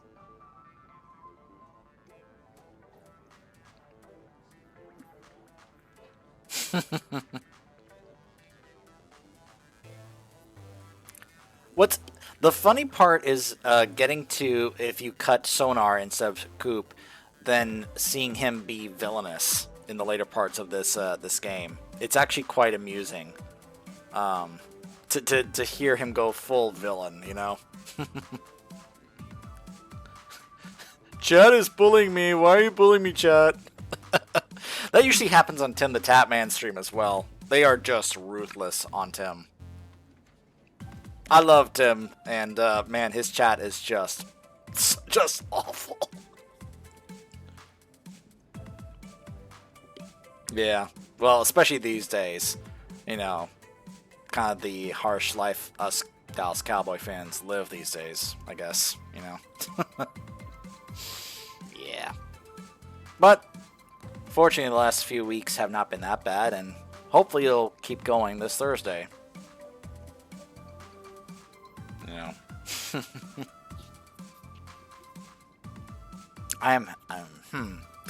There's a part of me that maybe wants to send Flambe, but I don't know.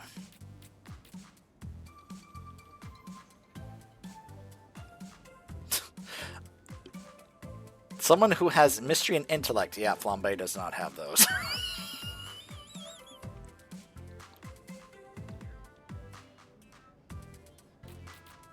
I think maybe Malevola could actually be good for this. I'll handle it.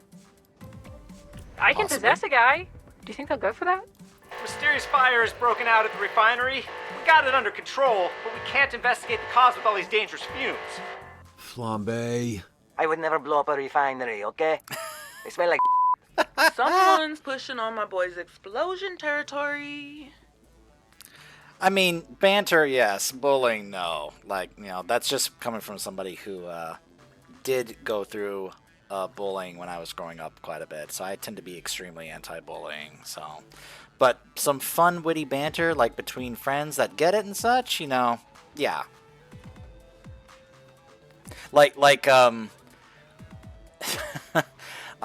So during, so I also like to stream a lot of World of Warcraft. In fact, earlier today, I was streaming a lot of Legion Remix before I swapped over to Dispatch. But when the latest raid in War Within was going on, on Wednesdays and Thursdays, because that's when we usually raid, I was streaming our raid nights. Dude, if you could hear the banter that goes on with my guild during raid night. Oh my goodness. I've actually had to turn off the Discord because, let's just say, I've kind of reached a point where I don't think I can trust them on Twitch anymore. I see, okay.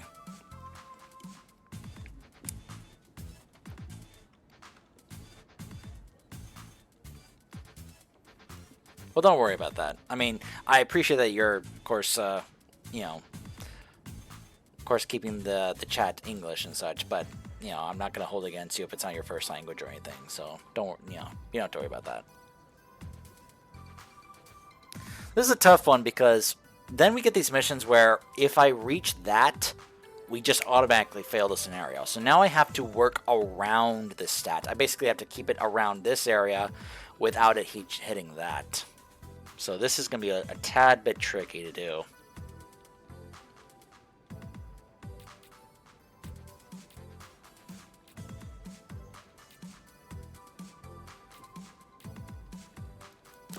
Guess what?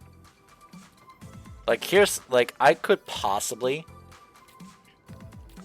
like, send just him. The problem is I think he will then, like, add more to that. Just chill. Alright. Yeah. It's almost, like, unavoidable right now. Yeah, they do. Like, if I, you can see here, if I put the two of them together, yeah, that's the thing. It lets me hover over. So, like, if I send Invisigal but then somebody else, it gets that point. Now, the thing is that Gollum has this extra upgrade that you can get for him here, a power here called Spread Thin, where he will actually fill each of those slots, but it increases his stats. So my concern is that if I put him here, now, on his own, it's fine, but if he then fills these slots, I think it's going to cause his stats to go up there, and that's when that would happen, so. We're still cool though, right? Yeah. So. I'm here to hustle.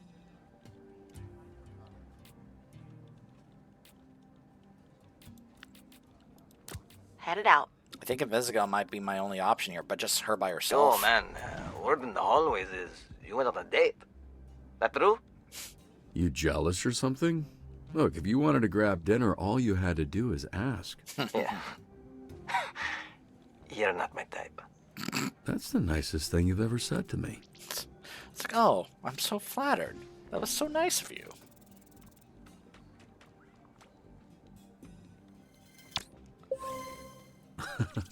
That was surprisingly entertaining. All right.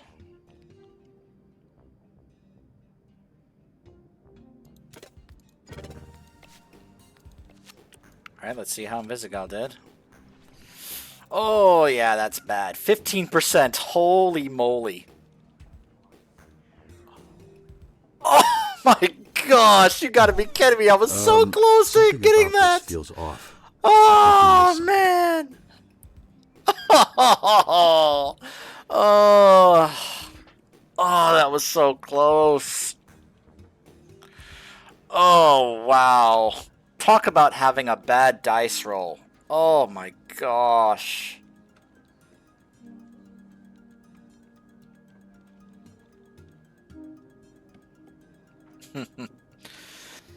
Yeah. I did not know so much pain could Well, be felt on the inside. So then we get his power revealed. My outside was always so strong. So yeah. He only needs 2 seconds to rest after a mission, but if we fail or miss anything, he gets depressed and he needs 45 seconds to rest. But I think this was the end of the shift, so I guess it's not a big deal.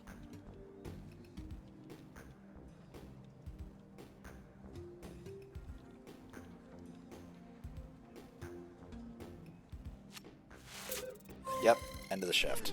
Oh well.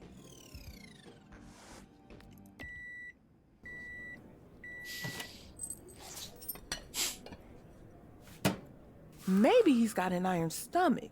Do we know anybody like that? Super digestion? The Glutonator? But I don't know. That guy weighed like 1,000 pounds.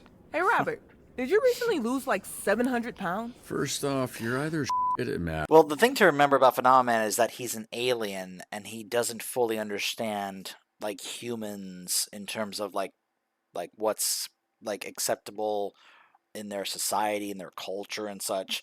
Like it's literally a foreign thing to him. So, and of course the man's going through a depression because he just got dumped by his girlfriend. So, yeah. So he's not from around here, and he just got dumped big time. So he's going through like severe depression right now. So yeah. While also trying to still understand humans, the humans. Or you think I'm like 300 pounds. I am not.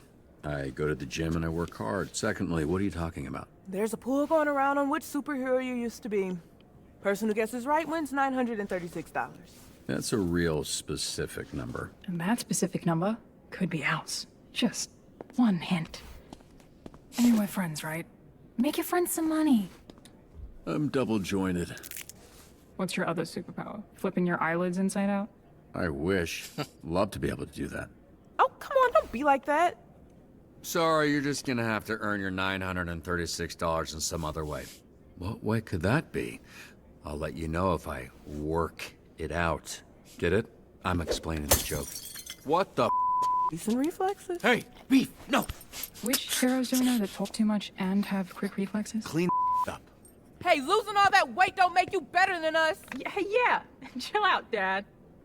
I never had a dad. I know. That's supposed to mean. You told me one time you didn't have a dad. Huh? Yeah, she's a lot of people's favorites. She's also voiced by Alana Pierce, and I like her. Heard the team scuffling with the Red Ring. They run half the crime in the county. We were bound to bother them at some point. Watch yourself. You poke the hive, you're gonna have to the queen. That's not how bees work. You know what I mean. I don't, actually. No one's trying to Shroud. But if we kill the queen... It's too easy to make jokes about the streamer Shroud with lines like that. No one's trying to screw Shroud. Oh, man. Rot the hive. You would do that. Kill Shroud. Because you might get the chance. And you don't want to go in there having to think about it. You gotta know. We don't kill people. We're the good guys. That's a good guy answer. Again, I want to reiterate that the reason I'm choosing that and kind of modeling Robert after this, and I know that this is debatable based on which version you'd be talking about, because I know this has been actually a massive debate within the fan base itself, but it's just kind of something I kind of grew up with and kind of like got attached to me. And that, of course, is Batman.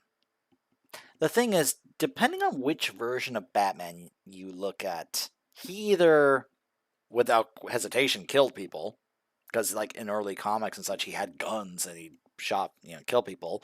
And in some other recent, iterations like the Michael Keaton Batman, the Ben Affleck Batman, oh yeah, no, they just shot and killed people. But then we had the Kevin Conroy Batman, the animated series, the Arkham video games. That's the version that I grew up with.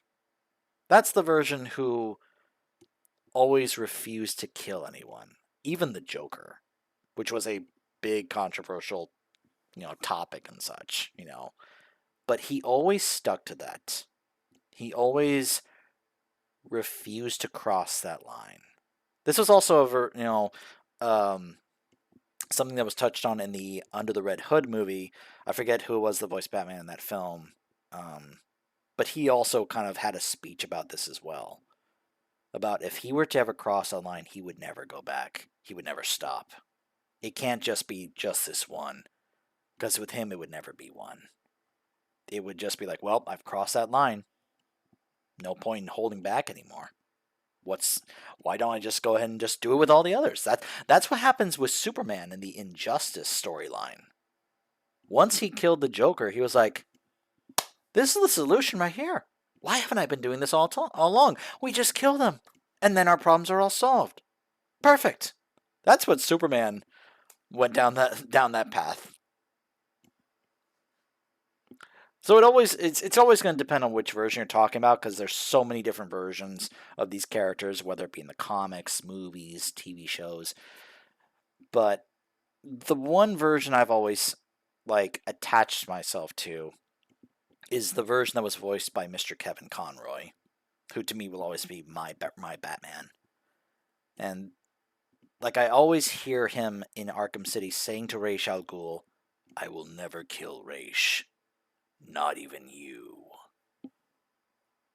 And that's kind of why I kind of like tried to somewhat model Robert's thinking and decision making and morals and such, kind of like that, sort of. Not entirely, but sort of. Mecha Man's coming back to life one patch at a time. One patch at a time. I mean, Royd's doing most of the work, though, right? So much. He's probably gonna redo all this. He's like, yeah, I'm trying to do my own, but Royd's probably just going to redo all of it because I probably didn't do it right. But whatever, at least I'm contributing. Evening, folks. Welcome back. We got a few guesses at your identity. Leading one right now is Blue Man. Let me guess. His power is not being able to nut. Nah, it's literally blue, dude. Get your head out of the gutter. Great. It's gonna be a long shift. Mm-hmm.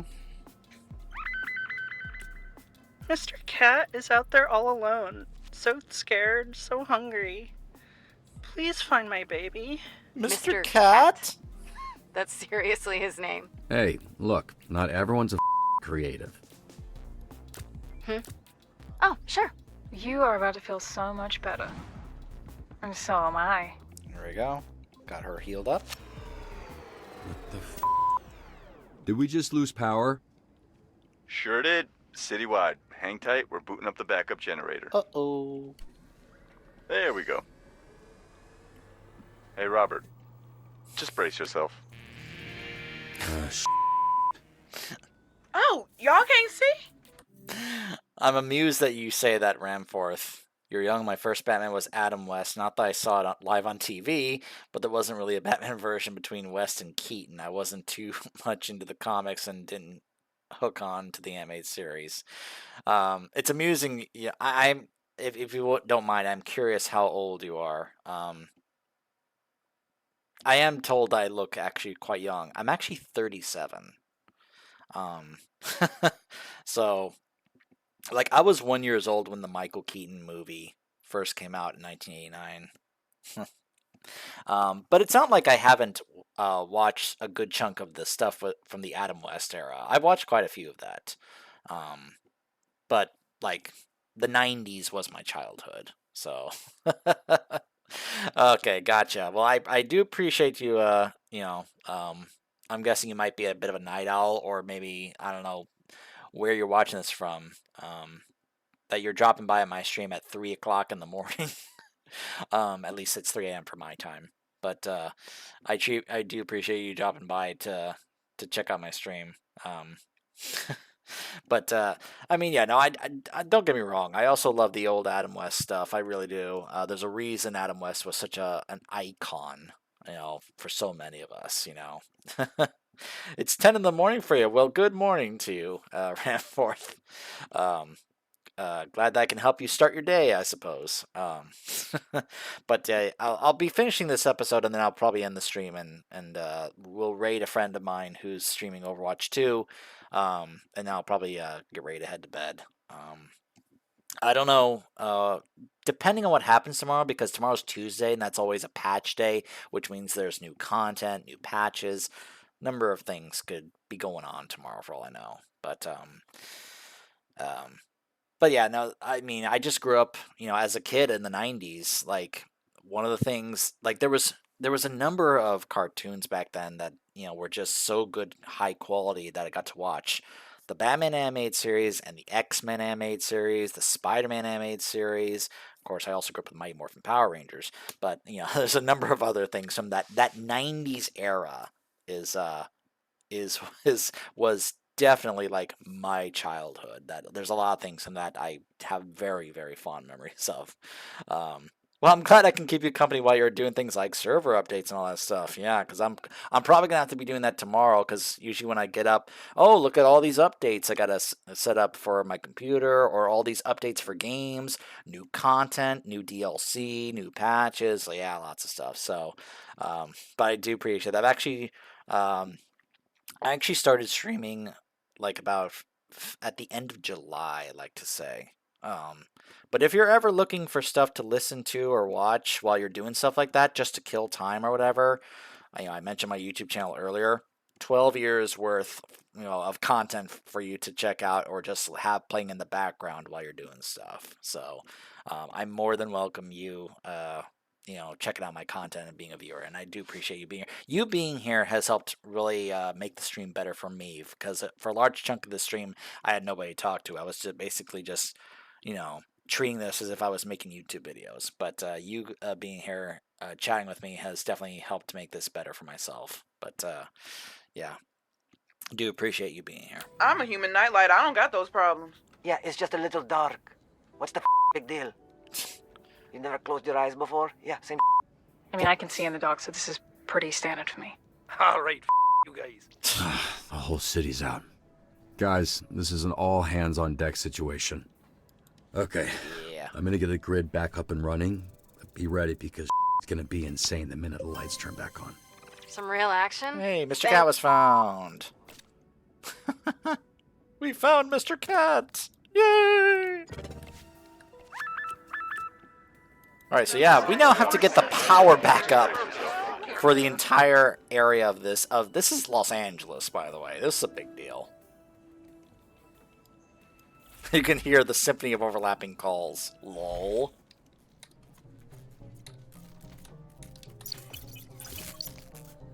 So yeah, we actually bring this energy into this, and we can move it to areas and then transfer it to that there to be able to like open up that pathway. This actually can be useful in other future hacking stuff as well.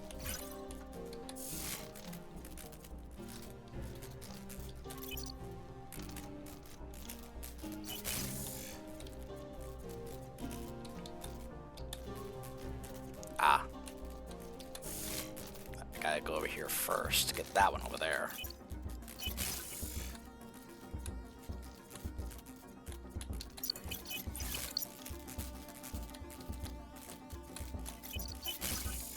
I'll go grab this one over here. Bring it down here. And voila.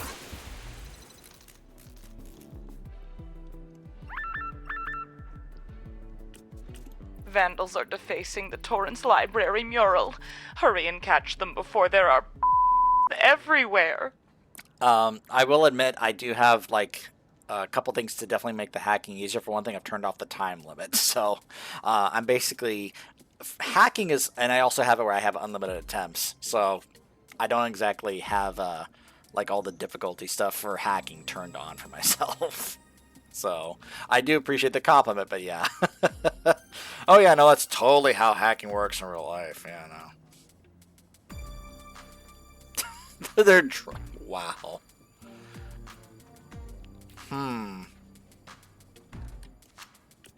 Soccer fans are not a fan of this blackout.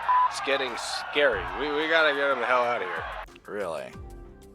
Apparently we get double XP for the scenario if we also hit that as well.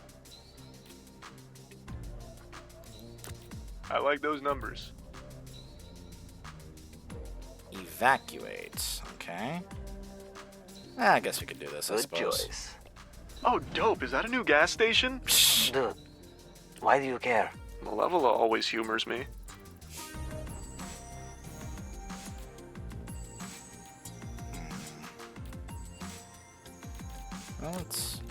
What's a good line to text a guy in a blackout? I'm looting the Ralphs. You want anything? Oh, you always did look hotter in the dark. Just say boo. Golem, you're a genius. I love that. Just say boo. We've got a situation at Band Labs. They told me to call SDN. I'm just an intern.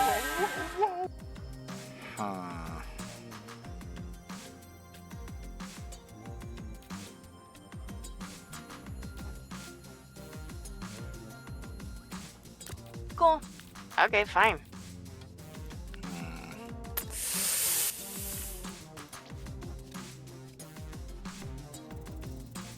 There we go. Nice.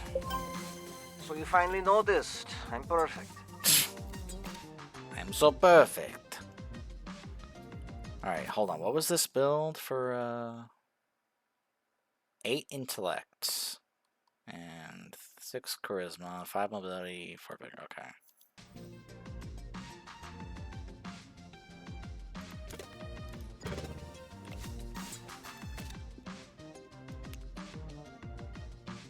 And then for flambe, let me see here.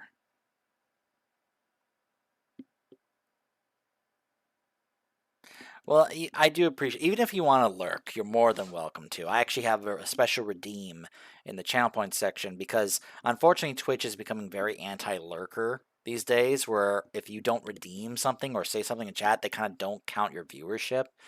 So that's why I've been trying to see if I could also put some stuff there to redeem for anybody to redeem when it comes to like just being like, hey, if they want to just lurk. So you're always more than welcome to lurk. I'm totally fine with that.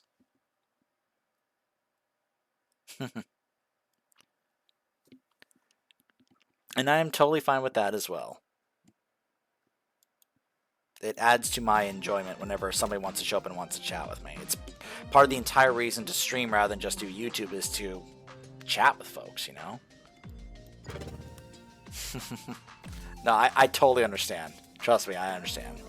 Ready, set, fire. Hello! And thank you very much for the follow. Very much appreciated. I have returned victorious yet again. I'm heading downtown. See who can use some help. Feel free to send someone. Yeah, I want my level up to get her upgrade. Ooh. Yeah, just on his own. Happy to help.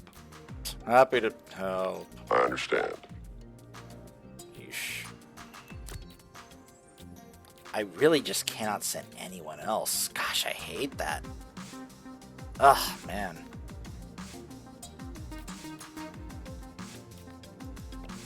Anything can happen in a blackout. Mostly, like, bad though.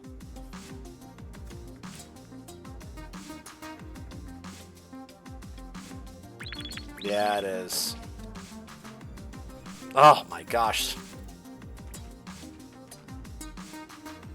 Oh my gosh, we actually got that. That is... Wow. That's a pleasant surprise. That's a huge positive roll. Wow. My gosh. That was such a good roll.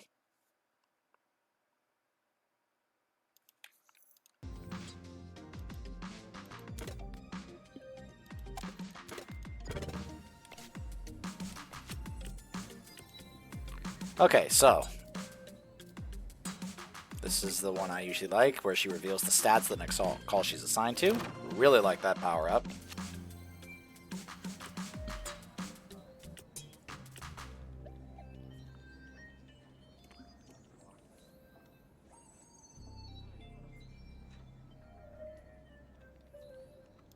Hi, it's me again. You're not gonna believe this, but now there's some scary dudes with scary weapons. I'm quitting after this, man. I can't do this.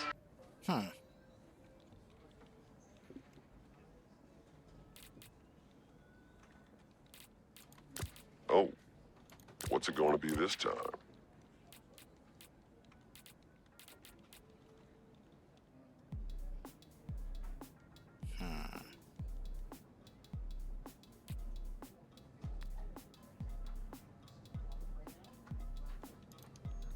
Yeah, we'll do that. And of course, Sonar can fly all of them there because he's in his Megabat form. Because of that flying upgrade I gave him. No dead scientists, no spilled serum. Got it? Very nice. Alright.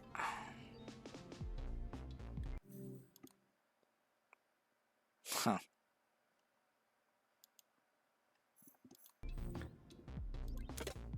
Actually, let's start to make him a bit more well-rounded.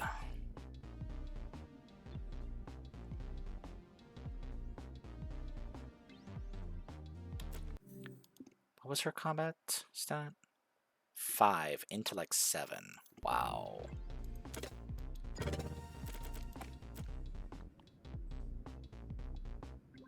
And then for sonar, 3 combat, 8 intellect, 6 charisma, 5 mobility, 4 vigor.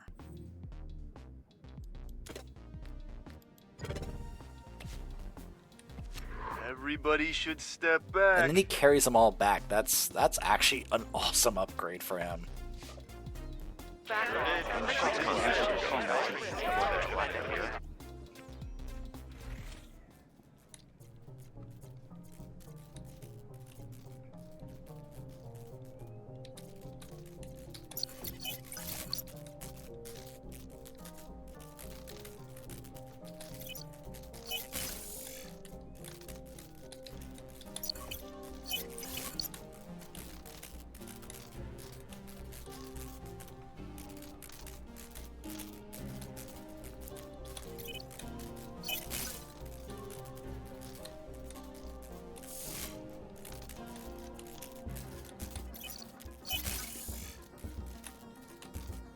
Just a little longer. Up, left, right. Okay.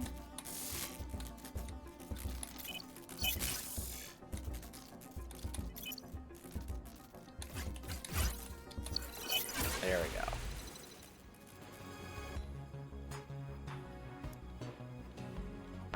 I've lost contact with the tower, and it's pitch black out here. I cannot land this thing. Help? I know this sounds crazy, but can you guys catch this thing in the air? Well, you could catch the plane on the ground. Sounds dangerous, but I think you guys can handle it. Here's the funny thing. Flambe and Sonar will get XP from this, but Phenomenon can't.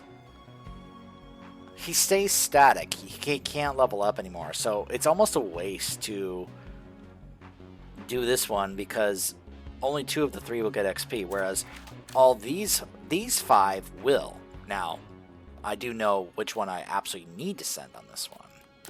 You didn't hear this from me. And you can also see she's actually showing the stats. It's for this one, so once we do this, yeah, we're fine. Rocks. We'll be fine. Humans are fascinating. They cannot fly, and yet they attempt to anyway. Flying slaps. Can you blame them for trying? But their feeble bodies were meant for gentler activities, such as walking and lying down. But here's the trick. Exactly. Where's the passion? The danger? No, I don't think I've ever actually tried the prism I one. suppose their futile efforts to become more than they are is admirable. But I did know that if you bring Malevola, she can basically just open a portal to try to help force a water landing of the plane. Malevola, we need a portal now. I've never made a portal this big before. Weeble. Okay, kinda cut the wings off there, but hey, now they're just in a boat.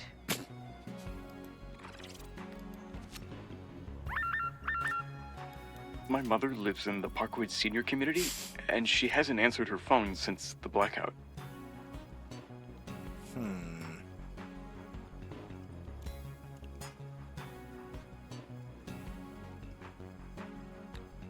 Be prepared to provide medical assistance. I wonder if that's a hint that we could actually, like, have Malevola heal her.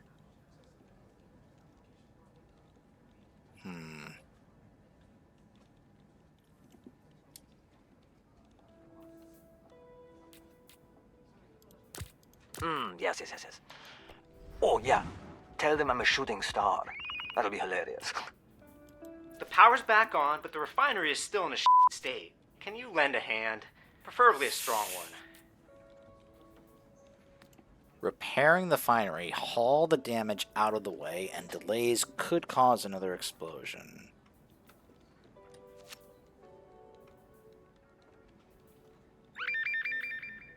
Hello.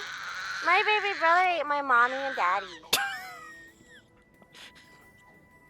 That's actually not what happened, but It actually sent them through a portal to a pocket dimension. But of course, the little kid, he ate my mommy and daddy. It's like, man, I need some of y'all to stop resting.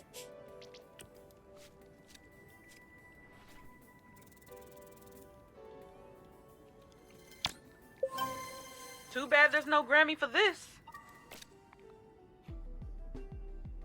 Alright, what was Prism's build for this? Oh, it's actually like, okay, 9 charisma, 7 combat, 6 intellect, 6 mobility, and 5 vigor. Alright, let's get that mobility up then. On fuego. Yeah. Okay, just barely made that. Holy moly.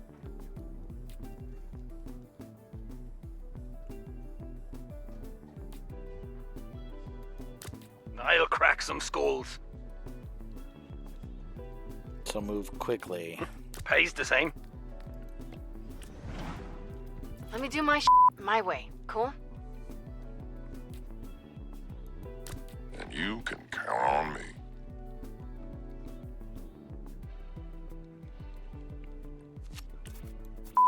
The Red Ring's stealing shipments right off the train. We're not equipped to stop them. Red Ring? Come up for me, yeah?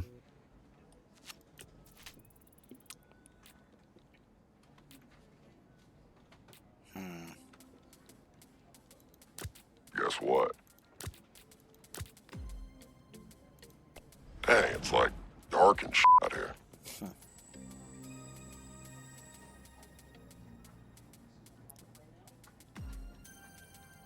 Alright.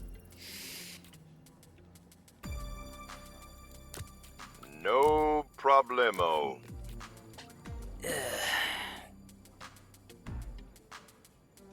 Yeah. Now, once you get that upgrade where he can fill every empty slot, he's just one of the absolute best you could possibly have.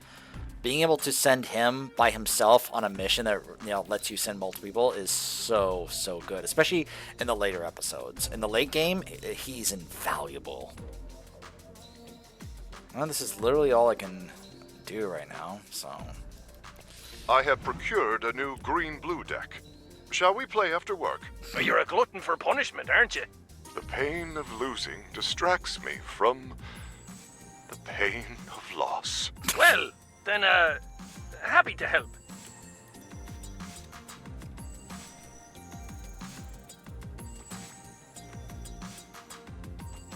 Oh my gosh.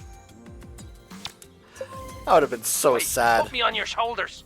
We'll be unstoppable. It reminded me of my times in XCOM 2 where I've, like, missed a 98% shot or something like that. Which has happened. And I'm just like, ugh. Hey, there's the synergy between the two of them. Which is still a little amusing, but...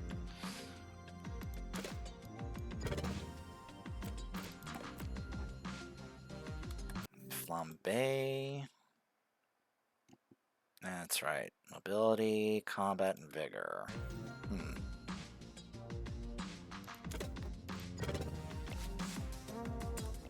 Watch me burn.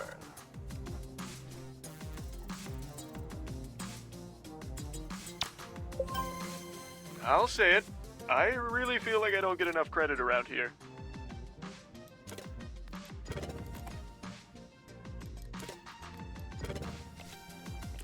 Half man, half bat, all freak.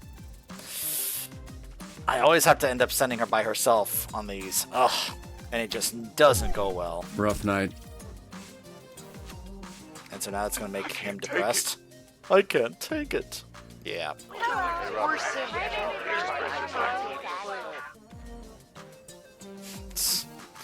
Oh yeah, dude. The amount of times like that has happened. You should have been here for when I streamed it back on my birthday a couple months ago. Oh man. Like, that campaign is still not finished. I'm going to try and finish it at some point later on, but oh man. I have, like, according to my Steam, I have over 1,000 hours just on XCOM 2 alone. Of course, keep in mind that it counts the times you leave the game paused and just kind of like accumulates the time. But I've replayed XCOM 2 so many times, and the amount of times that I have, missed those 90% shots, and I have just been like rage. How do I phrase this? Like, it's not rage quitting. It's rage reload the save. This is how I want to put that. Like, I just rage. I'm just like, I am reloading that save and doing that again. I am not accepting that. That's my usual common experience when it comes to playing XCOM 2. I'm trying to get her to, it's unfortunately those missions where it's like, hey, you can't have high combat. And, like, she and, like, maybe one or two others are the only ones that are able to, like, meet that, unfortunately, So, I don't really like doing that to her, but, But fortunately, I do have somebody that can heal her, so it's not a huge deal, but,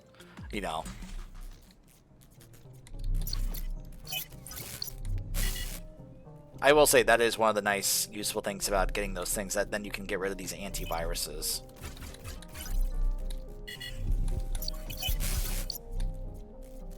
Ah!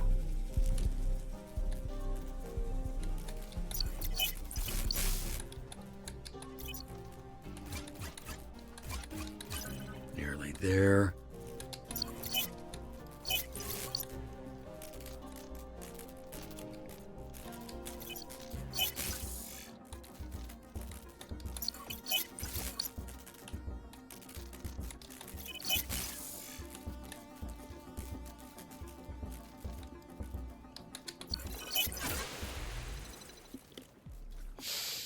Yep, as have I.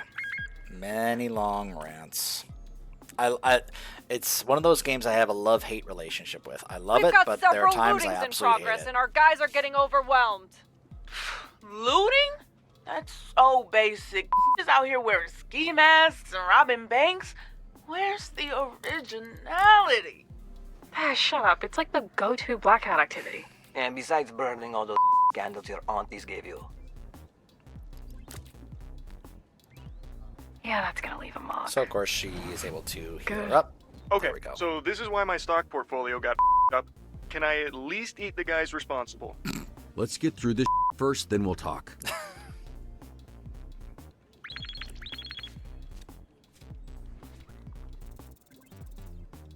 I actually also got to meet You sure we don't work on commission?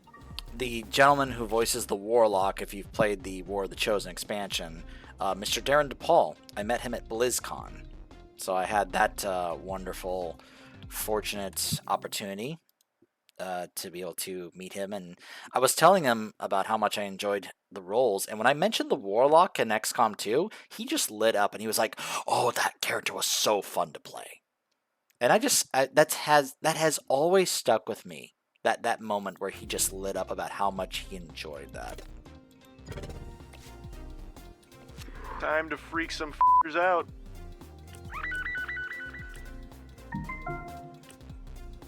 My daughter was at the beach with her friends, and I haven't heard from her.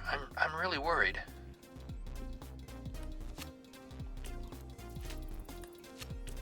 Dude, we're sandwiched in here. I can't feel my foot. Huh. Okay.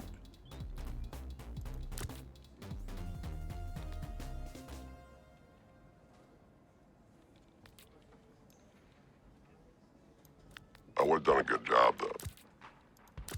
Nothing beats the original, but this will have to do.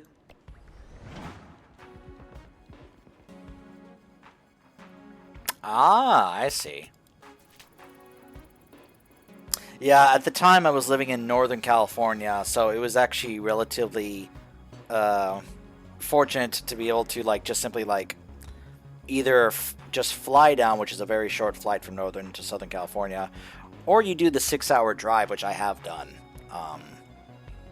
So I was able to do this. This was back in 2016, 2017, 2018, and I was also very fortunate to be able to actually get a ticket. That was the hard part, getting a ticket. I even had to wait until somebody was being like, hey, I can't go. Does somebody want to buy my ticket? And I was able to buy it off somebody who was selling it because they couldn't go. So I had the very fortunate opportunity to go ahead and do that 3 years in a row. I haven't gone to another one since, and honestly, I'm like, you know what? I had my fun. I don't really intend to go back again at some point, especially now that I live out in northern Texas. So it's a bit more of a, oh, I have to make sure, like I can't drive there this time anymore. Now I have to fly out. And it's a bit more of a involved process, of course. But yeah, from Scandinavia, no, I can imagine that would be, I mean, obviously it's not impossible because, guys like Preach Gaming out in Europe and England, obviously lots of the European streamers and content creators, they try to do that, but I can understand that doesn't exactly mean it's easy or cheap. So I totally understand. I do hope that you're at least able to, like, if you have the opportunity to, like, either buy the virtual ticket or something, so that way, like, you could be able to actually, like, watch any of the streams, or be able to get the bonuses that come with getting the virtual ticket. But if you have to resort to just simply, watching somebody else stream it, that there's nothing wrong with that. There's plenty of people streaming it live when it comes to the panels and such. And if not, they always post the VODs for you to see later, which, there's plenty of them. Like, if you want to see how people reacted to Chris Metzen coming out to announce the World Soul Saga, like from like a couple years ago, like there's vids all over because of course everyone was eager to see him back. Yeah, the virtual ticket is essentially the same price for an actual ticket, and you get all the goodies that are included, at least the digital goodies. So, like, for example, when you got to attend BlizzCon back in, like, 2018, there were certain skins you could get included for characters in Overwatch, but they were only included if you had a ticket. Either, like, they would either scan your ticket at BlizzCon and have it verified to your account, or if you had a virtual ticket, you just had it unlocked. And those were the only ways to get those skins, was to have either an actual ticket or a virtual ticket. So it is pricey. It's probably like maybe a couple $100 or whatever they price them these days. But that was essentially the idea. You obviously don't get to get the physical goodie stuff. Hold on a second. I have one of the special things I got for attending BlizzCon. It's a little dusty because it's been sitting here for several years. I don't really use it. But this is a backpack that I was given for attending BlizzCon. All those are little decals they gave me that I could stick on because this is Velcro that they are on there. But you can even see the BlizzCon logo there. You can see the Blizzard thing right there. This was a full-on backpack that they gave us to be able to use to carry around BlizzCon and have the stuff in there. And each year, you get something cool for attending. So you obviously don't get these if you get the virtual ticket, but you do still get, like, the digital goodies. And some digital goodies they give you depending on the game, because they always had stuff like there's something for World of Warcraft, something for Overwatch, something for Diablo, something for StarCraft. They always had something involved. So at the time, it was pretty worth it. These days, I don't know how worth it actually is based on what they actually want to include as digital goodies for their games. But,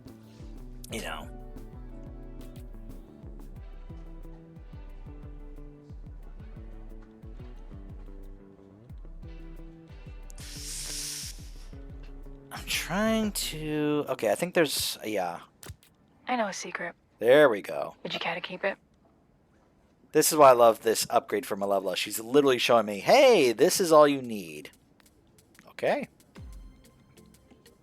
So I will definitely be just using the two of them there. The Those wheelies? menaces are at it again with their e-bikes and fireworks. Yikes. Catch up to the youths on e-bikes. Convince them to surrender the illegal fireworks. Huh. Okay. We need high charisma if we want to get double the XP for this scenario. That's amusing.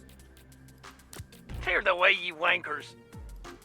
Together, the two of us will be unstoppable. Bet you say that to everybody. I'll bet you say that to everybody.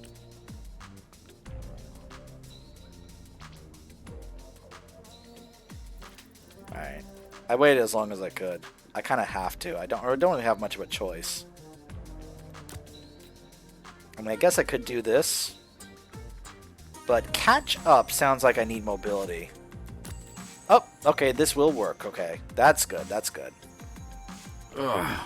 Damn, I think this shift gave me carpal tunnel. Huh. Would have guessed years of cranking it would get you there first.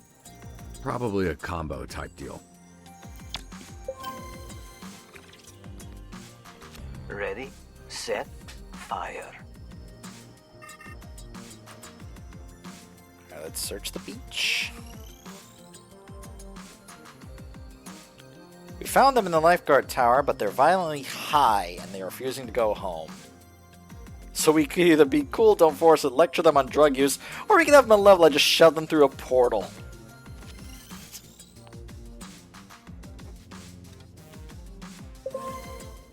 You can't say you're not impressed.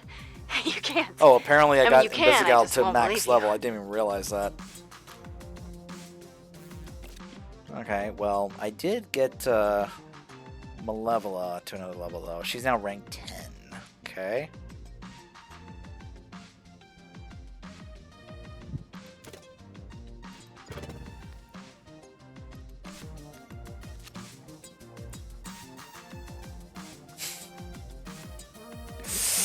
I mean, violently high, that could mean a number of different things. I don't even want to think about that.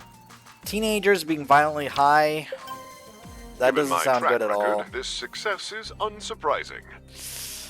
But, you know, it's one of the reasons why I have a tendency to not ever touch either drugs or alcohol or anything like that. Just, I don't want to, because I don't want to think of how much that would change how I would act and be and feel and such. Like, we're actually going to see this, without spoiling anything, we're actually going to see this later on, how somebody's going to act when they get into a really drunken state, where you can probably tell they wouldn't have done that had they not been that drunk, you know. And that's just something that just makes me go, yeah, I don't really see the appeal of drinking, getting drunk, if that's how it's going to kind of make me act and such. You know, there's other personal reasons as well, but yeah, it's one of the reasons why I tend to not do that. Everybody should step back. If you're trying to impress me, it's working. So we now get the last item, which is if somebody is downed, which remember, if they get injured twice, or if they get injured while they're injured, they get downed, we can now revive them, which this will come in handy later on in the end game, trust me. Alright, one more random stat. It is Vigor. Ah!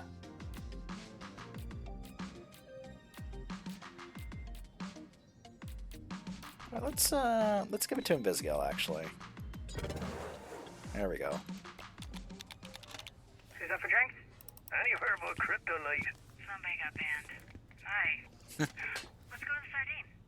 Or are you banned from that one? Shut up. All right, good week, everybody. See you all on Monday. Be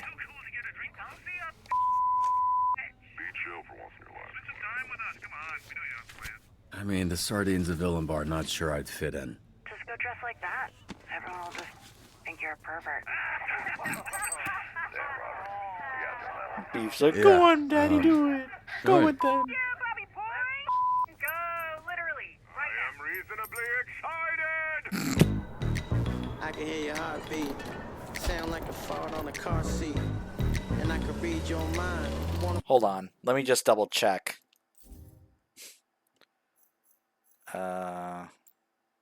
Yeah, I do have replace licensed music on. Okay.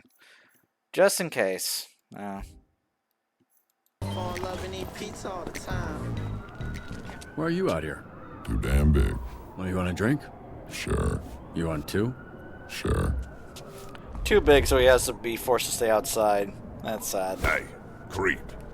Creep? I don't know you, and I don't like not knowing people. Well, you won't like knowing him. He's the biggest perv west of the LA River. And he's with us. She's joking. I'm not my business. But if you do go in the bathroom, you make it my business. That's, I don't want to be in that. Okay, Cyclops.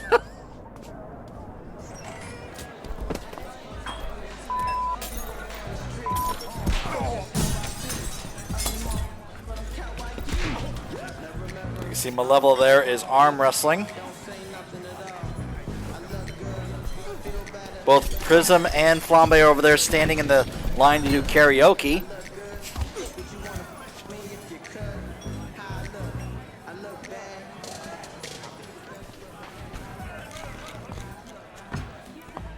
Buy me a drink. Is this for all the strings you had to pull to get me in here?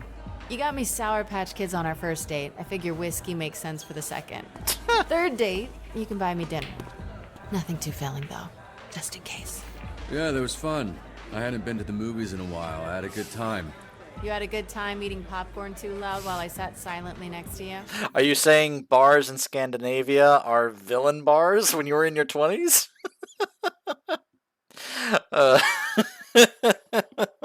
I've never been to Scandinavia, so I have absolutely no idea, and I'm not much of a even when I was in my teenage years, I never went to bars or pubs as I know they're called. The only difference is the hairstyles. What are they not? Are they a little too mild for Scandinavia? The villain haircuts you're seeing here. By the way, ad break is coming up. Just a heads up, it's gonna happen like any second. uh. The silence was the best part. You might like me loud sometime. Oh my! Was that about sex? Oh my gosh, Robert! Catch on quick! I'll grab us a table. A little bit more conservative than they are now. In terms of the hairstyles, yeah, I can probably imagine. 2 fancy whiskeys, please. Make it 3. 4. Make it 5. 5 fancy whiskeys? No, 9 whiskeys. Good lad.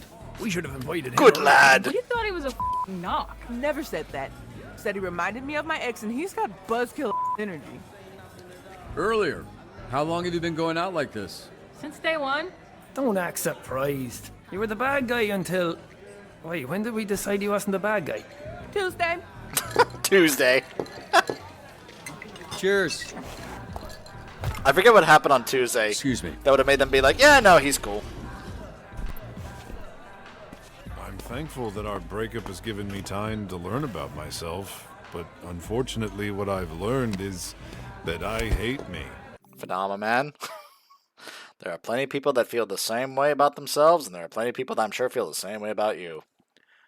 But I instantly recognize the someone punching someone else in the background, and the gruff bouncer and the zombied out character in the corner, and someone always shouldered you on your way in. Yeah. I can imagine. And I'm glad you caught that. That there's always that person that when you enter, they always shoulder you when you enter. You're like, dude, I just walked in. What are you shouldering me for? Well, I'm glad you're here to give me a bit of a what would I call this? A bit of a an education on Scandinavian pubs. Is probably how I may want to word that. I feel like I'm learning quite a bit about Scandinavia from you, my friend. Dude, be honest. Am I going to make a fool of myself if I sing Whitney Houston? Yes. Are you Whitney Houston? No. Then yeah, you will. It's just a rule. If you sing anything by Whitney Houston, you are not Whitney Houston. So yes, you will. That's just how it is. He's right. Drink for you. Wait, it's kind of hard for me, but look, I know it was probably a by the books, bottom line kind of decision, but thanks. You know what I like about that scene, and I will go ahead and let y'all know about this, kind of a spoiler for the other run. That is a universal constant. The shouldering on the way in, it's not exactly an invitation to a fight, but definitely a promise of potential hurting ribs in the morning if you even think about returning the shoulder. I mean, especially if the guy who shouldered you is like one of those like big guys. He's like, hey, I'm away. I would think, though, if it's probably one of the skinnier small guys, you'd probably be like, dude. Or he'd be like, hey, you better watch yourself, man. But what I like about that scene is that he's actually like, you can tell he's like sincerely like thankful that he's like, look, dude, like thank you so much for not cutting me. Like, he's like genuinely thankful. On the other side, if you cut Sonar and Coop is here, I mean, she's very drunk. She doesn't exactly thank you, or like she doesn't like sound like super thankful that you didn't cut her. She's more like, so if you ever need someone taken care of, and like basically like, look, I owe you, all right? You don't have to bribe me. It doesn't come across as thankful compared to Sonar. I genuinely feel like he's really thankful that I kept him around, gave him this opportunity. It makes me feel better about the choice. The big dudes were usually calmer. It's the tiny twigs that you need to watch out for. They can be deceptively quick, angry, and they never fight fair. Okay, funny you mentioned that, because what you just described to me, Punch Up. And I say that because I want you to see what Punch Up does in this episode. Because what Punch Up does, essentially to me, kind of like describes what you just said. Now, obviously, Punch Up is not a tiny twig. He's got the muscles on him. But he's 3'3". But let's just say the whole never fight fair. Remember that for later. Just keep that in mind for as you're watching the rest of this episode. Here you go, buddy. You can't have that outside. Hold on. Look, how about you two? Fine. Cheers. Of course, the glass doesn't bother Gollum. Gonna like? What are you guys fighting over the jukebox? It's like, hey man, what should we play on the jukebox? Look at this, Malevola's just winning all the arm wrestles. Sonar, loser. Everyone thinks I'm a narc. They can still smell the hero on you. You're the enemy. I bought them drinks. What else do they want? You can buy them drinks. You can make sure they don't get fired.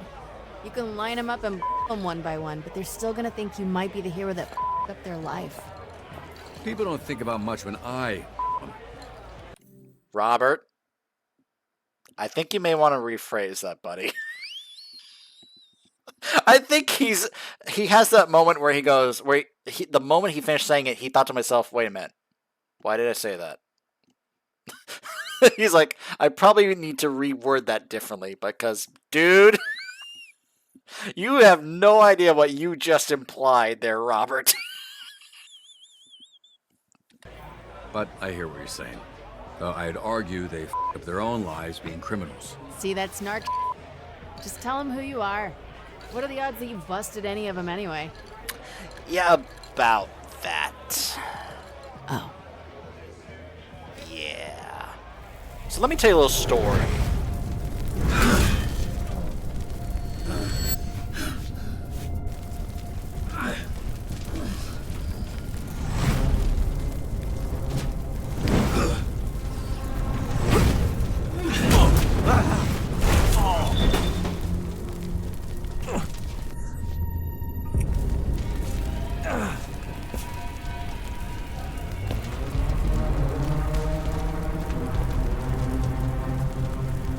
What a shock! It's Flambe! Like I said, this was so obvious, and they shoot that as if it's this big reveal, like, oh my gosh, dun dun dun! It's Flambe. We never saw it coming. Come on. They said this in episode 1 that it was Flambe. But like, come on. That's all you got? Come on, you out of gas? Disappointing. Oh, Flambe missed a golden opportunity there to be like, oh, you want some more? Well, then let me turn up the heat.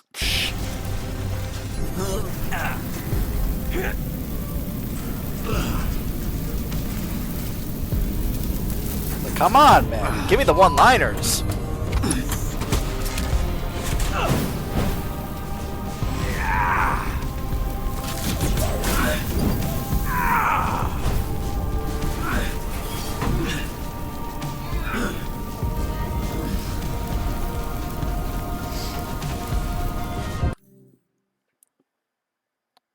It's not the grand. It's the necessary villain out from the shadows reveal. Well, the reason I say that is because it's how they were building it up throughout the episode.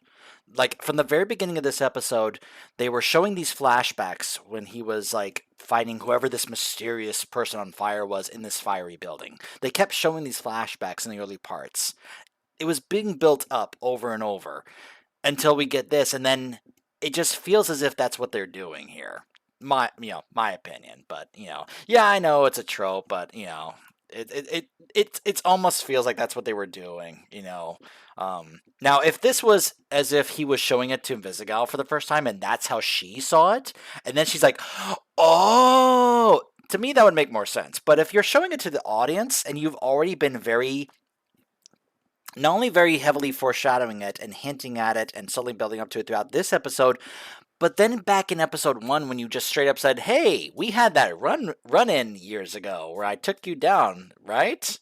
Yeah, that they did that in the first episode, and then they decide to do this whole build up throughout this episode, and it's just, it almost feels a little bit forced, at least for the audience. Like if you want to do a reveal like this, you can do it like for characters. Like if this is Robert's way of revealing it to Invisigal, okay, I could buy that. But this is more, it almost feels like it's for the audience. And anytime, and this is something that that I talked with somebody else when it came to things like Star Trek.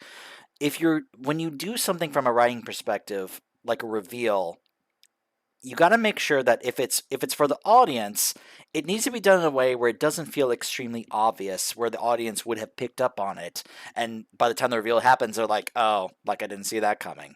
But if it's for a character and then they reveal it to the character, that can be done in a different way, Just how I would have. Like, I would have done this where he's, like, as if the flashbacks wasn't what he was seeing, but if they had shot this differently, whereas if the flashbacks were as he's telling them to Invisigal, like, during this moment here, and then he, like, reveals her that, yeah, it was him, then that would make more sense, as if this is being revealed as he's telling it to her. But that's not really how they shoot it. And that's the issue I have with it. It's not a huge gripe. It's just kind of a little like, I roll my eyes like, oh, wow, really? Like, I didn't see that coming. Because they show the fiery, flaming figure flying around at the very beginning of this episode. And there's only one person we've encountered in this game that does anything like that, and that's Flambe. We saw him, basically show that he could light himself on fire in the first episode. There's just all these little things they do to hint at things like that, to the point where it doesn't feel like a very satisfying reveal. Now, there is a very satisfying reveal later.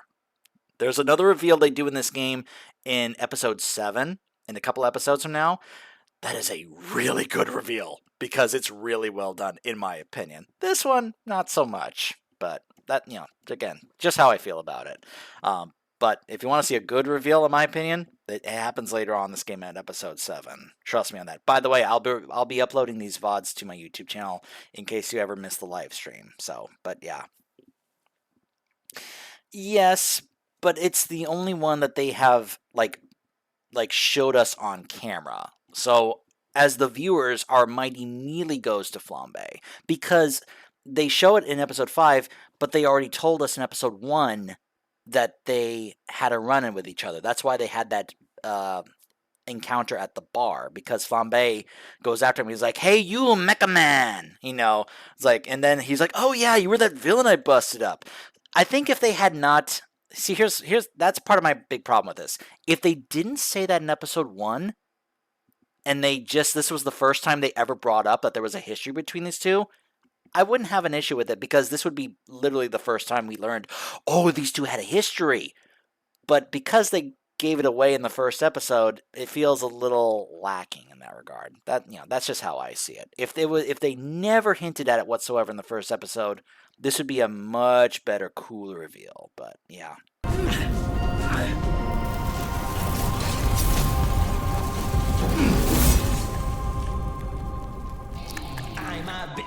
My name's Robert, such a whose name is Robert. I'm a bitch, I'm a bitch. I'm such a bitch. I have no hopes, I have no dreams. And a tiny little and and it doesn't even function anyway. I thought he lost to working in a deli or Okay, so how many of y'all have seen Hellsing Ultimate Abridged? I don't know about y'all, but whenever I hear that song, all I hear is Alucard shouting, "What do you mean if I got the song? What do you mean if I screw it, just take my phone and hit random. Just hit random. All right, 3, 2. I'm a bitch. All right, turn it off. It didn't work. It did not work. Oh man. Like Ramforth, if you haven't seen Helsing Ultimate Abridged by Team 4 Star, who are the same group of folks who did Dragon Ball Z Abridged, oh man, it's one of the funniest abridged parodies of an anime I have ever seen. It's absolutely hysterical. It's extremely mature and extremely adult, just like the anime was, but oh my gosh, is it funny. It's so funny, and every time I hear that song, I think of that scene from Hellsing Ultimate Abridged. So when I heard Flambe sing this the first time, I was just cracking up. Also, kudos to the voice actor for for nailing that. And we're actually going to hear a bit more of that later. But oh gosh, I just love that so much. And there was this incident in Crypto where he was f***ing with me, and I kinda... You stole his eyebrows? They burnt off, which somehow makes less sense than what you just said.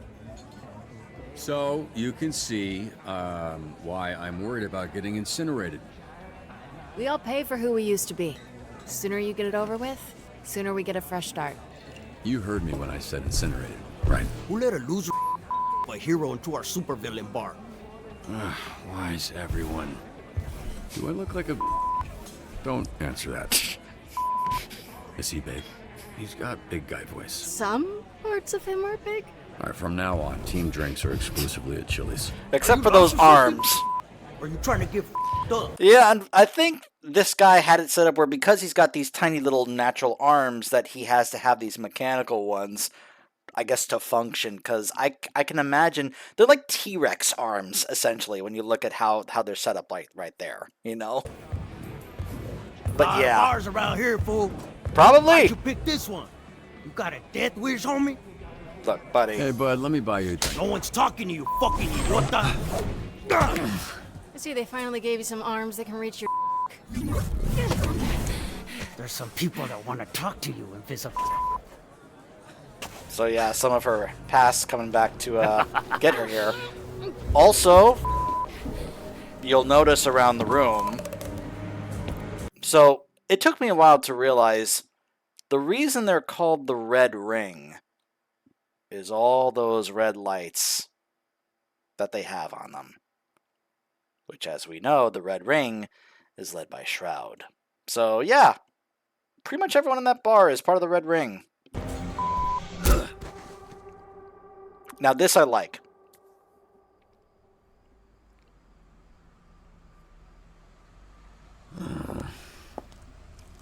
Here, try this. Thanks. I love this kind of setup here. We know something happened, but we are immediately, time has skipped and we are at the aftermath. And we're just seeing, right now, we're just seeing the aftermath. We're like, oh my gosh, what just happened? What happened that led to all this? And so we get to have some flashbacks to let us know what happened. It's a really cool setup. I love it when they do stuff like this. They are all just like, oh gosh, oh my gosh, what? They're all just laid out. They are just out of it. I am happy to provide these inauthentic Mexican calories for the team to recharge after battle. I think that's what I'm going to refer to Taco Bell from now on. It's time for some inauthentic Mexican calories.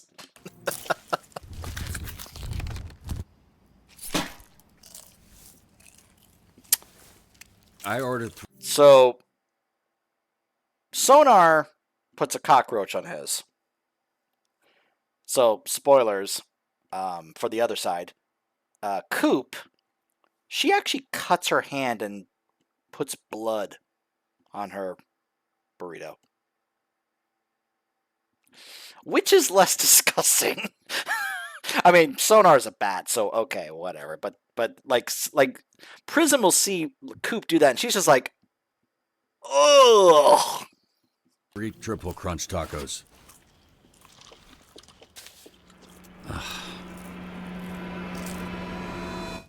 Oh! Mother... Oh! Oh yeah, we get these transitions where what's going on with them at that taco place, we then get to use to be like, oh, this is what happened back at the bar. Ouch! By the way. Oh!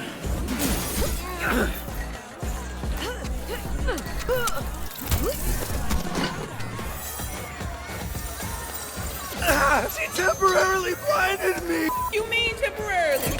You blind forever. No, I didn't order that. I ordered 3 3 tacos. triple crunch tacos, yeah, you've muttered it 50 times. Just eat that. It's the same anyway. Literally everything at this place is just a remix of the same 5 ingredients. Hot sauce? I mean, she's not wrong. You drunk or concussed? I'd go with both. Or do some friendly fire. Yeah, about that.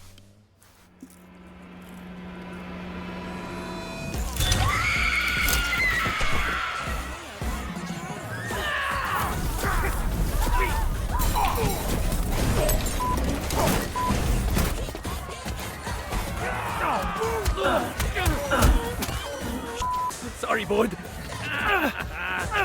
He's only punching. You wash your hands after touching all them filthy. Thought he seemed salty. So what was that you were saying about how the little guys don't fight fair? See, when you said that, I immediately thought of this moment where we find out, oh, that's what Punch Up's secret technique is. He only punches your... Yeah. That's all he does. That's why he's able to take out 14 guys in 2 minutes. Because that's all he ever does. He just punches them in the crotch. I thought these seemed salty. Ooh, there she is. Thanks, babes. Sauce it up for me and everything. Think you're looking for these.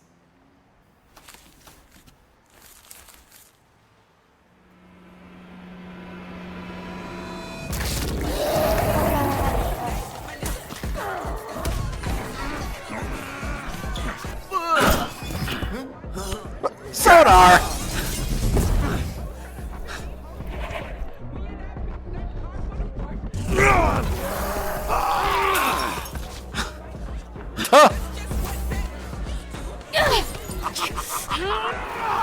Just so you know, super into this. You're gonna love this!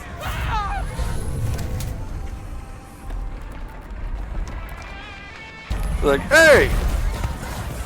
I can go in and be a part of a fight, yay!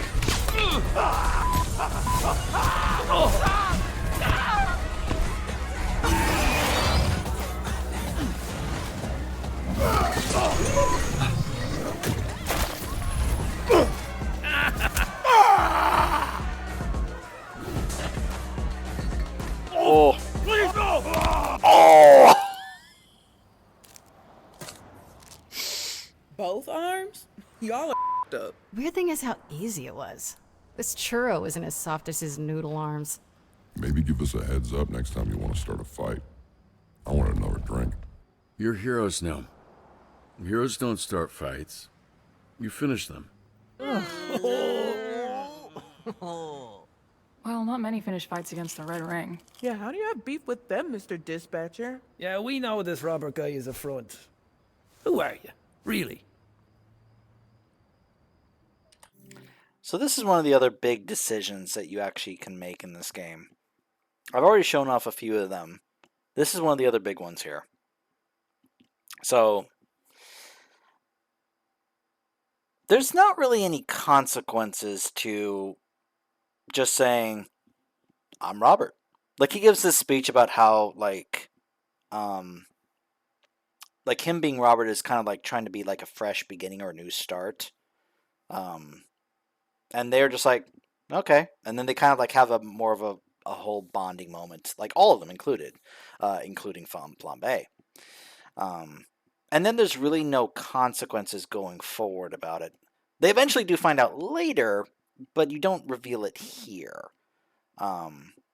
But again, there's not really any consequences for it. Not really. There are some consequences for revealing it now, but there's also some positives that come from it. As you can imagine, that some of them obviously are appreciative of the fact that he decides to be honest and open up about it. One in particular is not, as you can imagine.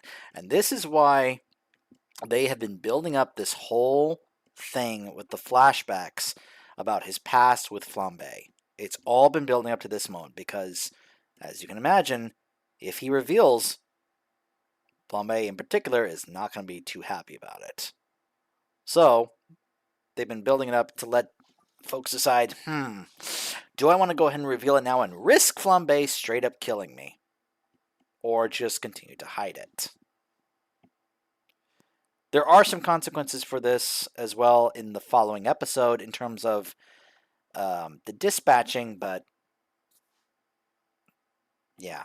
So it was just interesting that seeing that the I'm Robert option basically leads to no consequences. Not really. Like there's nothing like, oh gosh, this happens. Then like, oh well, they'll just find out later on. It's actually, I end up, even though there are consequences for it, I actually like this path more because it allows the rest of them to really build up that trust with Robert. Not necessarily just as Robert, but as Mecha Man as well. To also like really continue to like push forward that we are becoming a closer team, even more so of a family.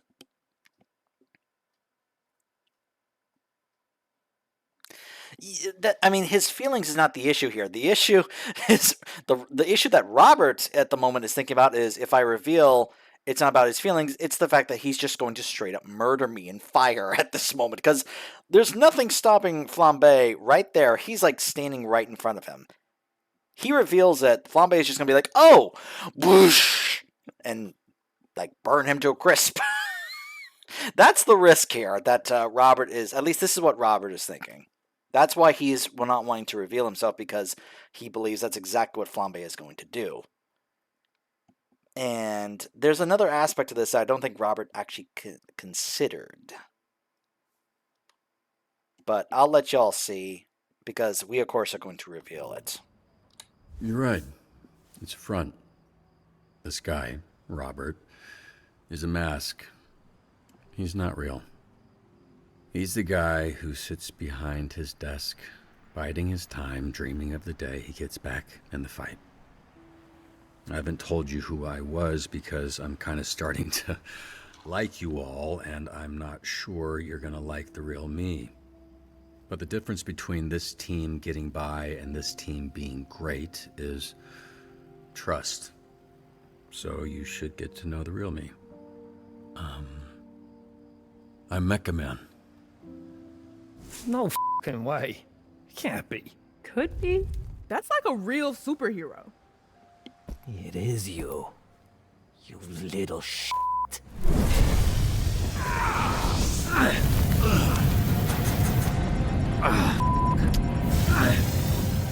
Yeah, about that.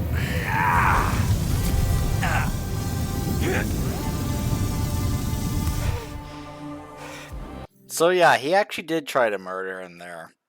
The difference is that Robert didn't consider that the others would get to the point where they would actually be willing to defend him.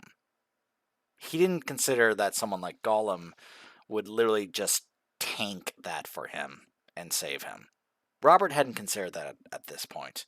But yeah, that's how much of a bad history that they have. Flambe lost a couple of fingers and his eyebrows to Mecha Man. He's lost a lot to this guy.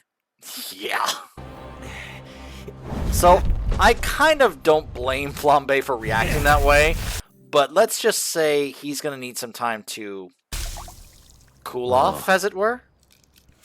And even Malevola there just was like, hey, cool down. Fun fact, if you have Waterboy on the team instead of Phenomenon, Waterboy literally like vomits water on Flambe to cool him off to protect Robert. It's actually a pretty cool move. You got wrecked. It's just a bit of water, dude. Come on. Wow. You. All of you. What a f*** is that? Thanks. You saved my life. Yup. Thanks for the drink.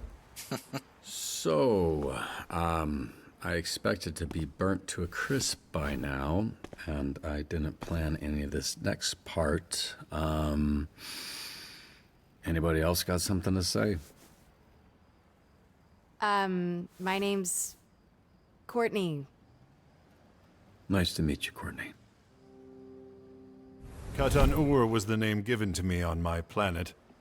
When I first arrived on Earth, the ladies at the Nordstrom rack I worked at called me Dumpy due to my large posterior. You may call me either. Okay, Dumpy. My name's Victor, because I'm a winner. I'm Alice. Bruno. Malevola. My last name's Gibb?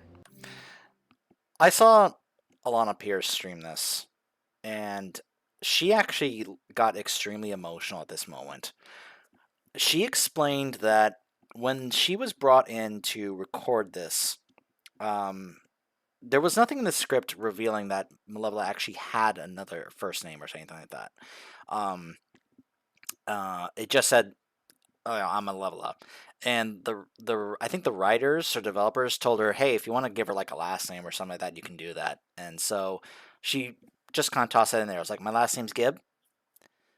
Alana shared on the stream that that was her stepfather's last name, and he passed away not long after she went in to do recording for this game, before this game came out. So let's just say when she heard that line when she was playing this on her stream, yeah, she got extremely emotional and started crying, and gosh, it's a really wonderful moment.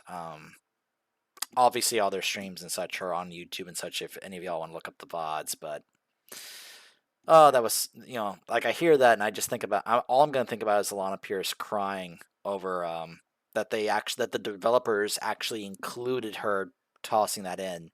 That now in lore in canon, Malevola's last name is Gibb, the same last name as her stepfather, which is it's such a sweet, nice thing. And I don't think they knew that he had passed, or maybe they did. I don't know. It may depend on timing, but it's just such a sweet little moment. My name's Colin. So, what now? Orgy time? Right. Make a fuego sauce and ass play like a great combo. Good point. Anybody had another packet of that stuff? I don't think anybody wants to be having an orgy after you eat a whole bunch of tacos and burritos. That's not going to be a very pleasant experience. It's gotta be one of like great videos. Absolutely.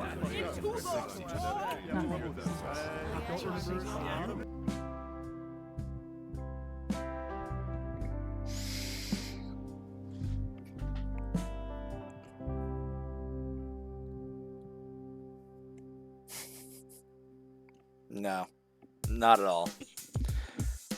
Oh, by the way, in case you wanted more flambe karaoke, The white guitar come in, the white blue guitar. It's like Run DMC. You know, they came through a wall, but this is a different song. I hate the world today. You're so good to me. I know that I can't change. I can't change.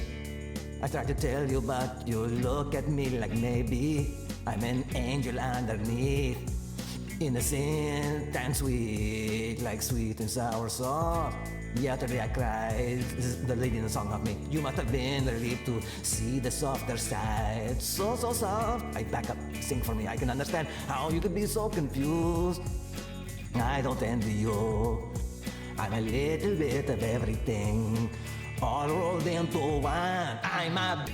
My name's Robert, such a whose name is Robert. I'm a I'm such a I have no hopes. I've got the profanity thing on. And it doesn't even function anyway. Because every record's function, it's like will take me as I am. 81%. Just tiny little bit of a man.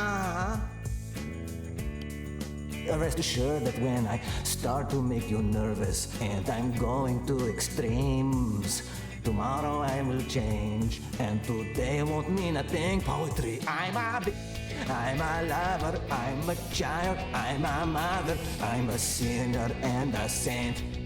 I do not feel ashamed. I'm your hell, I'm your dream. I'm nothing in between. You're the one. That's tough. That's tough for anybody. That's so hard. Oh, guitar riff. I do air guitar too. Since a child, I'm a prodigy. I'm an air guitar prodigy. I do air bass too. I do air drums. I'm Jackson 5 by myself.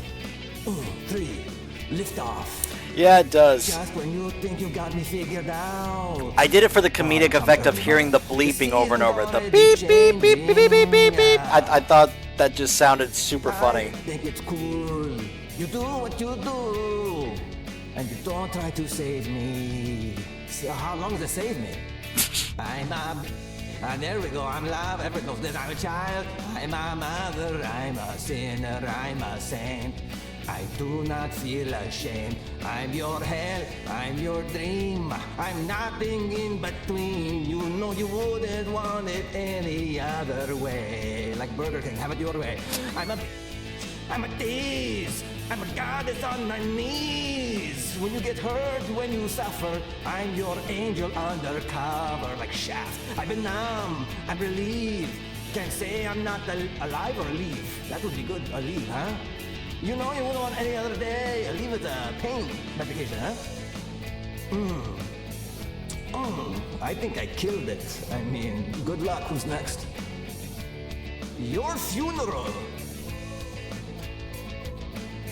Am I like a superstar? I think this is my new job, guys. You got to get the new Z-Team guy, because like I'm like opening for Taylor. I'm opening for Taylor. Oh man, this guy's still shredding? I can't sit down yet.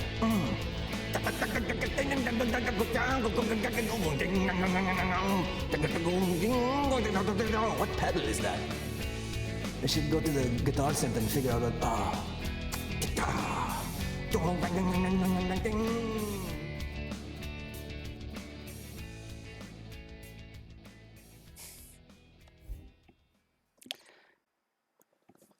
All right.